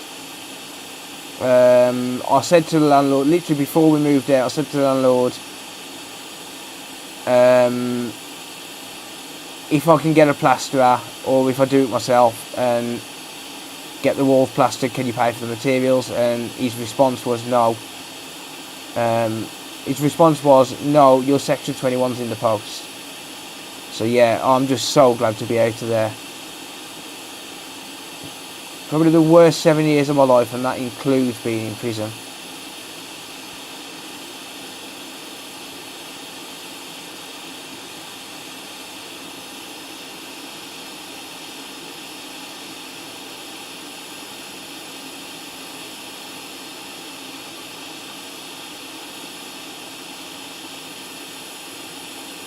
Oh, that's definitely sat nicely. Onwards and upwards, yep. Yeah, it's a new beginning. That's why we've replaced everything with brand new stuff. Like, we haven't brought really anything with us apart from obviously my work equipment. Like, we brought my work equipment with us. We've brought tech with us. We brought a few bits and pieces, but most of the furniture's been left. Most of the kitchen got left. Like, everything in this kitchen is brand new. Like, microwave coaster, microwave coaster, kettle, slow cooker, air fryer. It's all brand new, all of it. But we've replaced a lot. We just wanted a fresh start, to be honest. We wanted out of there, we wanted a fresh start, and we wanted a new beginning. And I just feel a lot more relaxed here than I did in the other house. That's why I wouldn't let no one in.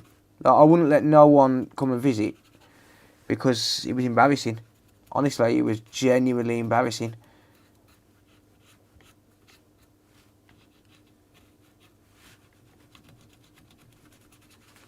That and the fact that most of the work I've done myself in here.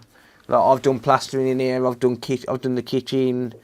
I've done electrics, plumbing, gas. I did get done professionally, but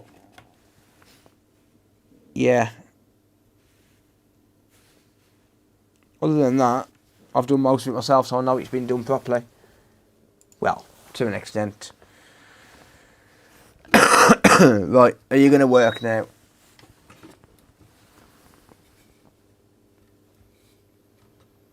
I'd still report him. Nah, stuff him.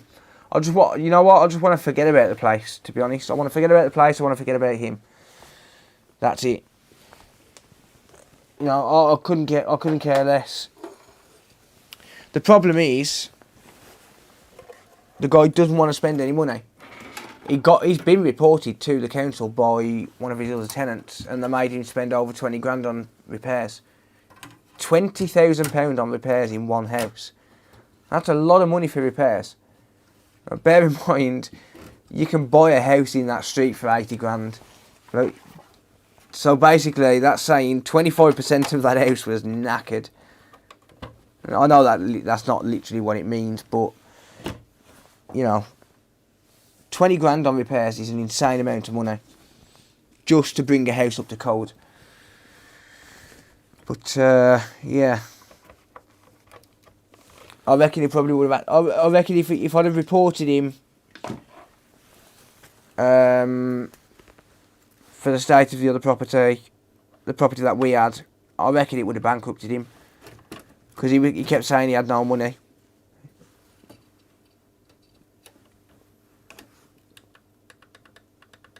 Oh, come on, really? Really? Really?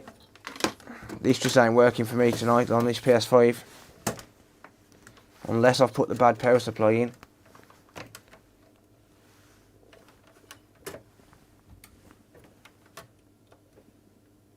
Nope, I've got 12 volts. Ah! Right.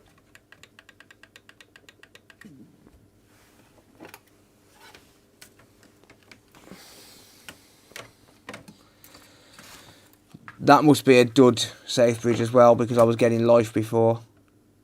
I've got 5. I've got 3.3.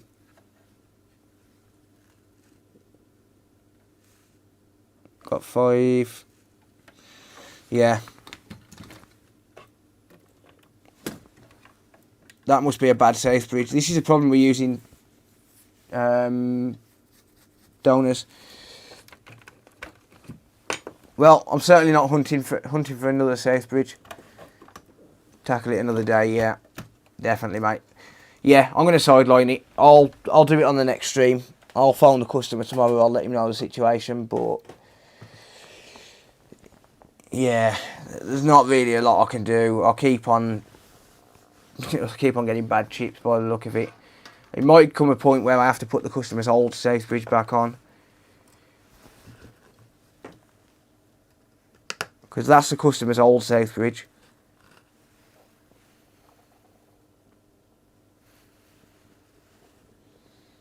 Well, that must be another bad safe bridge. Oh well. I'm sure I'll get it working. I'm sure I'll get it working. It is what it is. These things are too big.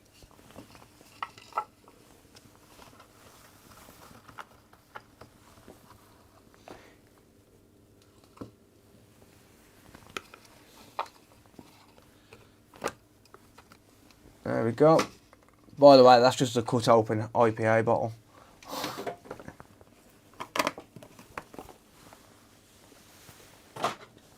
Just a cut open IPA bottle. Yeah. I'll work on that tomorrow. Because I'll probably be streaming tomorrow as well. I need to stream. I need to stream quite a bit because I want to catch up for what I've missed out on. So, yeah. Never mind. I am sure that I'll sort it. Sure, I'll sort it. Right.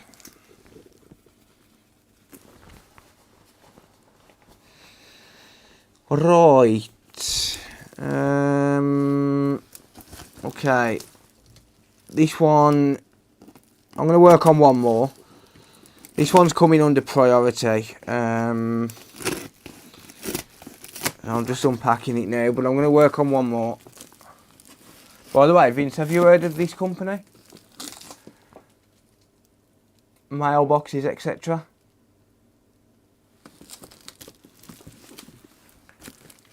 £300 for the year, and it's way better than a PO box.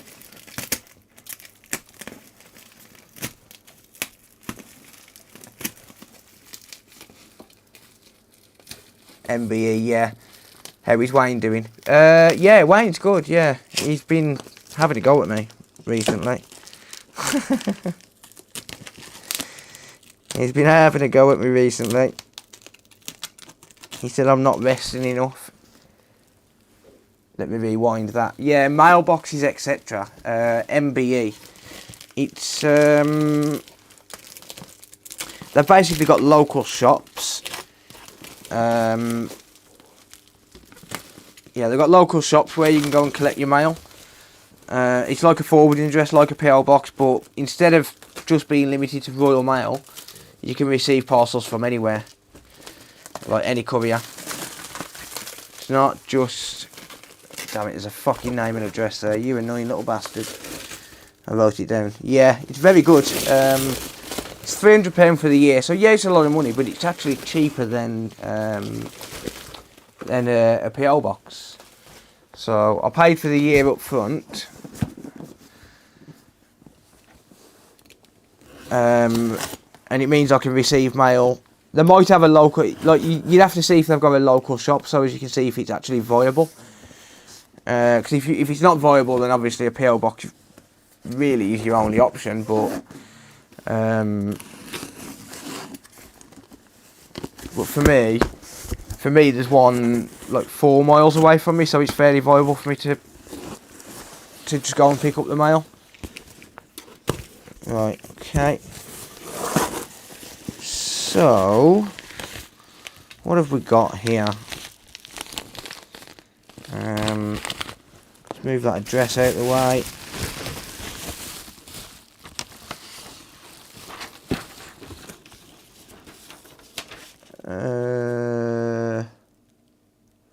Xbox Series X. So this is quite an old fella that sent this in. I don't mean anything bad by that, but I think he said he was about 70 or something.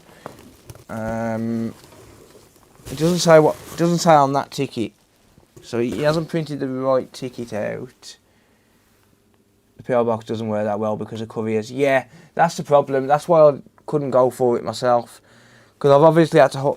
You know, I mean, if you saw some of the stuff people have said recently, threatening to do certain things to my kids and stuff like that.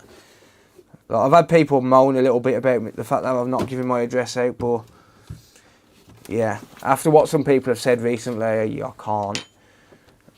Right, what's happening with this then? So yeah, but because of the fact that you can receive mail from everyone, not just Royal Mail, it works really, really well. Oh, it's all good, Vince, don't worry. Right, this is a complete no power. He's in 70. No, but I bet he feels it some days. Because, trust me, Vince knows the YouTube grind better than most. Right, talking of YouTube grind, I need a coffee before I get to this. So, I'm sure he's not going to matter for another 2 minutes.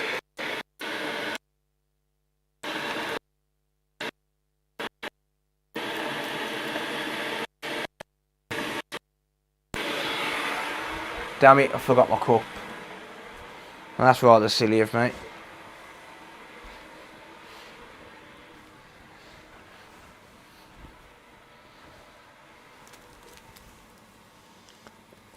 I remember them being in the States. The stores were acquired by UPS. Oh, okay. They're still going here. There's one in Wolverhampton City Centre just round the corner from me. Like, literally a couple of miles away, about 4 miles away.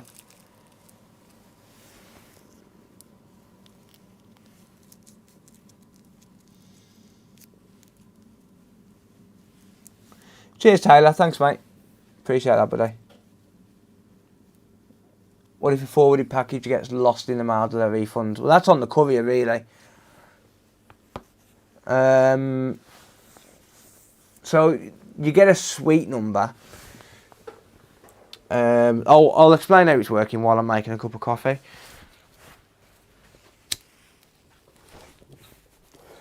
So when you sign up with your details, your business details or your personal details, whatever. I've actually had it as a personal account instead of business because it's mainly for YouTube. So basically, you sign up, you give them your details, you pay your fee. You can choose to pay monthly or you can choose to pay yearly.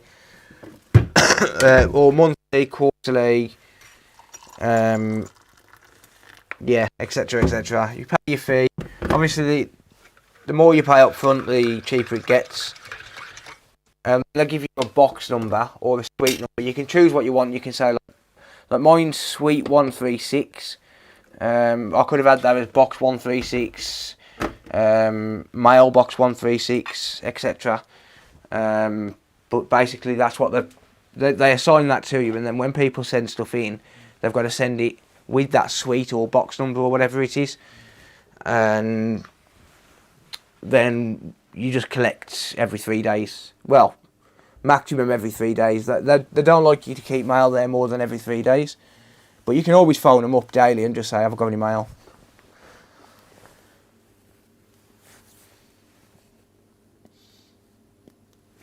Evening, Steve.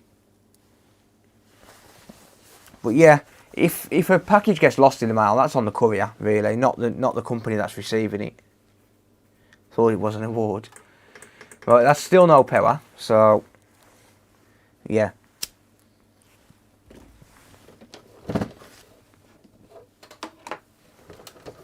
Right, let's have a look.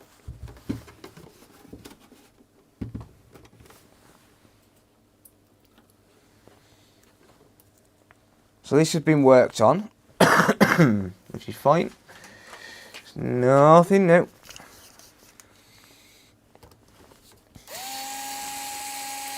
But yeah, I actually missed them today. I was meant to go and collect today. Got stuck in traffic. 20-minute hold up. Got there at 4:20. That was closed. So, a little bit wounded. But hey ho.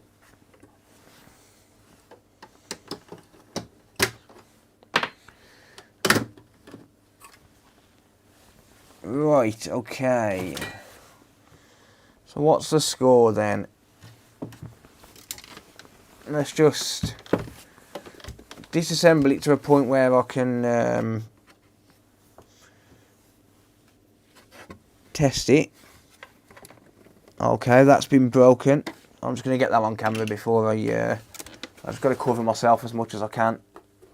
Hey, focus. Well, in the words of Dave Jones, focus, you bastard. Yeah, the clip under there is broken. It's not going to affect it, it just means it's not going to hold as well. See? Because it's broken, it just clips off instead of having to push it. Coffee at 2 AM. Dude, I wake up in the middle of the night and drink coffee. It don't affect me. I've been drinking it since I was like 4 or 5 years old. That's my 4th coffee on stream.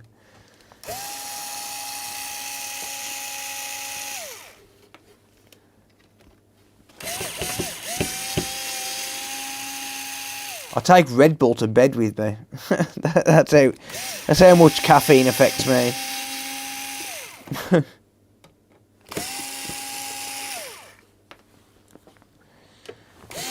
No, it genuinely don't affect me. Right, we've got screws missing there. So these 2 screws for the fan, they're missing.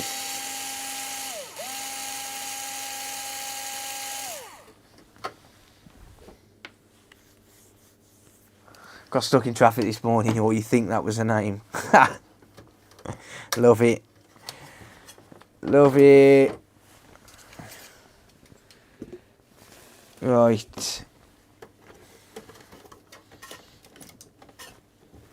Let's have a look. Let's just get to a point where I can do some preliminary tests. Let's get rid of the disk drive. Not needed.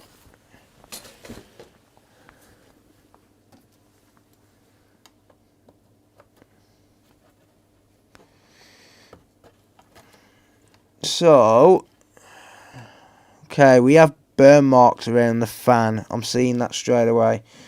Can't stress this enough. Pay attention as you're disassembling it.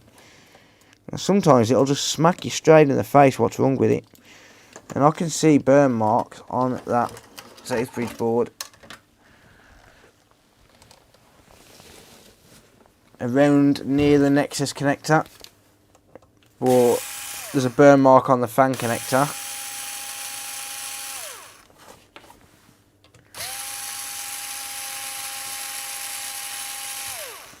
So it looks like something's gone boom.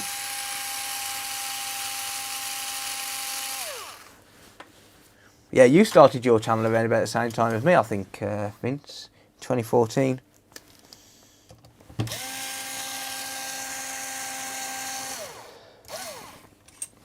Talking of Vince's channel, because Vince used to be an engineer for, was it BT, Vince?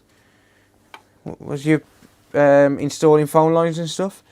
I phoned Virgin Media up a couple of weeks ago, just the day after we moved in. So we were supposed to go live on the 26th of February. No, we were supposed to get cut off at the old house on the 26th of February and go live on the 27th at this new house. I phoned them up. They was trying to walk me through some steps for getting my router online. And I just turned around and I said, look, I'm an electronics technician. I know how to reboot a router. I said, do you not think I've already tried that?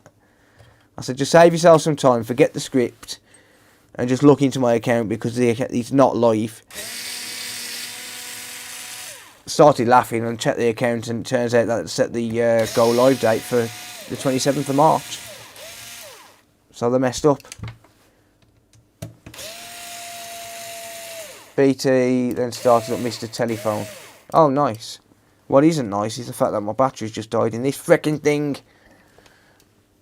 Well, I'll fix it to the rescue.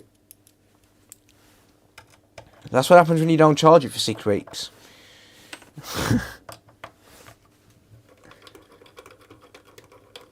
Mr. Telephone, I'm sure you could have come up with a jingle for that as well, mate.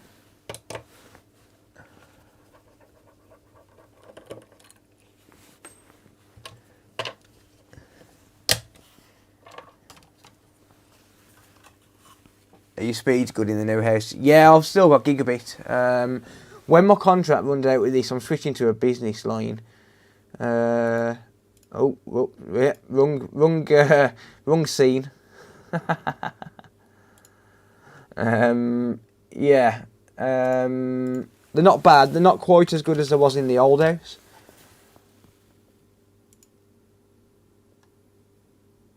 I'm going to hide my IP.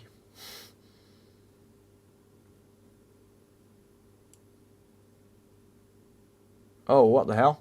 Why am I only getting 100 meg down? That's my Ethernet cable. That's my Ethernet cable. Yeah. Okay, well, I can't show you a speed test because I need to change my Ethernet cable. Never mind. I'm getting about 900 down normally. So since I've installed the phone line, well, the IP phone, I think I've broke my Ethernet cable.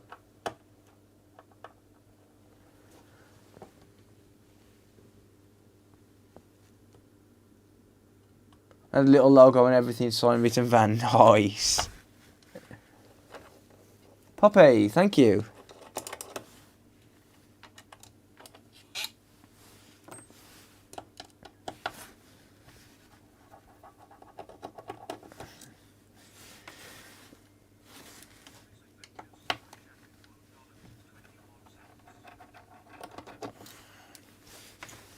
Yeah, so for some reason my Ethernet cable's not working properly. I need to make some new runs anyway. I need to put Ethernet ports in every room. And now I've got the NAS. I wanna put my network switch back in. So I wanna run a media server as well for in the so I can connect up the TVs to it, like a Plex server or something. I don't want to run a media server off the NAS though. I want to run it separate, a separate CPU and things. I've got a 10 core Xeon lying around, like just doing nothing. So I'm going to use it to host some file servers and media servers. Why not?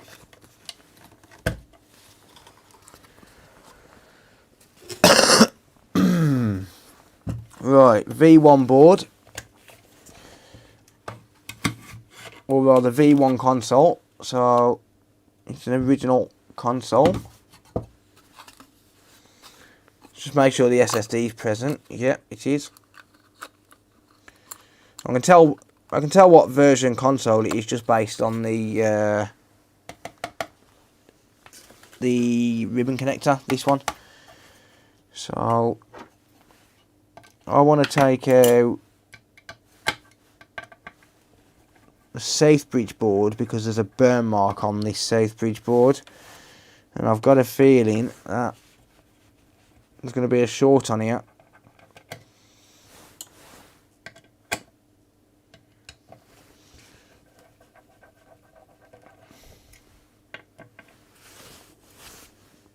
What NAS did you get? It's a Buffalo Terra station. I bought it second hand off eBay, and I repaired it. Well, I say repaired, it wasn't really a repair. It's just reinstalling the firmware. But there's a certain process you have to do, so you have to get the firmware back on. I should have recorded it really, but I didn't. I've only got two 6 terabyte drives in there at the minute. So after partitioning, I've got like 10 point something terabytes. I'm using right now. I'm using 2.01 terabytes, but I've got another 4 terabyte drive full of footage which I need to copy over to the NAS. Like a 4 terabyte external, which I'll copy over to the NAS tomorrow.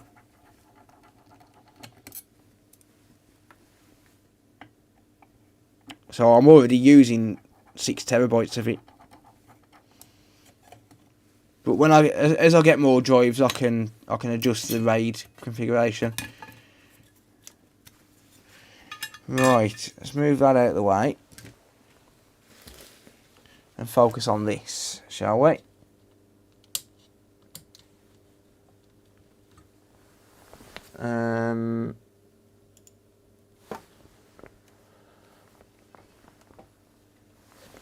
So I want to focus on this board because we have a burn, and that is not good. Not good at all. Why do we have a burn there? Because that don't make no sense at all. Like, to have a burn there doesn't make any sense. So I'm not sure why.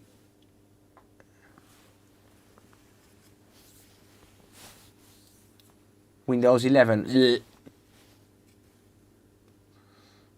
Yeah, it doesn't make any sense why we would have a burn mark there, unless... Actually, yes, it would. Okay, never mind. Someone's replaced the Nexus connector. Have they replaced it properly?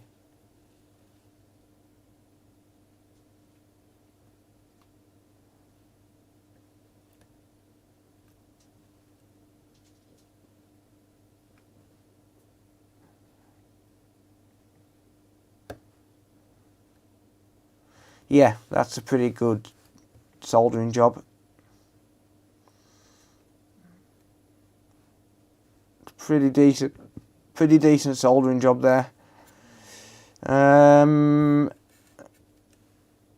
Okay.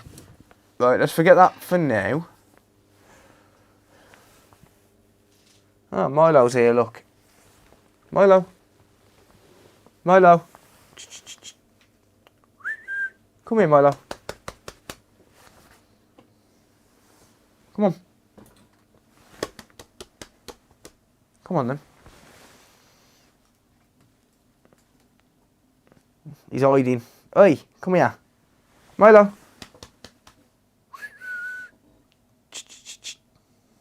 Milo. Come on. Come on. Come on. Come say hello to the people. Good boy. Hello, Milo. Say hello to the people. Or just jump back down.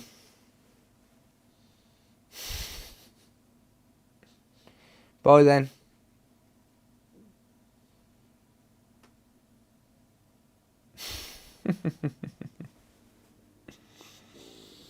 Silly kitty. He's biting everything. Oi! Get off.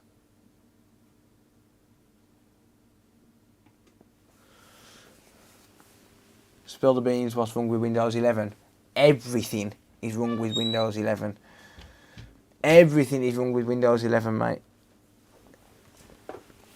Cats make you work for it, yeah. That's been heated from the top, yeah, it has. Bring back XP. I agree, XP was wicked. XP was wicked.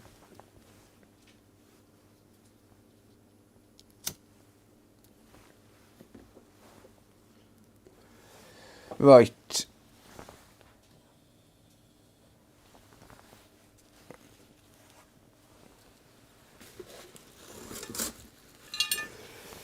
Let's stop messing around.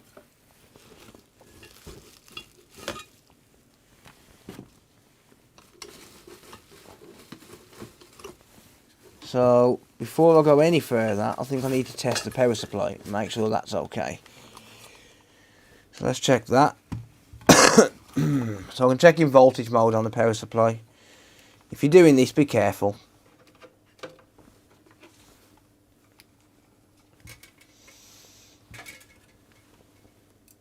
Because if these cables are exposed, that's AC power going through that. And AC power is dangerous. DC is dangerous, but not at low voltage like 12 volts. 50 volts maybe, but not 12. Like 50 volts can hurt you. Right, do we get 12 volts on this this connector here? Yes, 11.94, that's fine. With voltage drop across the leads. How about that one? 11.94, yeah. So that's fine. Power supply is working.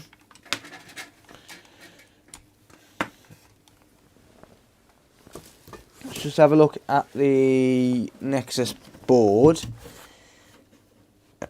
Sorry, the Nexus ribbon.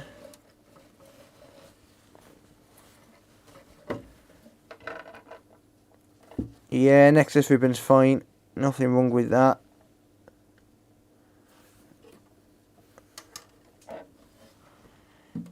So it could be the board, but it's unlikely. Right, let's just have a quick look around. So let's check in diode mode.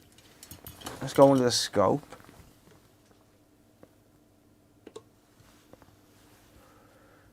In diode mode, I'll tell you what, let's load up the schematic. I'm going to have to re-download the schematic. I can get that from my Discord server in the Xbox files section.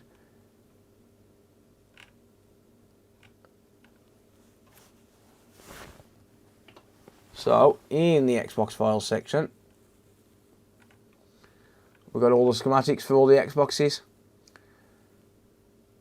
So So 1S, 1X, Series S, Series X. Got PCB scans.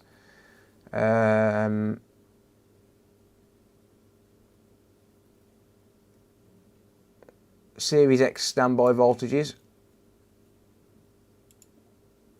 These are all safe. We have checked them. We've got all sorts of stuff in here. So these are from Game Console Repair Legion, but I want... In fact, we've also got official files for, check this out, Grable Power On Reset. Check this out, look at this. This is for Xbox One original, so it's not really useful in this situation, but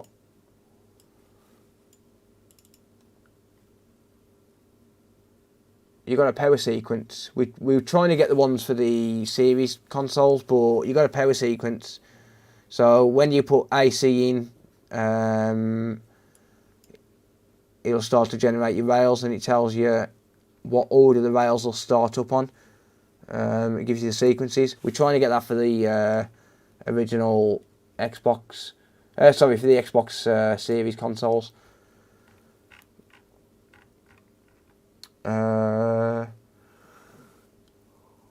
So we want... Where's my Series schematics? Series X. So there's 2 files for the Series X.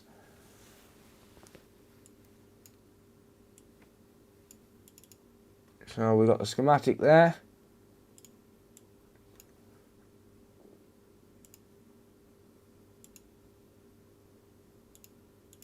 There we go. So let's have a look here. We want test points. Where's test points? Debug test points, page 30.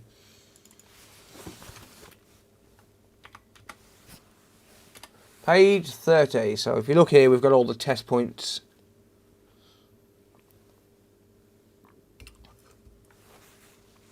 And it'll tell you which test points they are. So you've got, for example, TP2, T.3, 12PO gated, that's going to be the MOSFETs.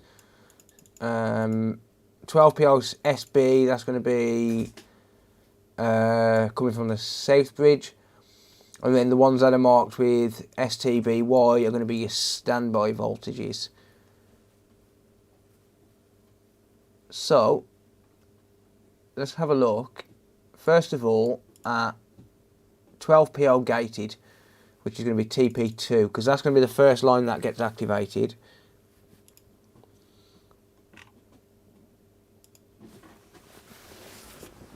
So we want TP2.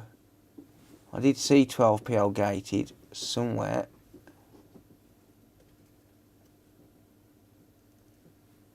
V gated, so TP2 should be here somewhere. There it is, look. So we can test that in diode mode. Let's see if we go a short on the 12 volt gates.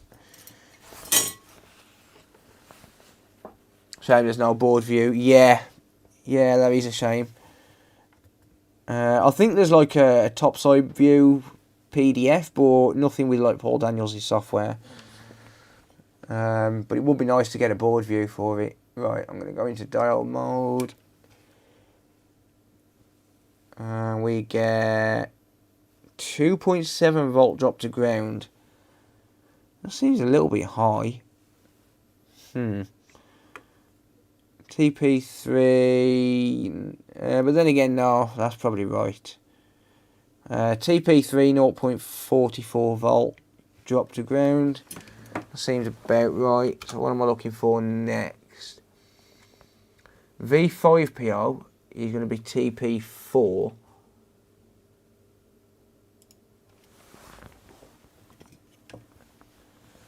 So this is going to go in and out of focus because the boards are not level. So we're going to find TP4 now. I've got TP5. Come on, TP4, show yourself.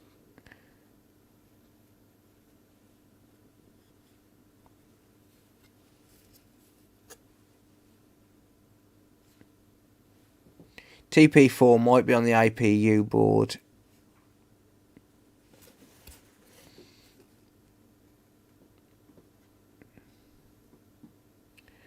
So I'm just hunting for it, unless it's on the other side of the board. Hang on.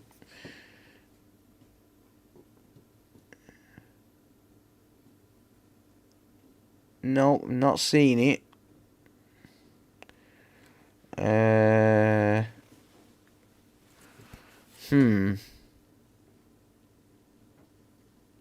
see TP5.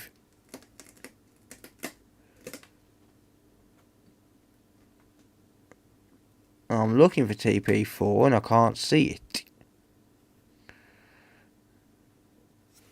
Let me just have we got the board view for this?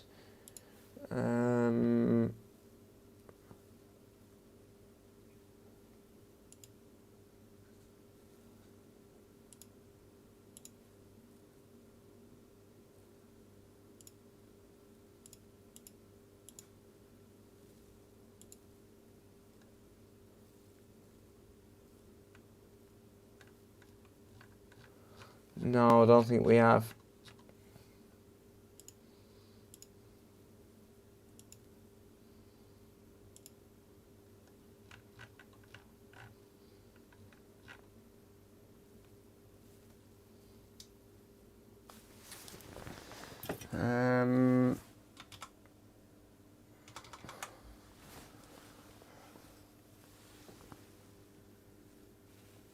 Half 2 in the morning, yeah.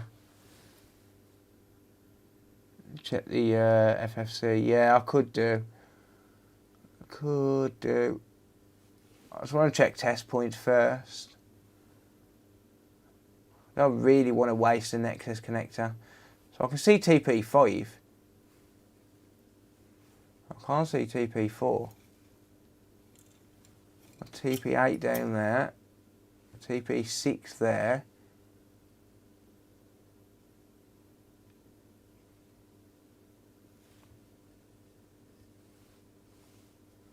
Am I missing something here?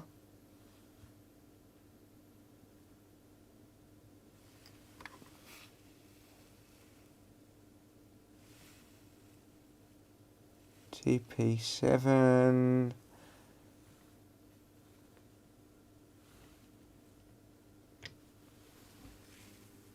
Was it a Pericid? I don't know.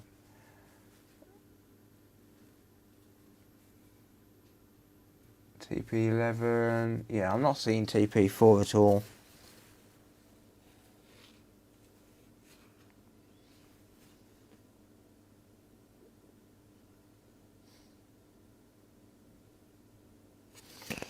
Unless it's a really small pad.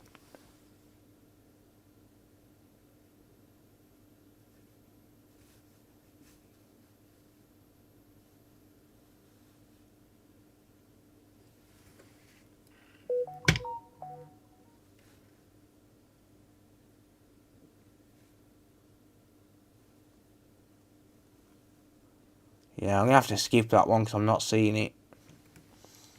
So let's go for TP5, which is SB1P1. What I could realistically do is just try another Southbridge board and see if it attempts to power on. It wouldn't actually boot because it is paired, but... Right, SB1P1 isn't short. 1P8 standby. Ooh, 0.008. Okay, we've got a 1.8 volt short. That don't seem normal to me. That seems dead short. I think this is a Southbridge issue. Very possible this could be a Southbridge issue. Let me just compare that against another board. Well, I think this could be a Southbridge related fault. It's very possible.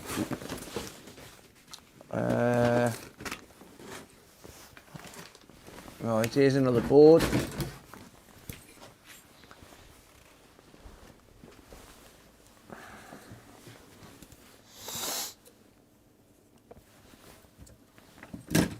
Right. So So what was it? It was a 1p8, wasn't it? Yeah, 1p8 standby.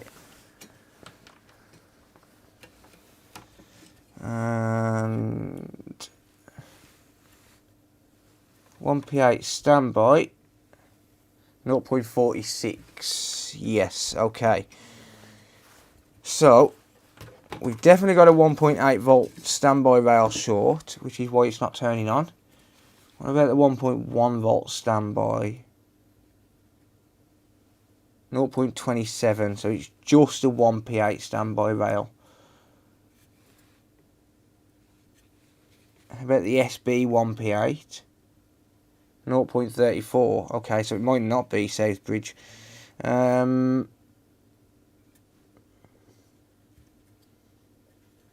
TP4. You sneaky little barstool. Okay, right. We have a 5 volt short. So TP4 is short. Dead short even. Looks like we've had some prior repair attempts around here. Someone has been messing. I assume that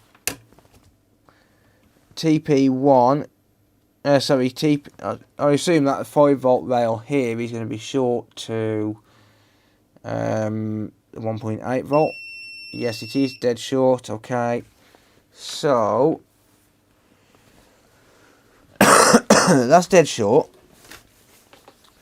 So I'm going to inject voltage and try and find it. I've got a feeling it could be Southbridge.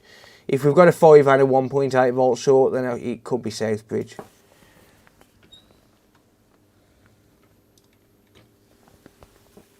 No worries, Michael.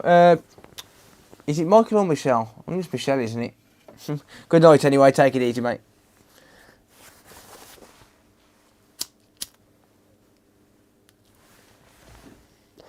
No, George, I think I've messed up on it, mate.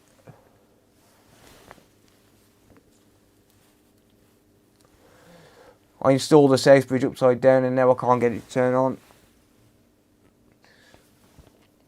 Right, okay, so if we short on the 1.8 volt rail, then I can't go any higher than 1.8 volts. So I'm going to go for 1.1. We're not short on the 1.1 volt rail, so that's absolutely fine. So I can inject 1.1 volts into the 1.8 volt rail and know it's safe. But I've got a feeling that it's probably going to be a Southbridge short, to be honest. Alright, let's crocodile clip that. So I've got my bench supply at 1.1 volts. And what do we get? 0.049 amps. Yeah, that's nowhere near enough. So it's not actually a 1.8 volt short.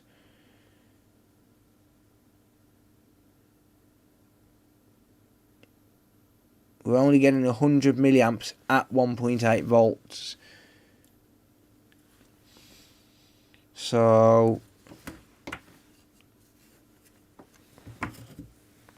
yeah, okay. Right, where is 5 volt generated? Let's have a look. So that's actually a 5 volt short and not a 1.8, but it looks like it's shorted. It looks like they're shorted together. So let's have a look. So let's go back to the starter schematic. We have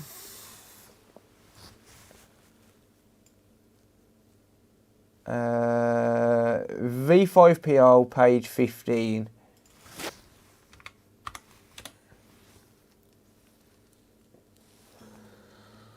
So V5PO comes in from 12 volts.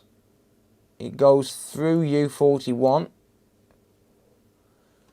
So U41 RT6256, and then it comes out and generates 5 volts. So let's have a look at U41. I think I've had a U41 short before. I'm pretty sure I have.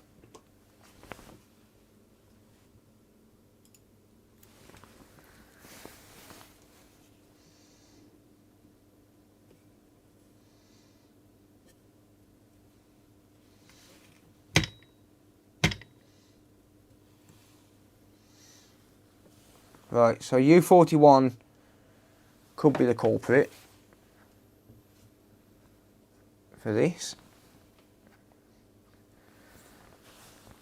Right, so let me just have a look at the schematic again. Let me find out what pins are what. So pin 5 is voltage in.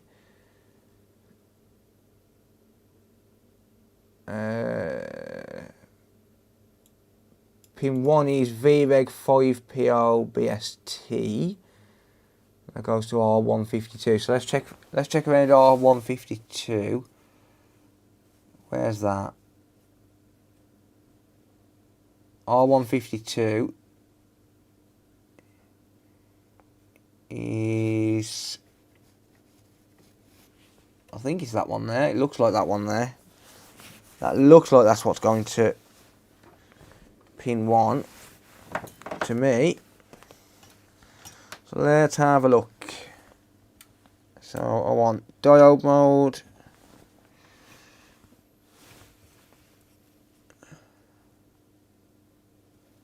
.3, that's not short.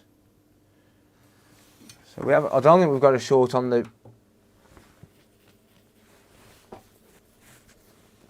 well, actually we have got a 5 volt short. Let's check pin 10, that goes to R264, that's 5 volt V out.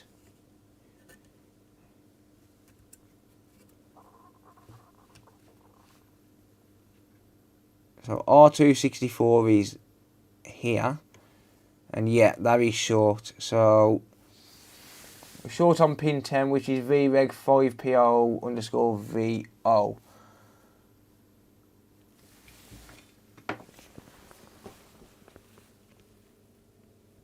And that goes to a bunch of caps. So it could realistically be anything there, unfortunately. So I don't think it's the chip. I'm going to take the chip off anyway, just in case it is short internally on the chip. But I don't think it's U41 itself. I think it's going to be something further down the line. But just to check it, I'm going to remove that.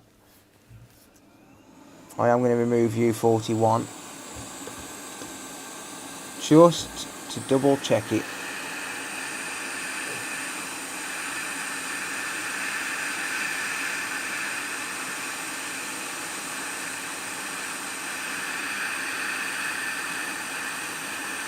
Looks like someone's already been messing in this area.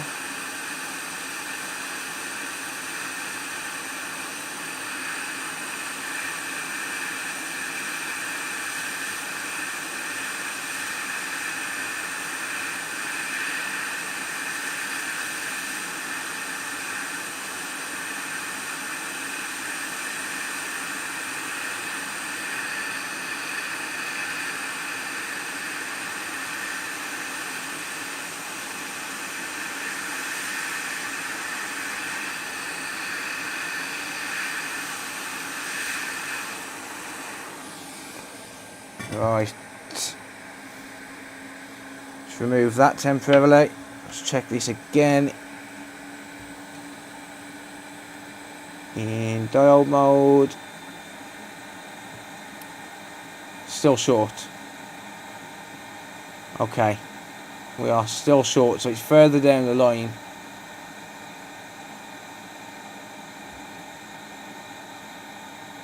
So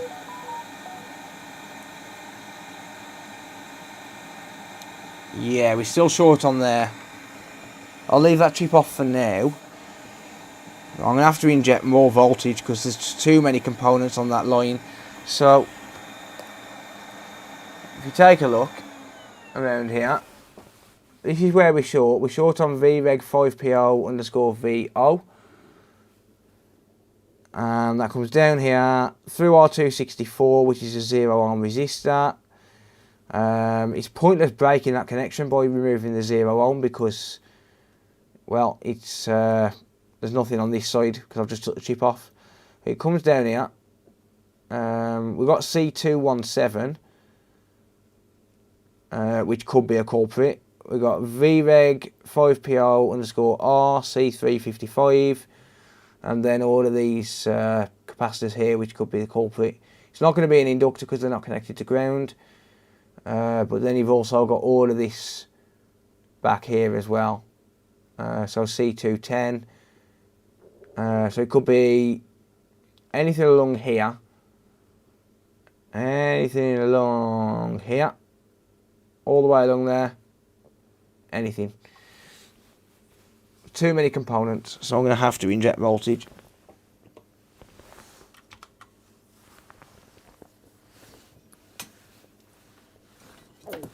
I'm going to have to find it with voltage injection.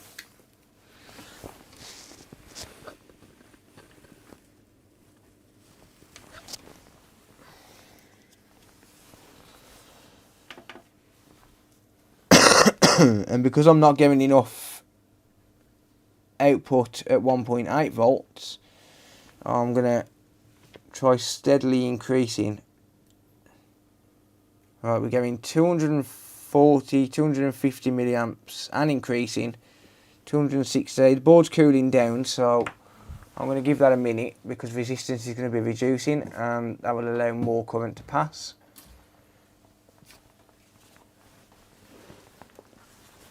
So the board's still cooling down right now.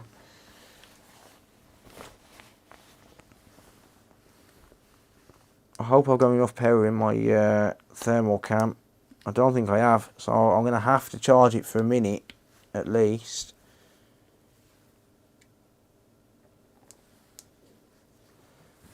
Well, actually, no, I'm not, because I can use it while it's on charge.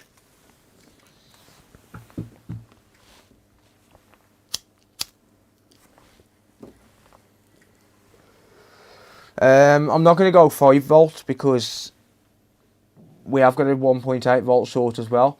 He's going to be putting some of it down to ground at the 1.8 volt rail, but I don't want it to pull enough current on the 1.8 volt rail to where it's going to cause an issue with that rail.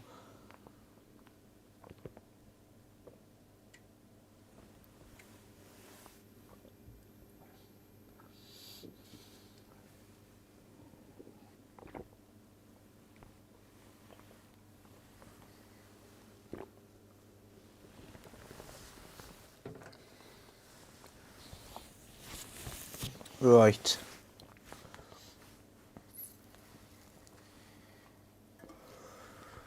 How much current do we get now?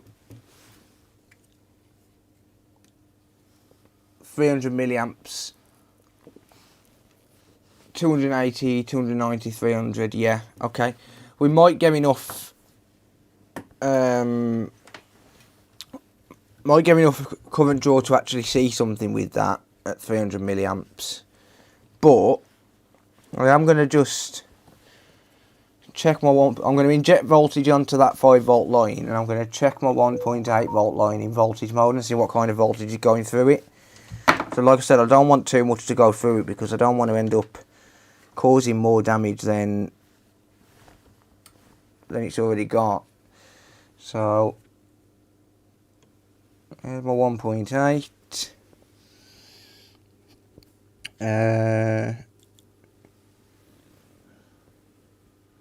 Yeah, see, I'm actually getting 2.2 volts.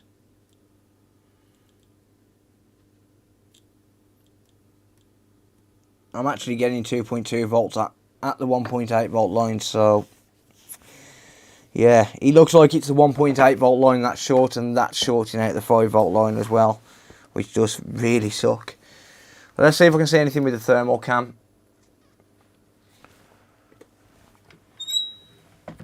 At 2.2. So there's the 5 volt. Alright, is anything going to get warm?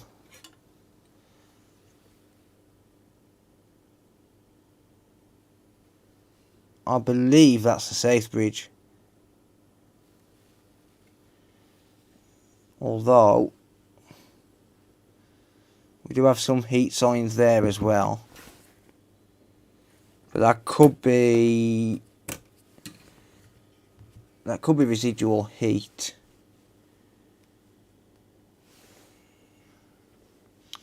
Yeah, that safe bridge is lighting up like a Christmas tree from the other side.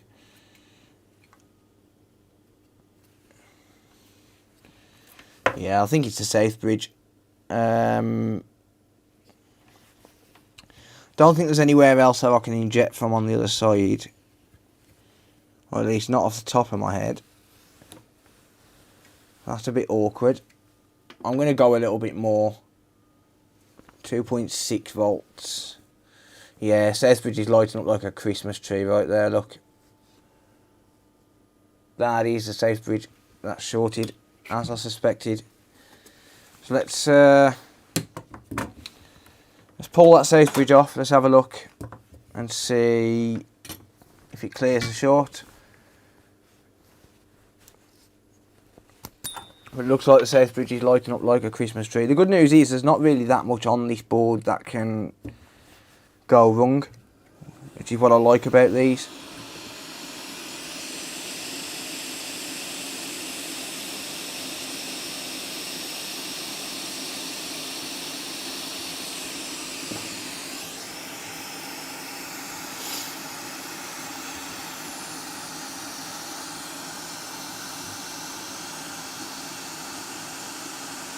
What do you break it for? What happened? What do you mean on the PS5? Is that what you're referring to?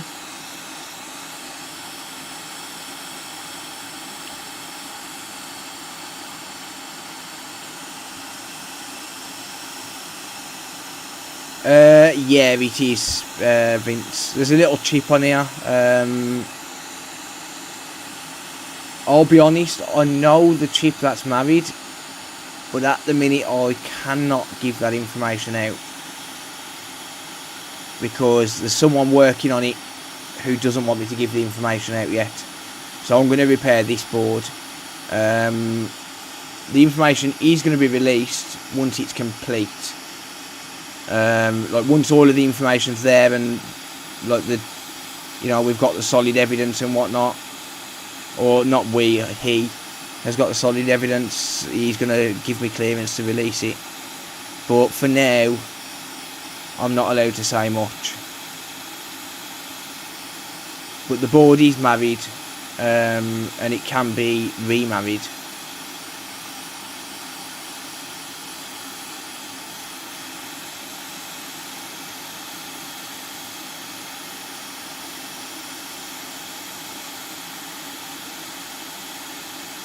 All I can say is there's a group of people who are working actively to solve quite a few things with the series consoles.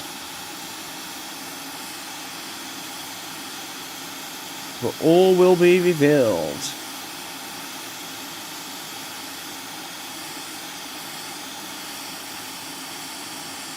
No, the Southbridge isn't married, no. In fact, the Southbridge is the same on the Series S as it is on the Series X as well.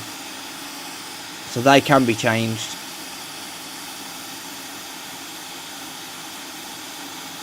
But there is a chip on here which can be changed to remarry it to a new APU board. But said chip also does other things as well to do with the SSD. So, which is why no one wants it releasing yet. Or rather, say no one. The person who's working on it doesn't want me to give that information out yet. Which is fair enough, he's working really hard.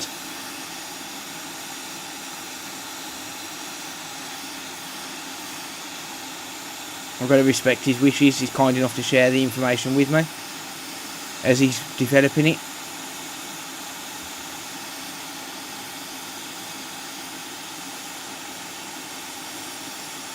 I'd love to just swap one chip and get this job done right now.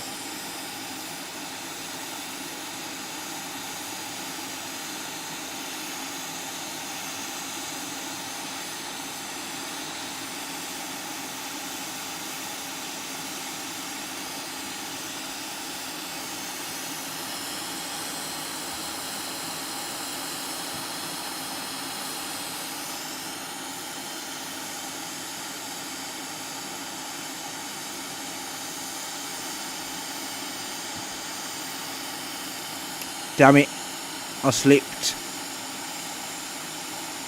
I might have knocked one or two components there on that south bridge, or round the south bridge. Let's have a look. Not the end of the world if I did, but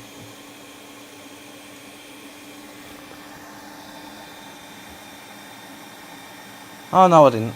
Oh. Nah, it's fine.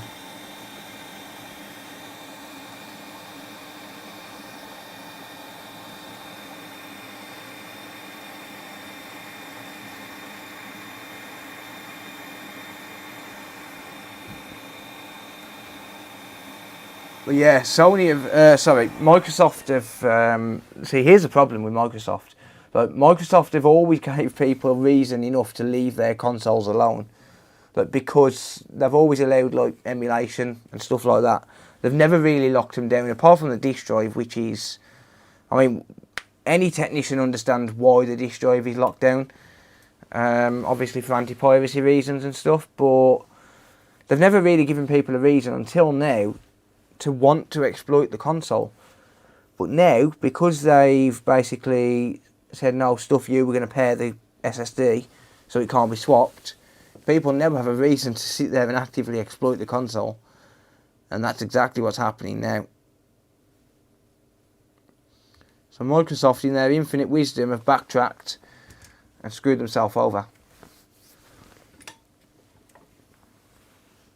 Remember, you're swapping the SSD for fun. Well, it wasn't for fun, it was for a job, but like for an actual repair. But oh, do you mean on the PS5, right?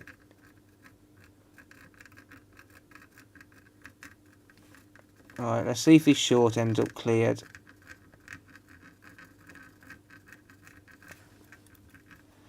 But yeah, Microsoft have done themselves over by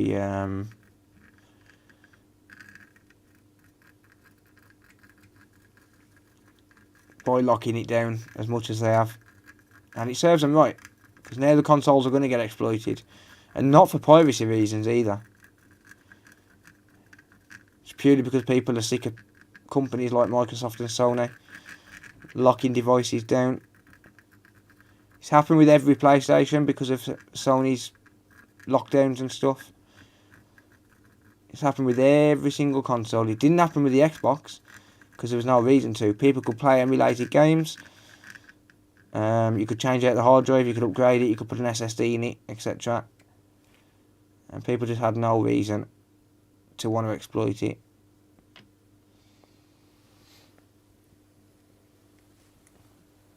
But now they have.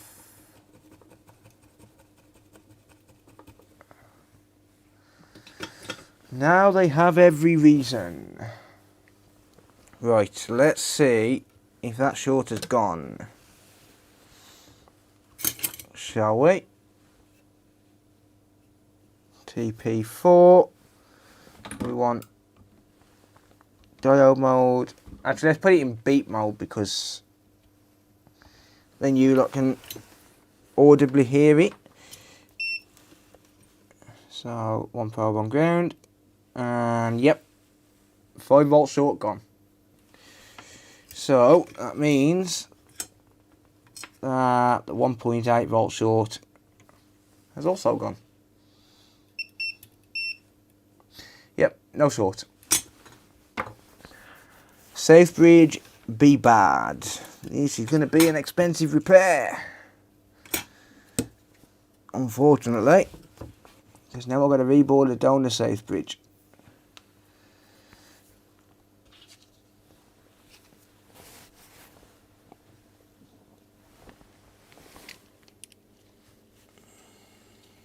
Dumb decisions, yep. Yep, you got that right, mate. They got it right with the Xbox Ones. Not locking them down and allowing people to run emulated games. Like emulators and whatnot, homebrew, all of that stuff. They got it right. And you can still do that now, but the fact that they've locked it down so as you can't change the SSD, that's what's going to screw them over. Because if it's been designed by humans, it can be broken by humans.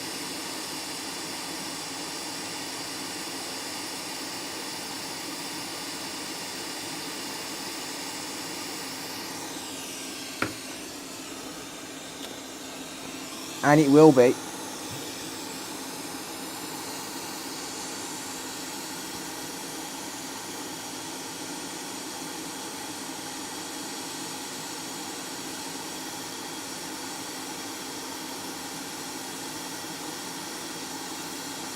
See, as technicians as well, we really don't care that, like, we really don't care about playing private games and stuff. In fact, a lot of us don't even play the consoles. I know I don't, because I don't get time. Too busy. Life gets in the way. But, yeah. All I want to do is be able to fix them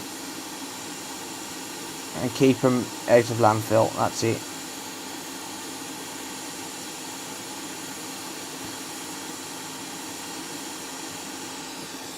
Alright. Give me some more wick.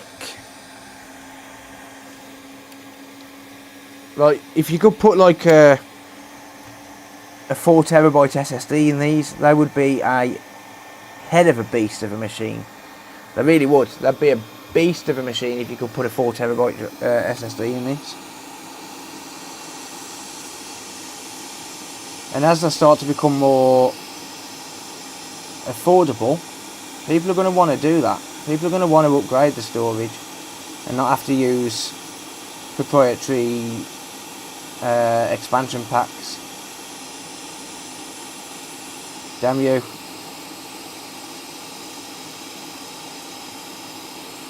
Need some more flux on that. We need some more flux in here.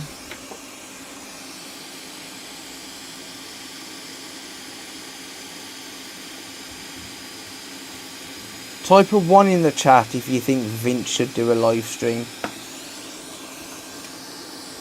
A live repair stream.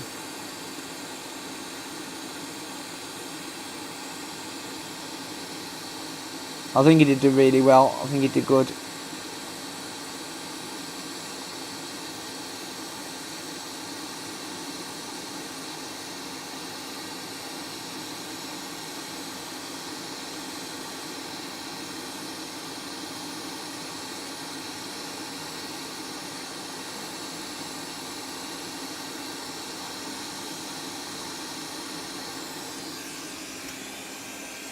Someone typed 69. Vince typed 0 4 times. Come on, Vince, you know you want to. I reckon he'd enjoy it, honestly. Look, because it's one thing doing a video. Like, honestly, trust me on this. It's one thing doing a video and getting it working, and just having that experience for yourself of, you know, that shot of dopamine. But when you do it in front of, like, I mean, you'd probably get a couple of thousand viewers, given the size of your channel. But honestly, just that shot of dopamine that you get when you do it in front of, the most viewers I've had live is like 800, I think, or 700, something like that. The most viewers I've had on a premiere was, I think it was 1100 and something, or 1200 and something. But the most viewers I've had on a live stream is about 800.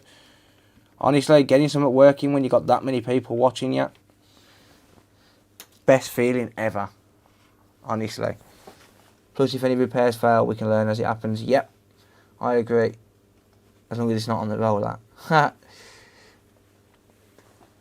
think it'd make a good video, or a good content, to be honest. No pressure, Vince. Your fans have spoken. Right, we'll leave that for a bit. That's prepped and ready. I need to get a safe bridge off a donor board. Ow, that's hot.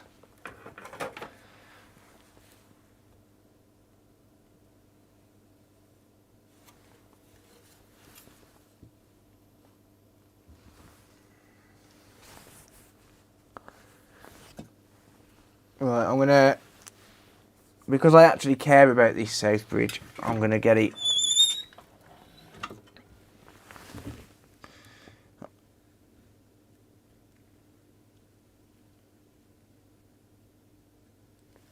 I don't want to remove it quickly, if that makes sense.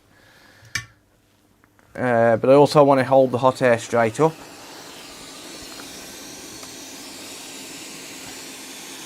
It would be great to get the live help. I would need to learn how to set it all up though. Now, I'm only a phone call away. If you want me to help you set it up, I would genuinely wouldn't mind sitting there for a couple of hours and helping you. Honestly.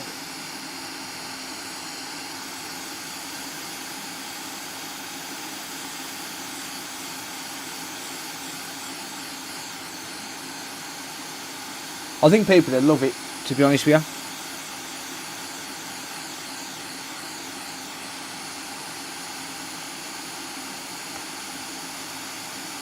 Morning Mustang Mike. Retro Magic, morning.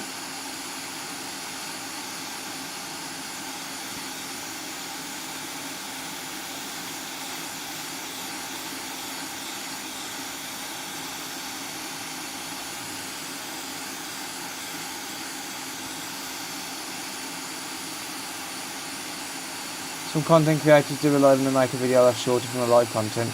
These are decent. It was pretty cool to see 8 hours summarised into 18 minutes. Yeah, I'll do that all the time. Yeah, because you still because you don't. I mean, let's be honest. You don't earn much from a live stream, apart from donations.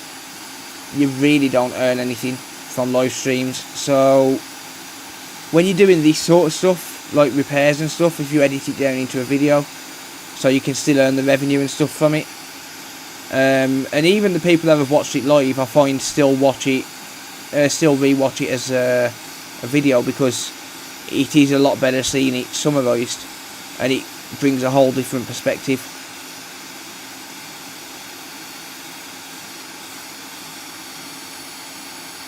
Oh, the Hacko's awesome. I've got 2 now. I've got to set the other one up. I've got 2 Hackos and 2 Attons. Have you got an Atten yet, Vince, or are you still using the Yiwa?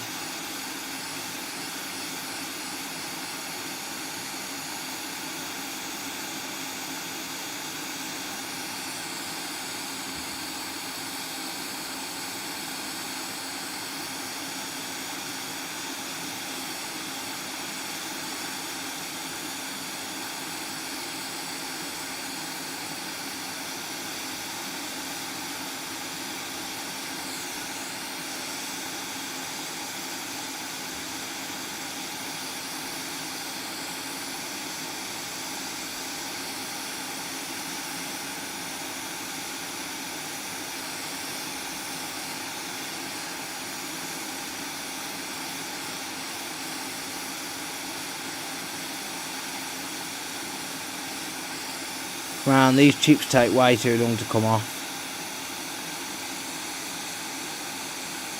I honestly hate doing safe bridges on a Xbox for that reason.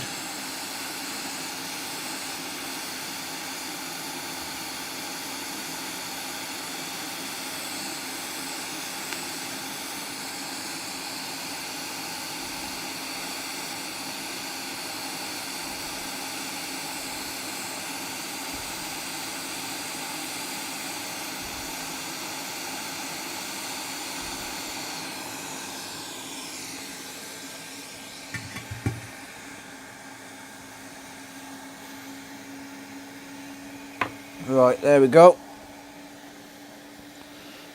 Right, let's put 508 solder balls on this puppy, shall we? Yiwa still works, so in my dad's shed. Okay, fair enough.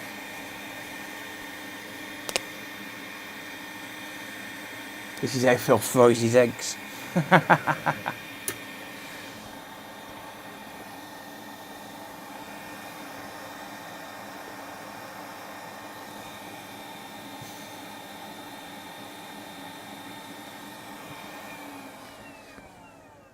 Right, I need a fresh tube of flux. There we are. Here's one I made earlier.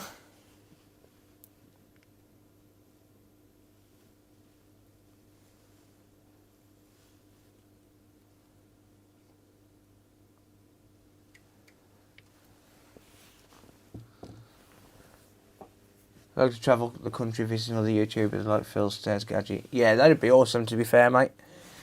Like to do some collaborations like that.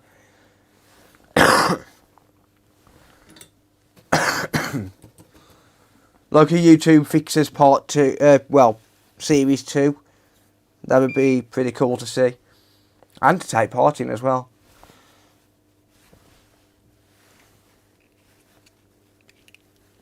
A boot of junk and then pick out one to fix. Yeah, that sounds good. Do it in the what you call it? I can't think of the name of the bloody car now. You can tell I'm not a car person. Whatever the car's called, do it in that. I can't think of the name.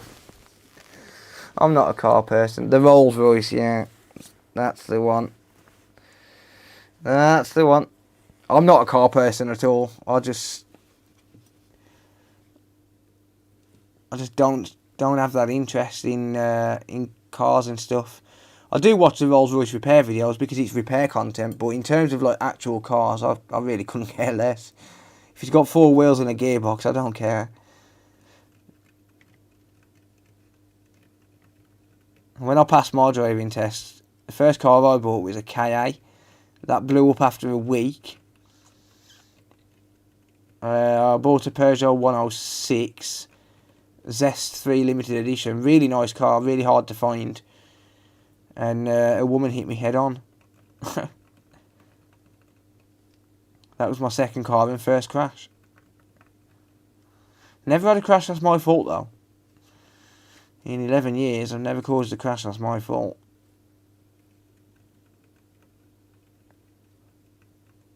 I've been hit head on and I've been hit on the motorway.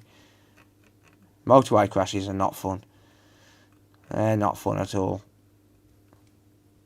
Wouldn't recommend that. I wouldn't wish that on anyone, to be honest.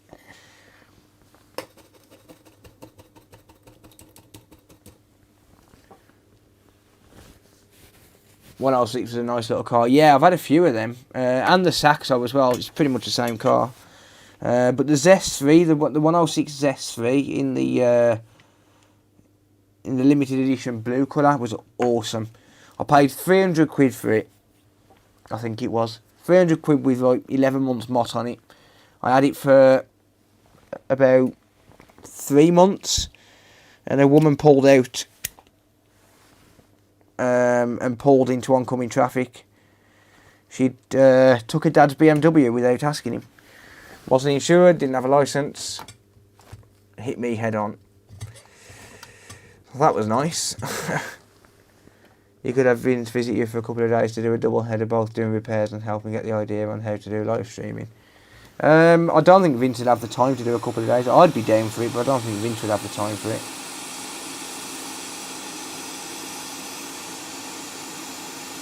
Plus, Vince wouldn't be able to put up with me for more than a couple of hours before he lost his mind. I'd do his head in.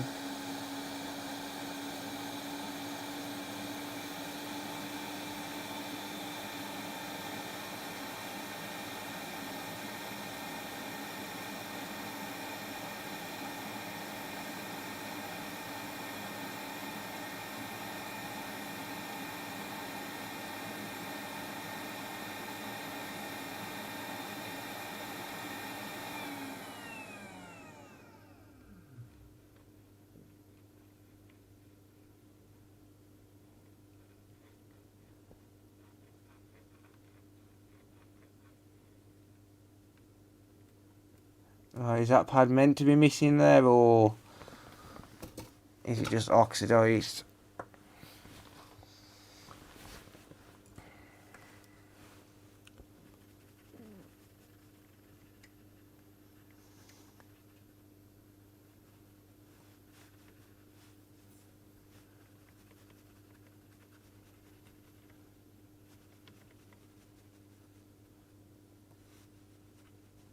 I think it might be intentionally missing.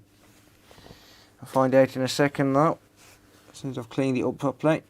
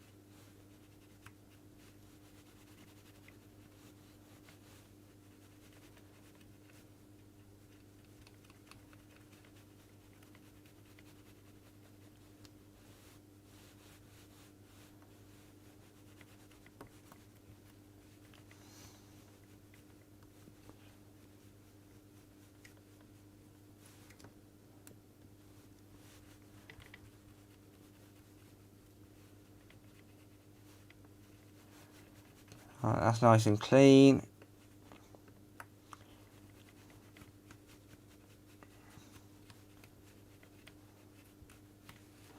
There we go. Beautiful.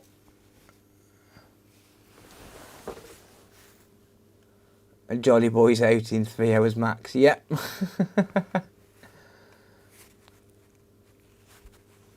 What temp is my soldering iron on? 400 degrees Celsius. Might seem a little bit high, but it's really not. It's fine. Right. What is the deal with this pad? Is it meant to be missing? It certainly looks like it.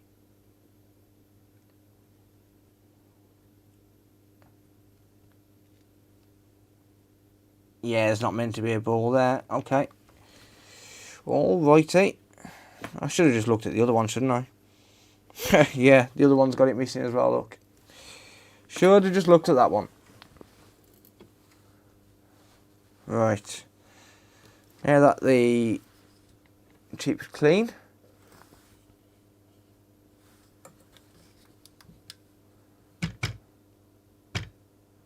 Try and get it in focus. There we go. That's the best view I'm going to get because the chip's too big. Now the question is, do I have my stencil for it? I did buy one.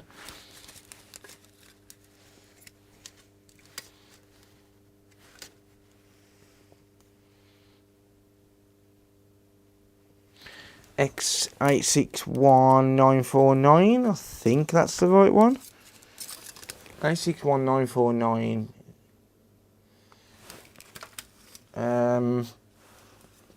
Let me have a look on the schematic and check. Actually, I'll just line it up. Line it up and see if it's the right one.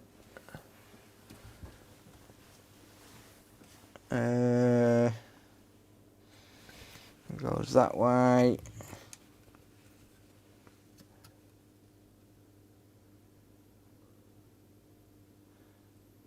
Certainly looks like it. No balls either side. Yeah, that's the right stencil. Cool. I haven't got my jig to hand. I don't know where that is. Not a clue. So I'll just do it without the jig. It's not really needed. You don't really need to use the jig as long as you can keep a steady hand. And as long as you can keep the chip still as well, and you'll be fine. You'll be absolutely fine.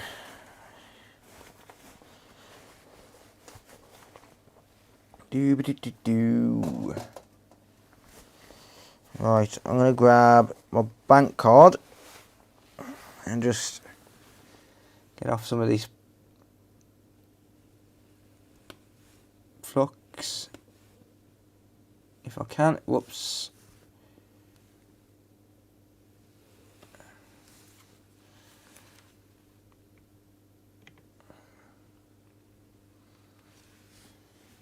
There we go.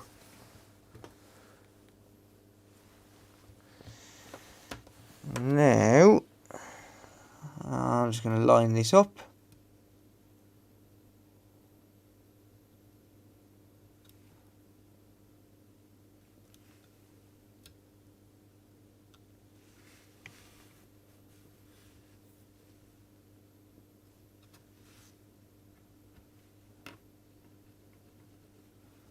A bit of crap on there then.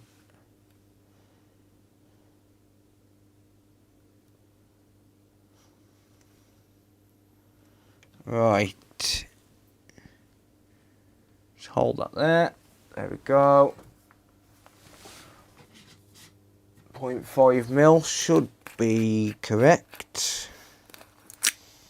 I hope. I haven't got 0.6 around.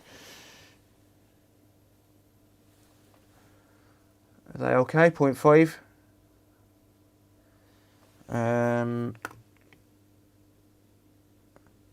As long as only one ball drops in each one, then it's fine. It doesn't have to be exactly the right size.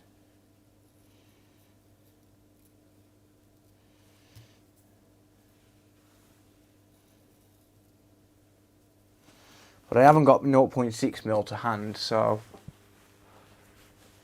the next one up I've got to hand is 0.76.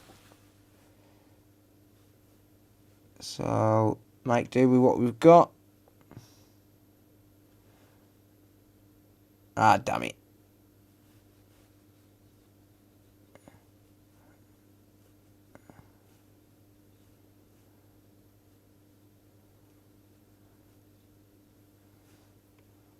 I should probably have taped this down.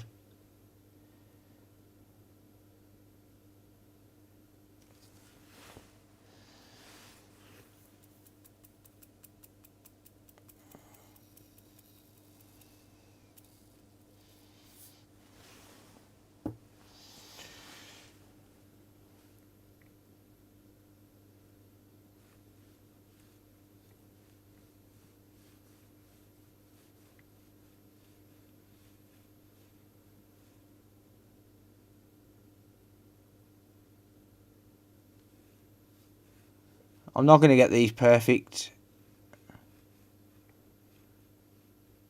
but I will get quite the majority in line, and then the rest I can just do by hand.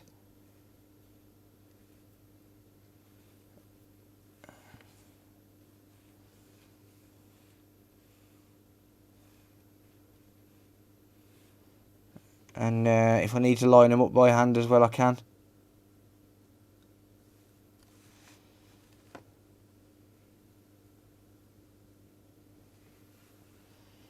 Yep, that's most of them. I can just adjust them now and just knock them all in line. If there was all the right size, I wouldn't have had that problem, but oh well. Oh well. If I actually had my 0.6 mil balls to hand, I'll be okay.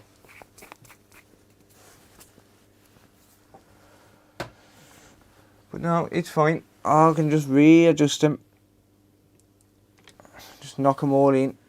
I'm going to get a brand new pair of tweezers.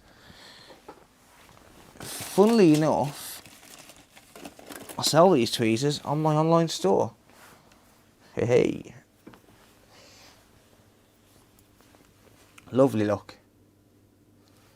Look at that. Beautiful tweezers.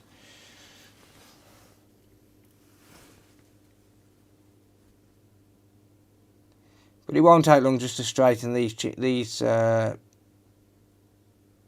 balls out. I know there's a couple missing as well. I can pop them on manually.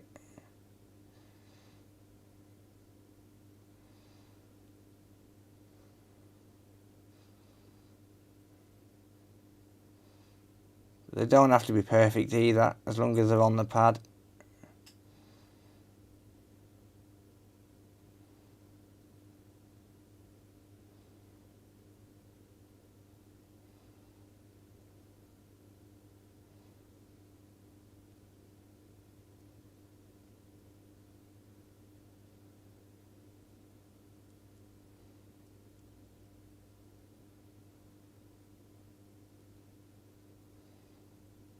Wow, some of them really did come out of line, didn't they?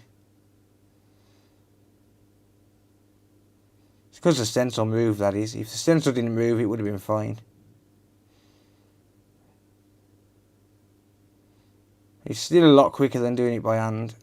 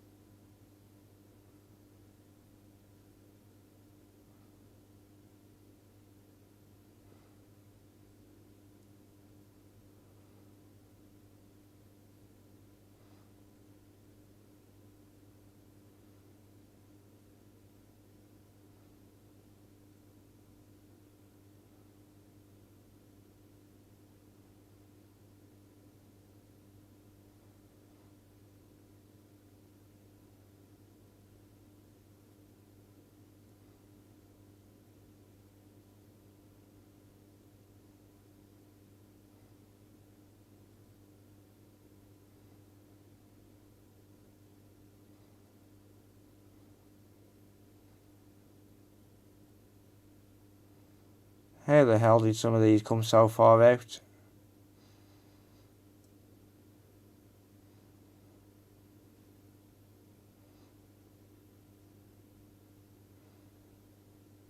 I might go out of view here.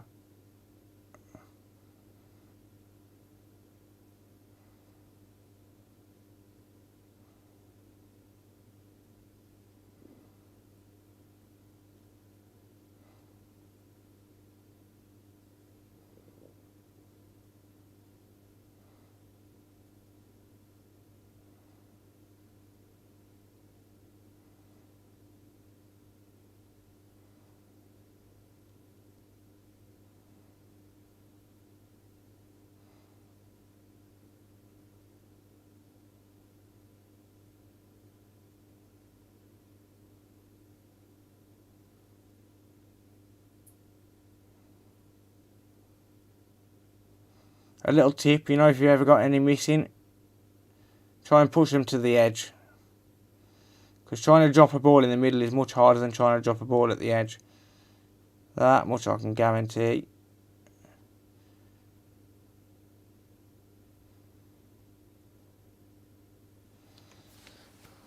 Oh wow, you can't even see. Damn it. Ha. Well out of focus. Sorry. My bad.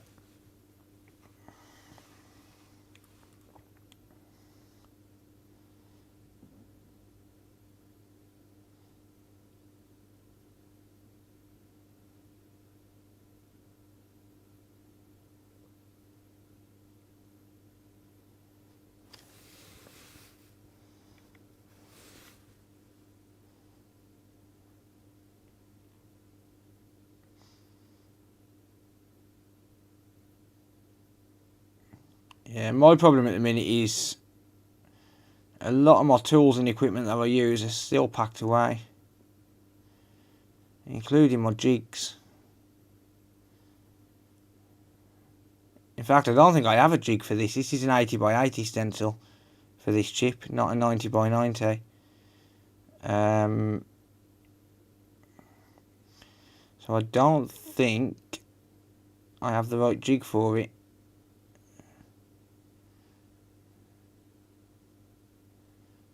But at least most of the balls are somewhat in the right place. You're not moving them all around. You know, you're just nudging them.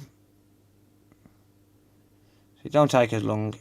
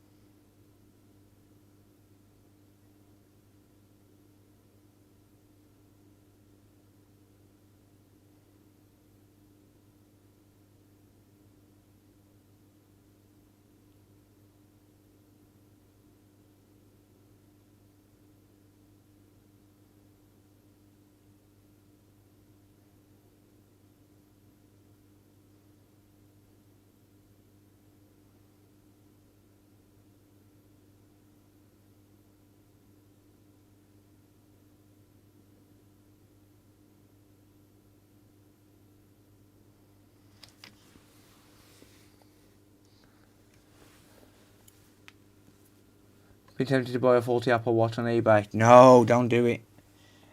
Don't do it. You'll regret it. No, I've never actually worked on one, so I don't know. Is Vince an Apple fanboy? If he is, he's no longer my mate Vince, he's my enemy Vince. I'm going to start a channel called My Enemy Vince and just make fun of him.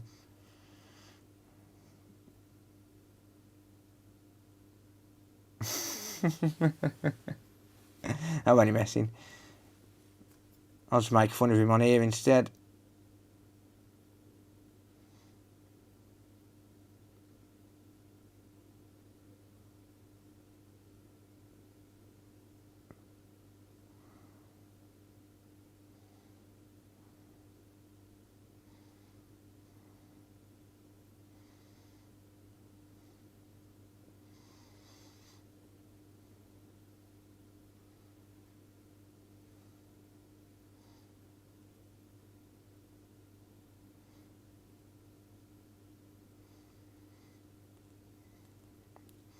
By the way, did everyone know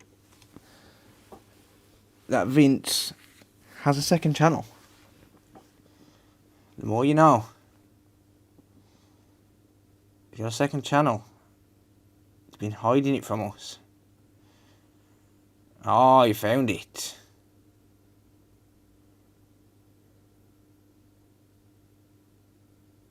How often do you post to that channel, Vince? You actually have 3 channels, do you really? I found 2. Obviously I found this one and what happened when. I didn't know you had 3 channels. I knew you had 2, but not 3.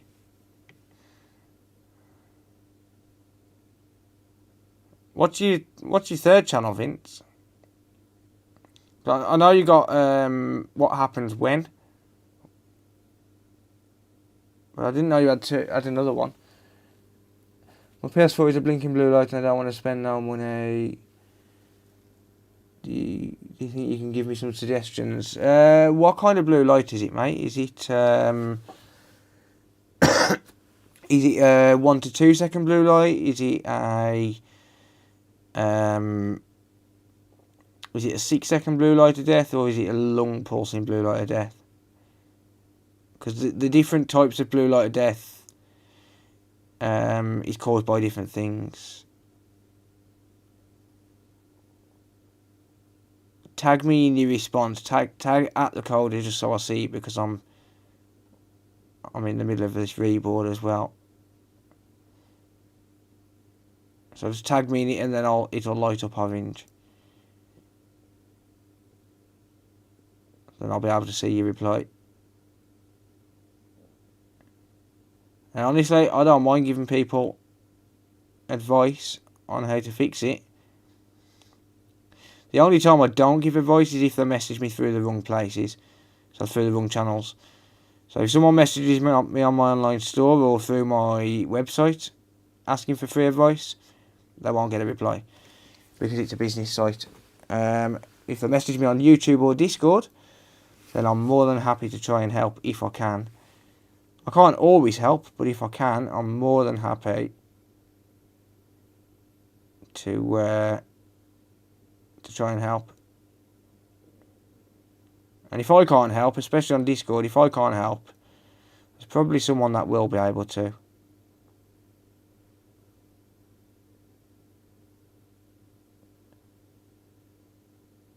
Same with phone calls as well. If someone phones my business line and says, or even my personal line and says, can you just give me some free advice?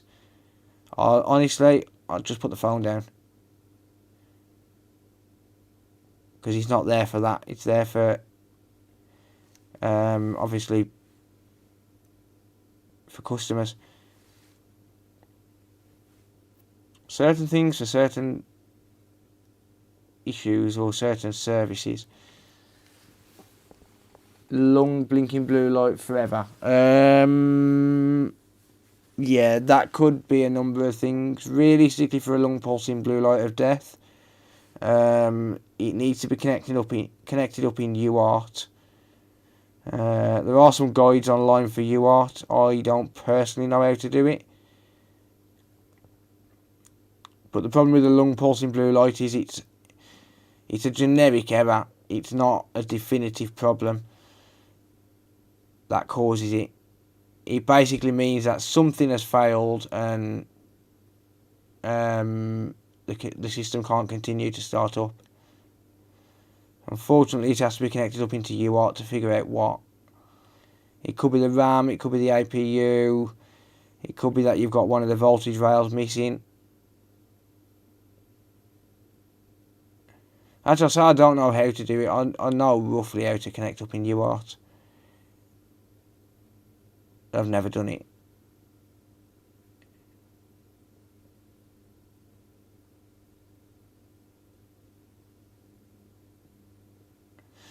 Right, let's pop these missing balls in place. They're all in line enough. I've got some balls off to the side here, on the edge of the desk.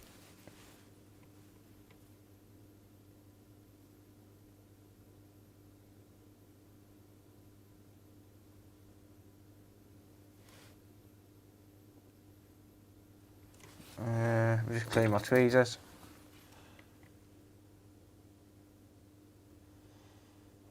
Yeah, so the problem is with the lung pulsing blue light is it could be one of 1,000 things. If it was a 2-second blood or a 6-second blood, I'd be able to give you an exact cause. But with the lung pulsing blood, sadly, there is no definitive answer. A lot of the time it's down to bad contact on the APU, but not all the time.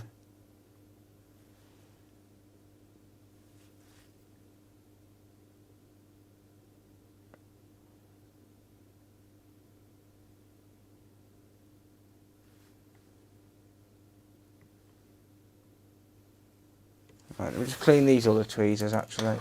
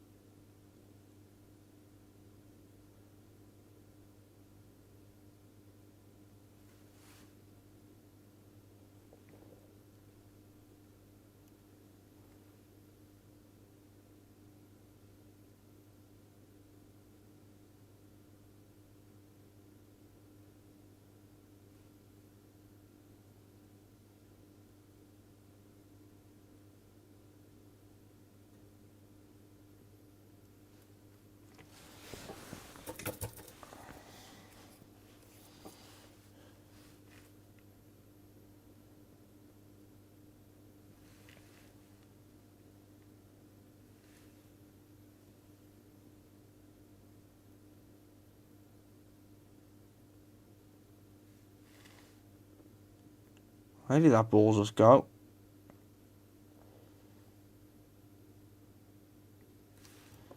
I just had a ball disappear. Right before my very eyes.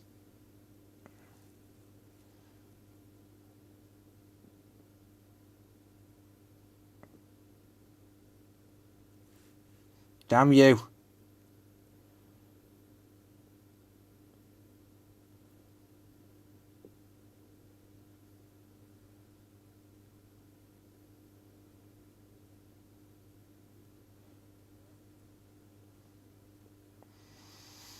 See, this is the time-consuming part. Trying to get individual balls on when you've got a few missing.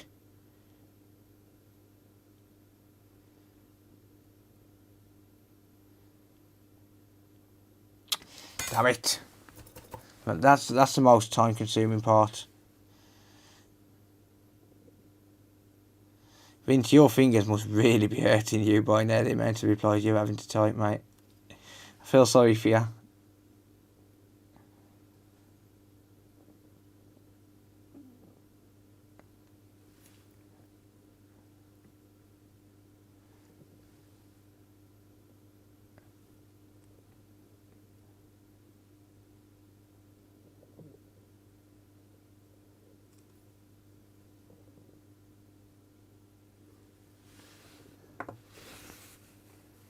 Right, we've got 2 more to put in. Got 1 there.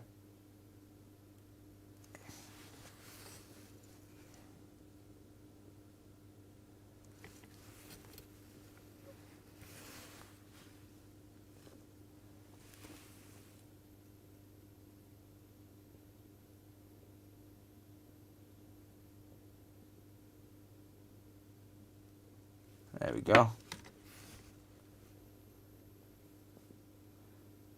We are good to go. Should be around about perfect.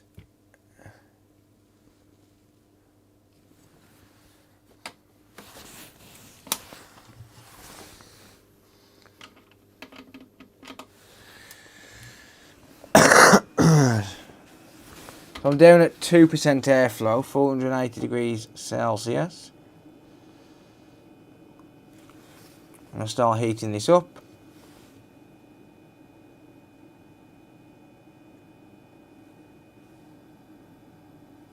I'm going to start off really slow.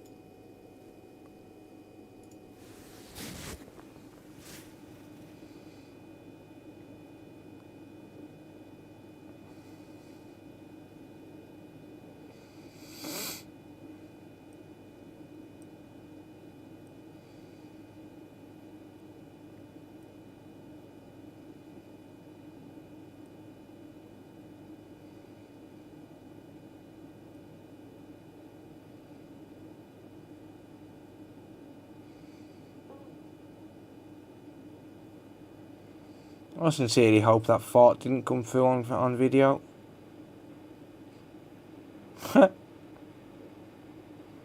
was a brain fart, honestly. Focus on my balls, not on my farting.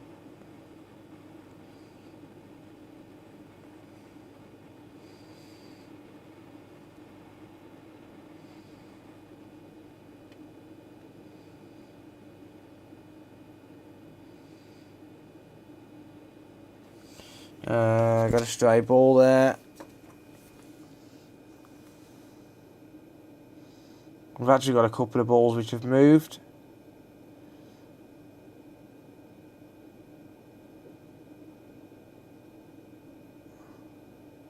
I'll actually deal with them afterwards because they'll just cause more problems if you try and put them back. So you're better off just taking them off and just deal with them afterwards.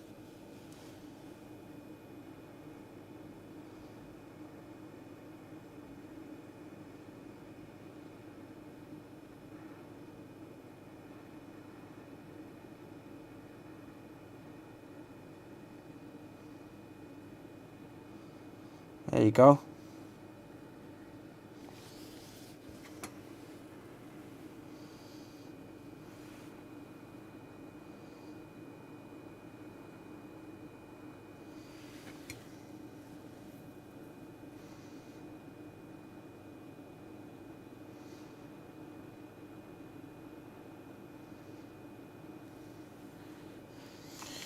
Beautiful. Right, so now I'll deal with the balls that fell off.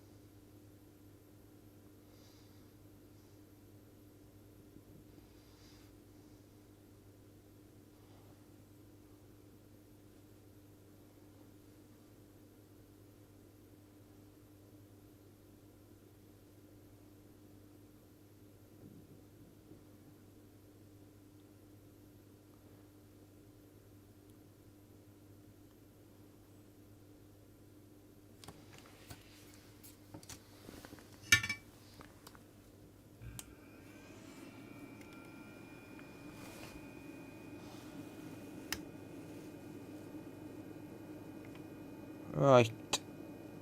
Let's throw these last 5 balls on. Hey. Oi, oi, oi, oi, oi. Where are you going? You need to get the hell back. Get the hell back on your pad. You ain't giving away that easily. That one is though. Ha! Wah, wah, wah.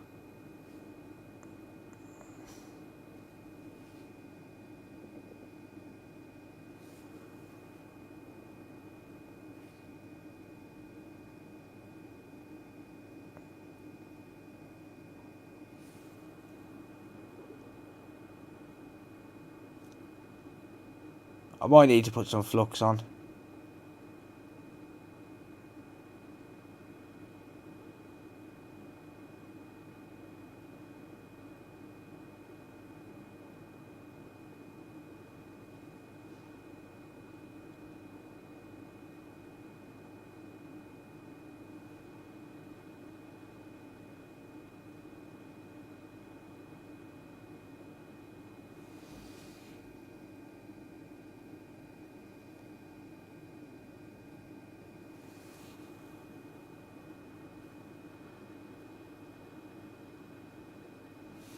There you go.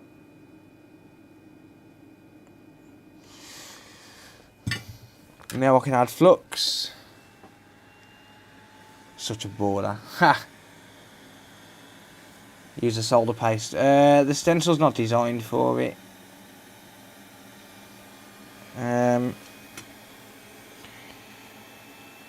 So, if you look at this stencil, you see it's got round holes. These stencils with round holes are designed for balls, whereas stencils with square holes, like for example this one, they're designed for solder paste.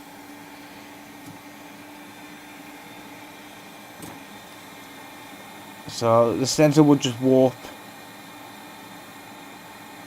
as soon as I put any real heat on it.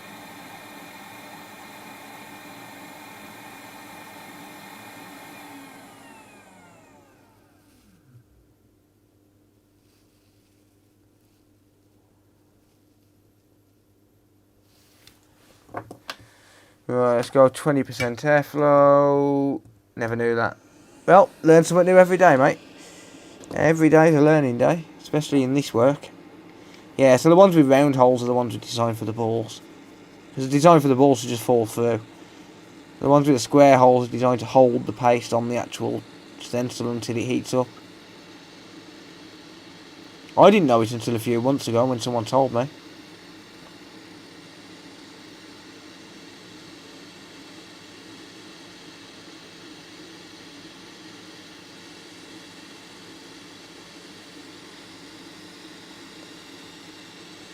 Beautiful.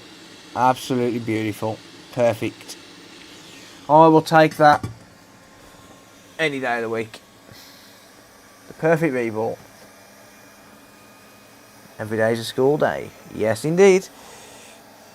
Yeah, I'll take that. It's a good reball.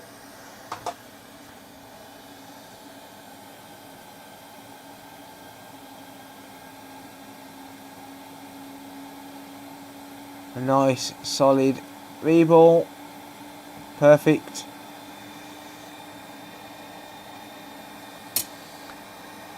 Oh yeah, you learn way more from YouTube than you can from school. Because you learn the stuff that you actually want to learn. Not the stuff that they want to teach you.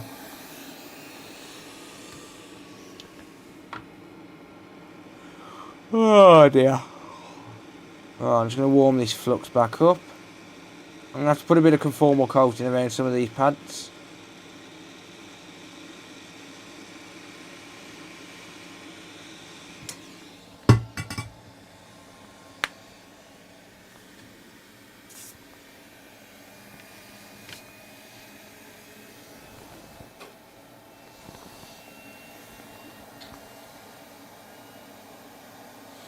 School don't even get people ready for work, really.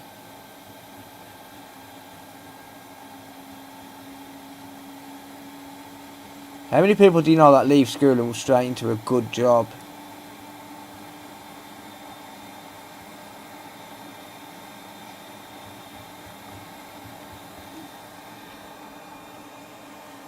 Or how many jobs do you know that actually turn around and say, no, sorry, we need someone with experience.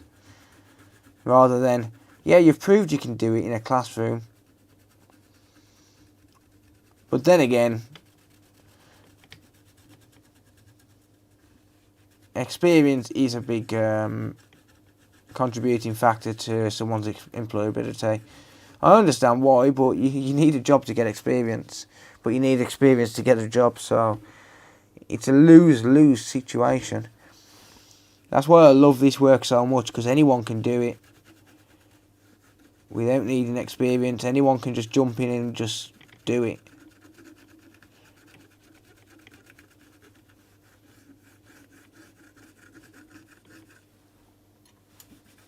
I do, I love this industry for that reason. More programmed for work, yeah. Yeah, that's pretty much it, mate.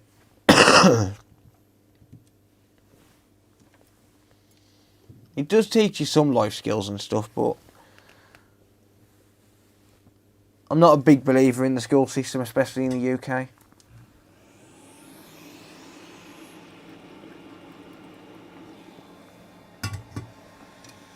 Not sure about other countries,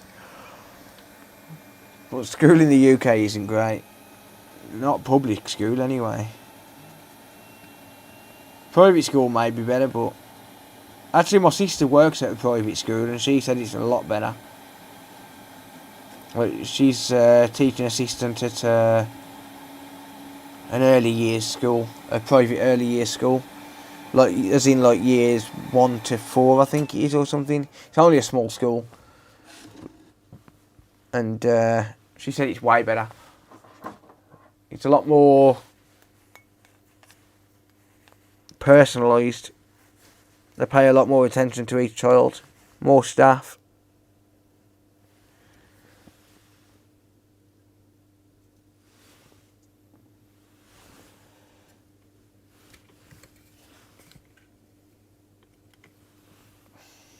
It's like my son, Cody. He's been... well, we've been told that we've got to move his school. Because they can't cope with him. Because of his autism. We haven't been told that they're not willing to have him. They just said we need him to go to a better school. That's more fit for his needs. But yeah, they can't cope with him at all. And they haven't got the funding to hire someone to bring in a one-to-one teacher for him. Because they're dragging their feet with the EHCP for him.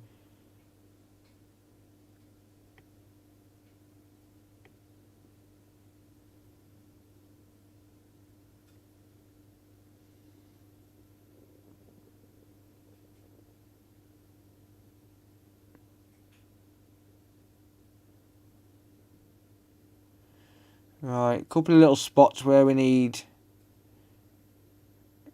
conform or coating.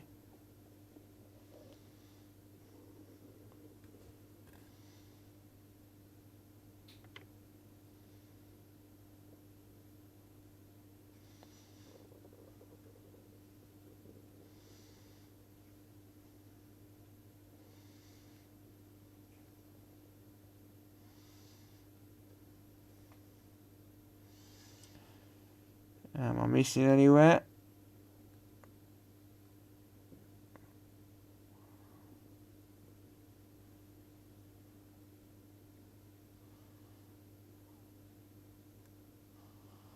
That's it, I think. Cool. Right.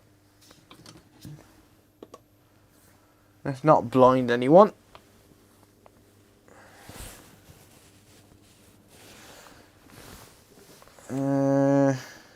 UV light.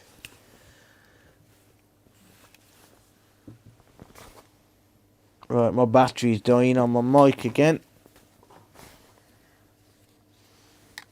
So I better hurry up with that.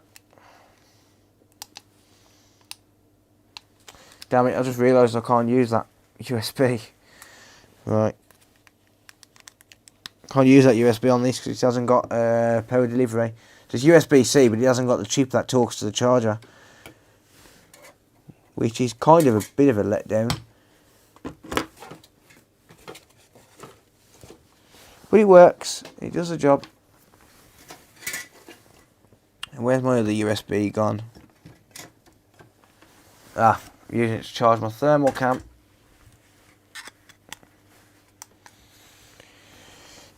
Right. Oi oi.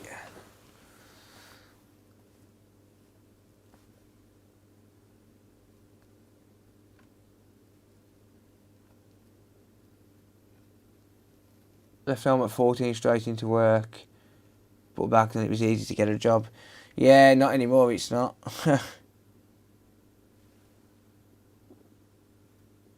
It's a Xbox Series X Southbridge board.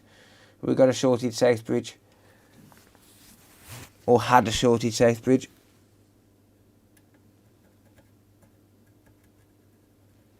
Just get rid of that excess there. There we go. It's good. It's good. It's good.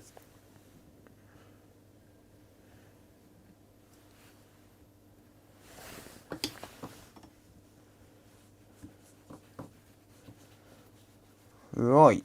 Let's drop this in line. Just there, like so.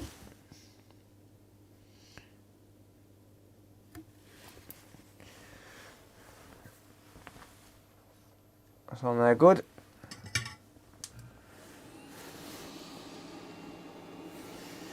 Time to flow.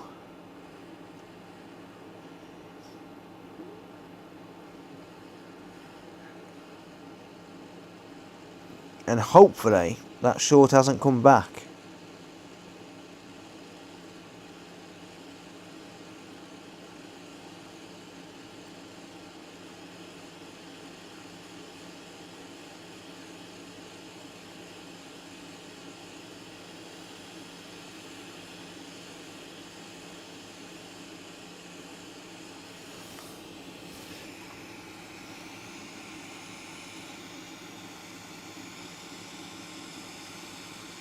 So I've got to do this without the microscope, unfortunately, because the chip's just too big.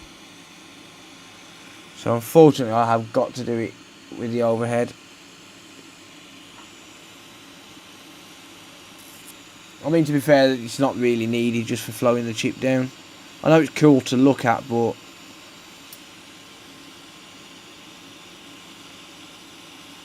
yeah, just need to make sure it sits down properly.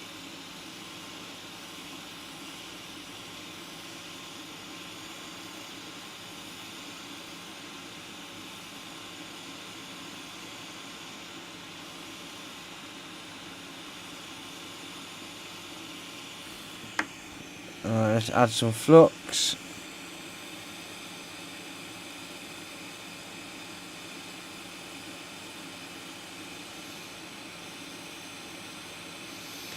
Given the angle of the board, that will run down.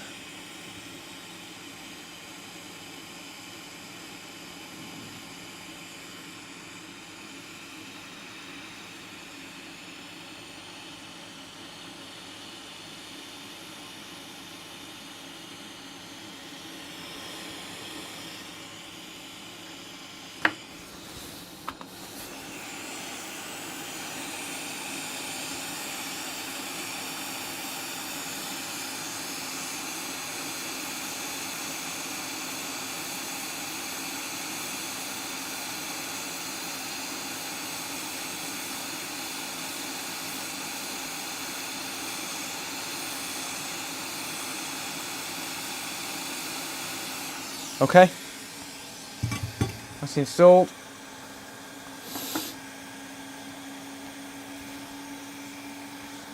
And the question now is, do we still have a 1.8 volt short?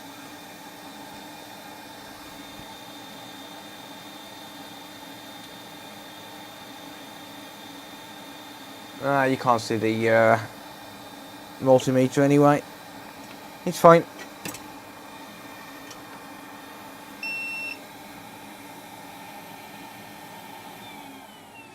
No short. 240 ohms.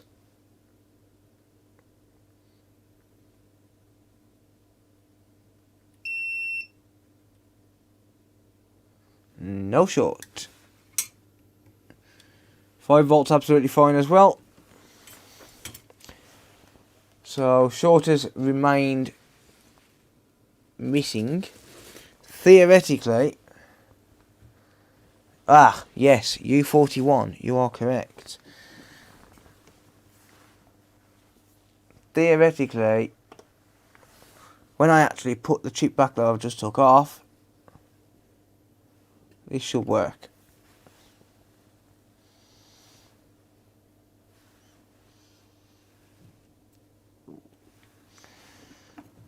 Theoretically.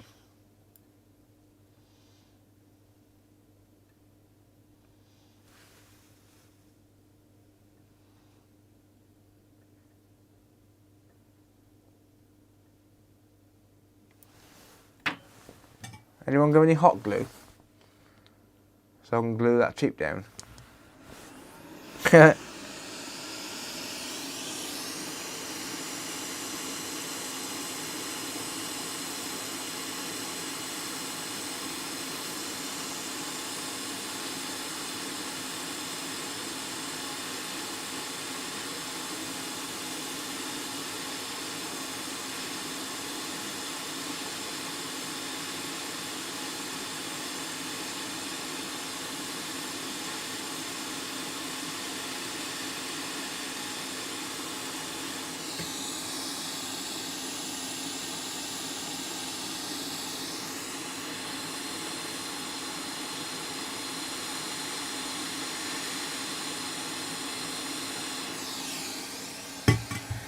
There we go.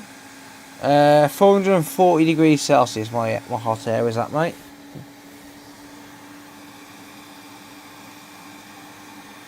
Not upside down. No, not this time. Not this time.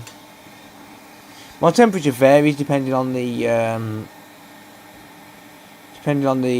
job I'm doing, like the application, the board I'm working on. Like, it's all relevant.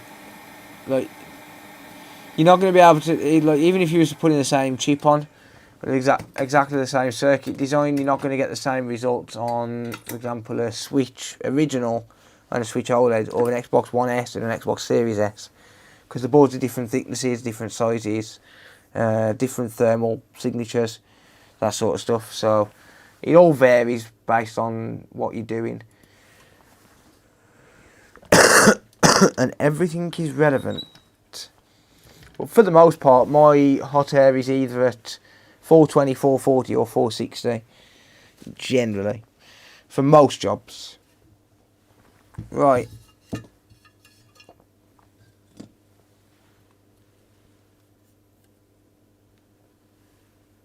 British tweaker. What's a tweaker?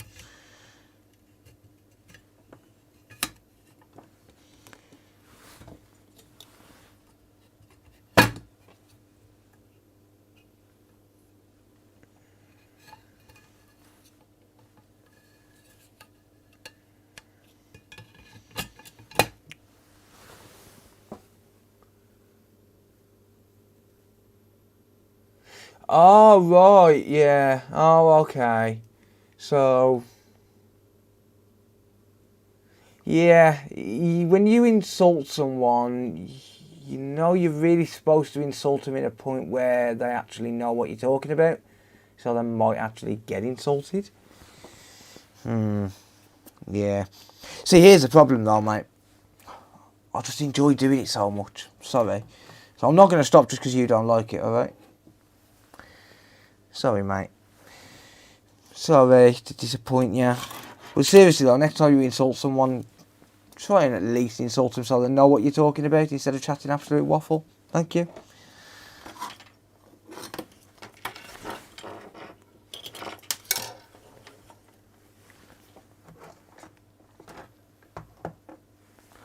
Lemao.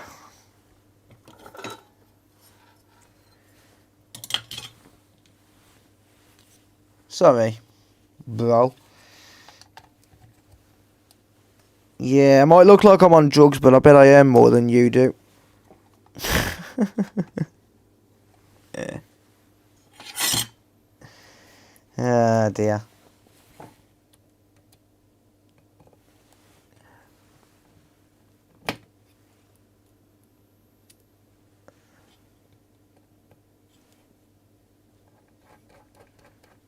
I find it funny when people try and insult me. Do you sleep most of the day? No. No, I'll go to sleep. I'll go to sleep in a minute. I'll be up for school run at 7.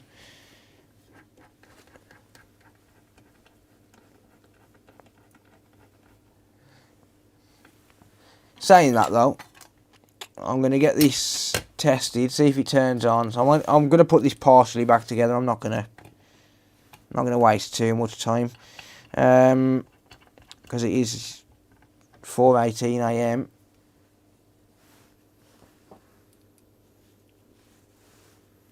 It's okay if you are. Well, if I am, it's only because your mom spiked me. Sorry, but when people insult me, the mom jokes come out. It's not my fault. It's hers.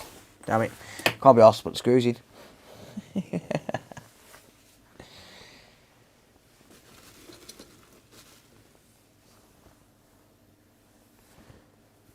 Right, where's my other board? There it is. Don't have to hide it. I don't.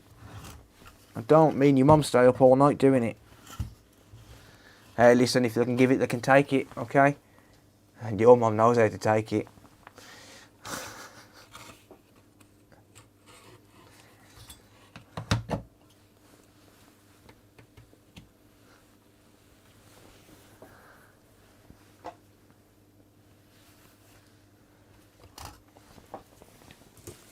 I try to be nice to people, but if they want to sit there and insult me, then they're going to get it back. Or try and insult me, because I didn't actually know what he was talking about, so... Yeah, not really an insult if no one gets it. It's like a joke that no one laughed at. No one understands it. You can come with your American insults all you like, but unless I actually understand them, then they're not really an insult, are they? I mean, come on.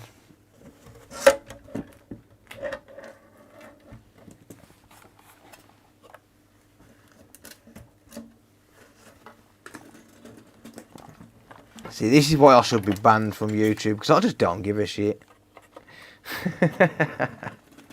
I just don't care. If they want to insult me, they're going to get it back.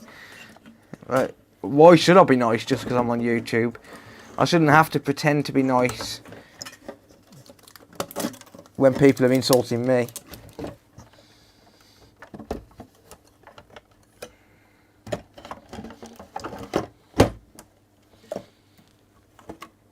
That's how I deal with trolls.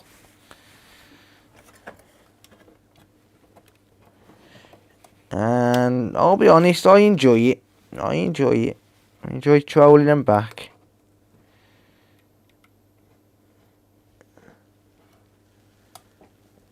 Any USA insults are just friendly fire. Yeah, don't count, mate. Don't count.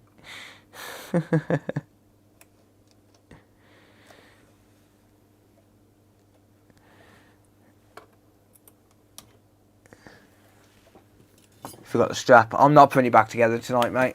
I'm just going to test it, see if it works. If it doesn't, it'll have to be on another stream now, because it is 4:20 in the morning. So it is almost time to go to bed. And I'm hungry.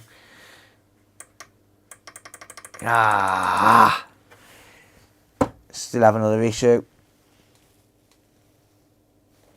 Damn it. Hang on. I haven't plugged one of the 12 volt connections in for the Southbridge board. Ha! Please work now. Please work now. Didn't plug the 12 volts in. That's a sign I'm getting tired. There's still hope. Oh, maybe not. Oh, damn it. Rip.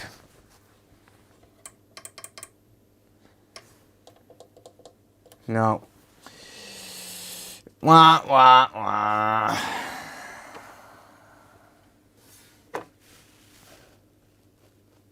We have something else wrong. I wonder if that 5 volt short's come back. What a tease, yeah.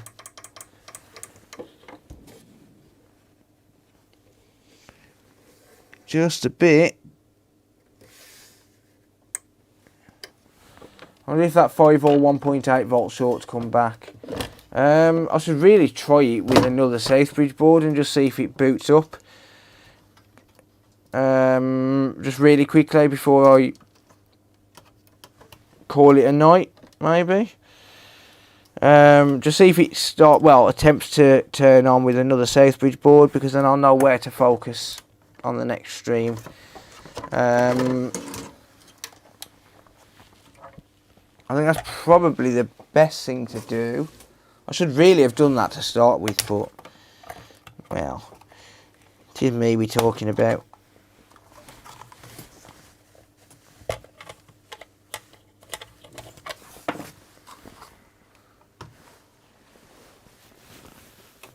So, I'm going to find another Southbridge board, and I'm going to check it real quick.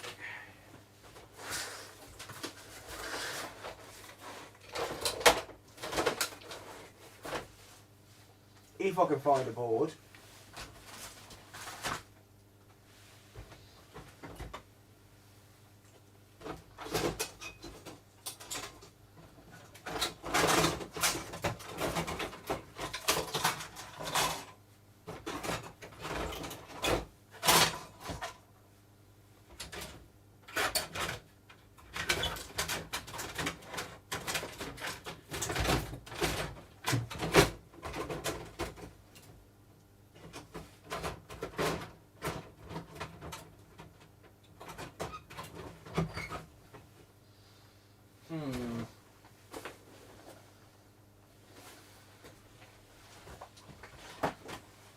Here's one.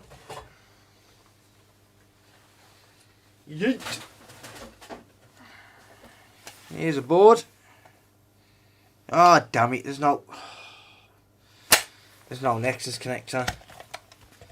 That's alright. I'll connect the destroyer up and try it that way.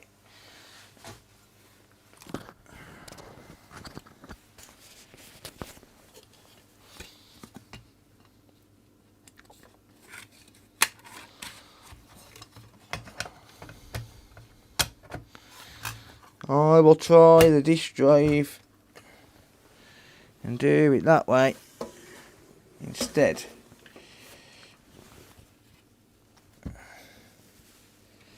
It's fine.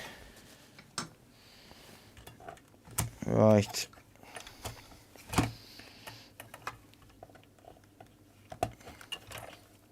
Yeah, so if I just try and offer up a disk, then it should tell me if it's going to work or not.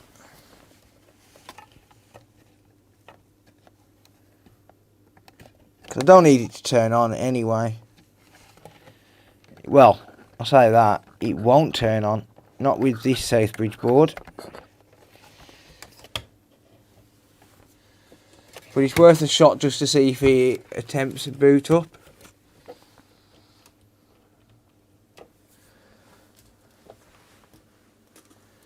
Doesn't matter what disc I offer up, so I'll offer up a PS5. No. Yes. Can you hear that?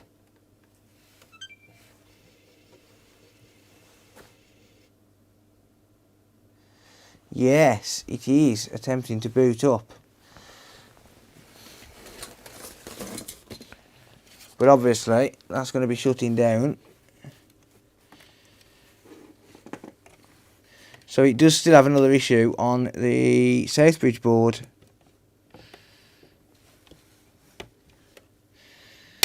So yeah, as you can see, it will be shutting itself down.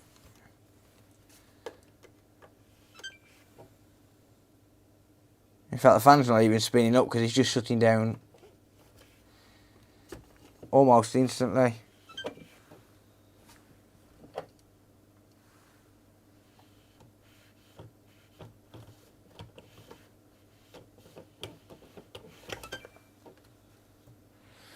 But it is beeping.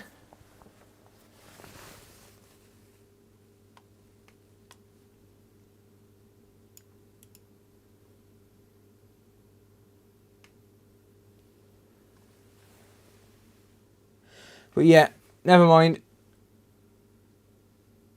Never mind. Right, that's going to happen before we actually go.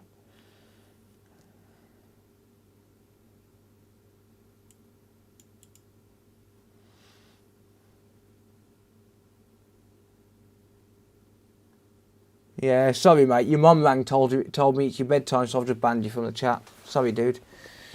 Ha! See ya! Bye Felicia.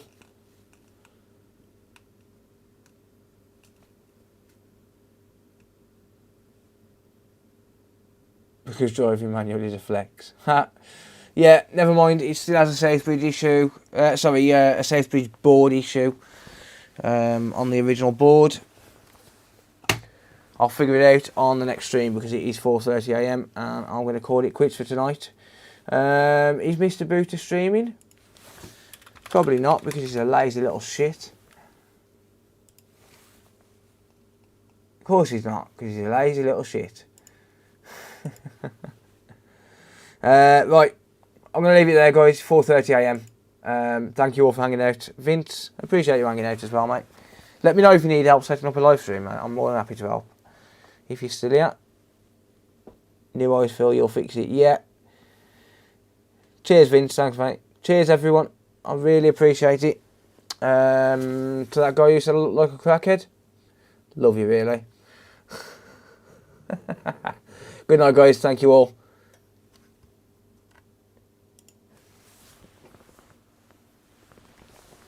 Hang on. Why you go off camera? Come on, I want to show that guy that I'm not a crackhead.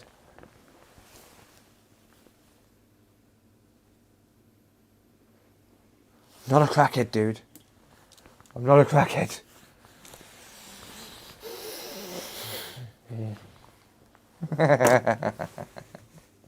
Good night, guys. Thank you all. Take care. See you all later.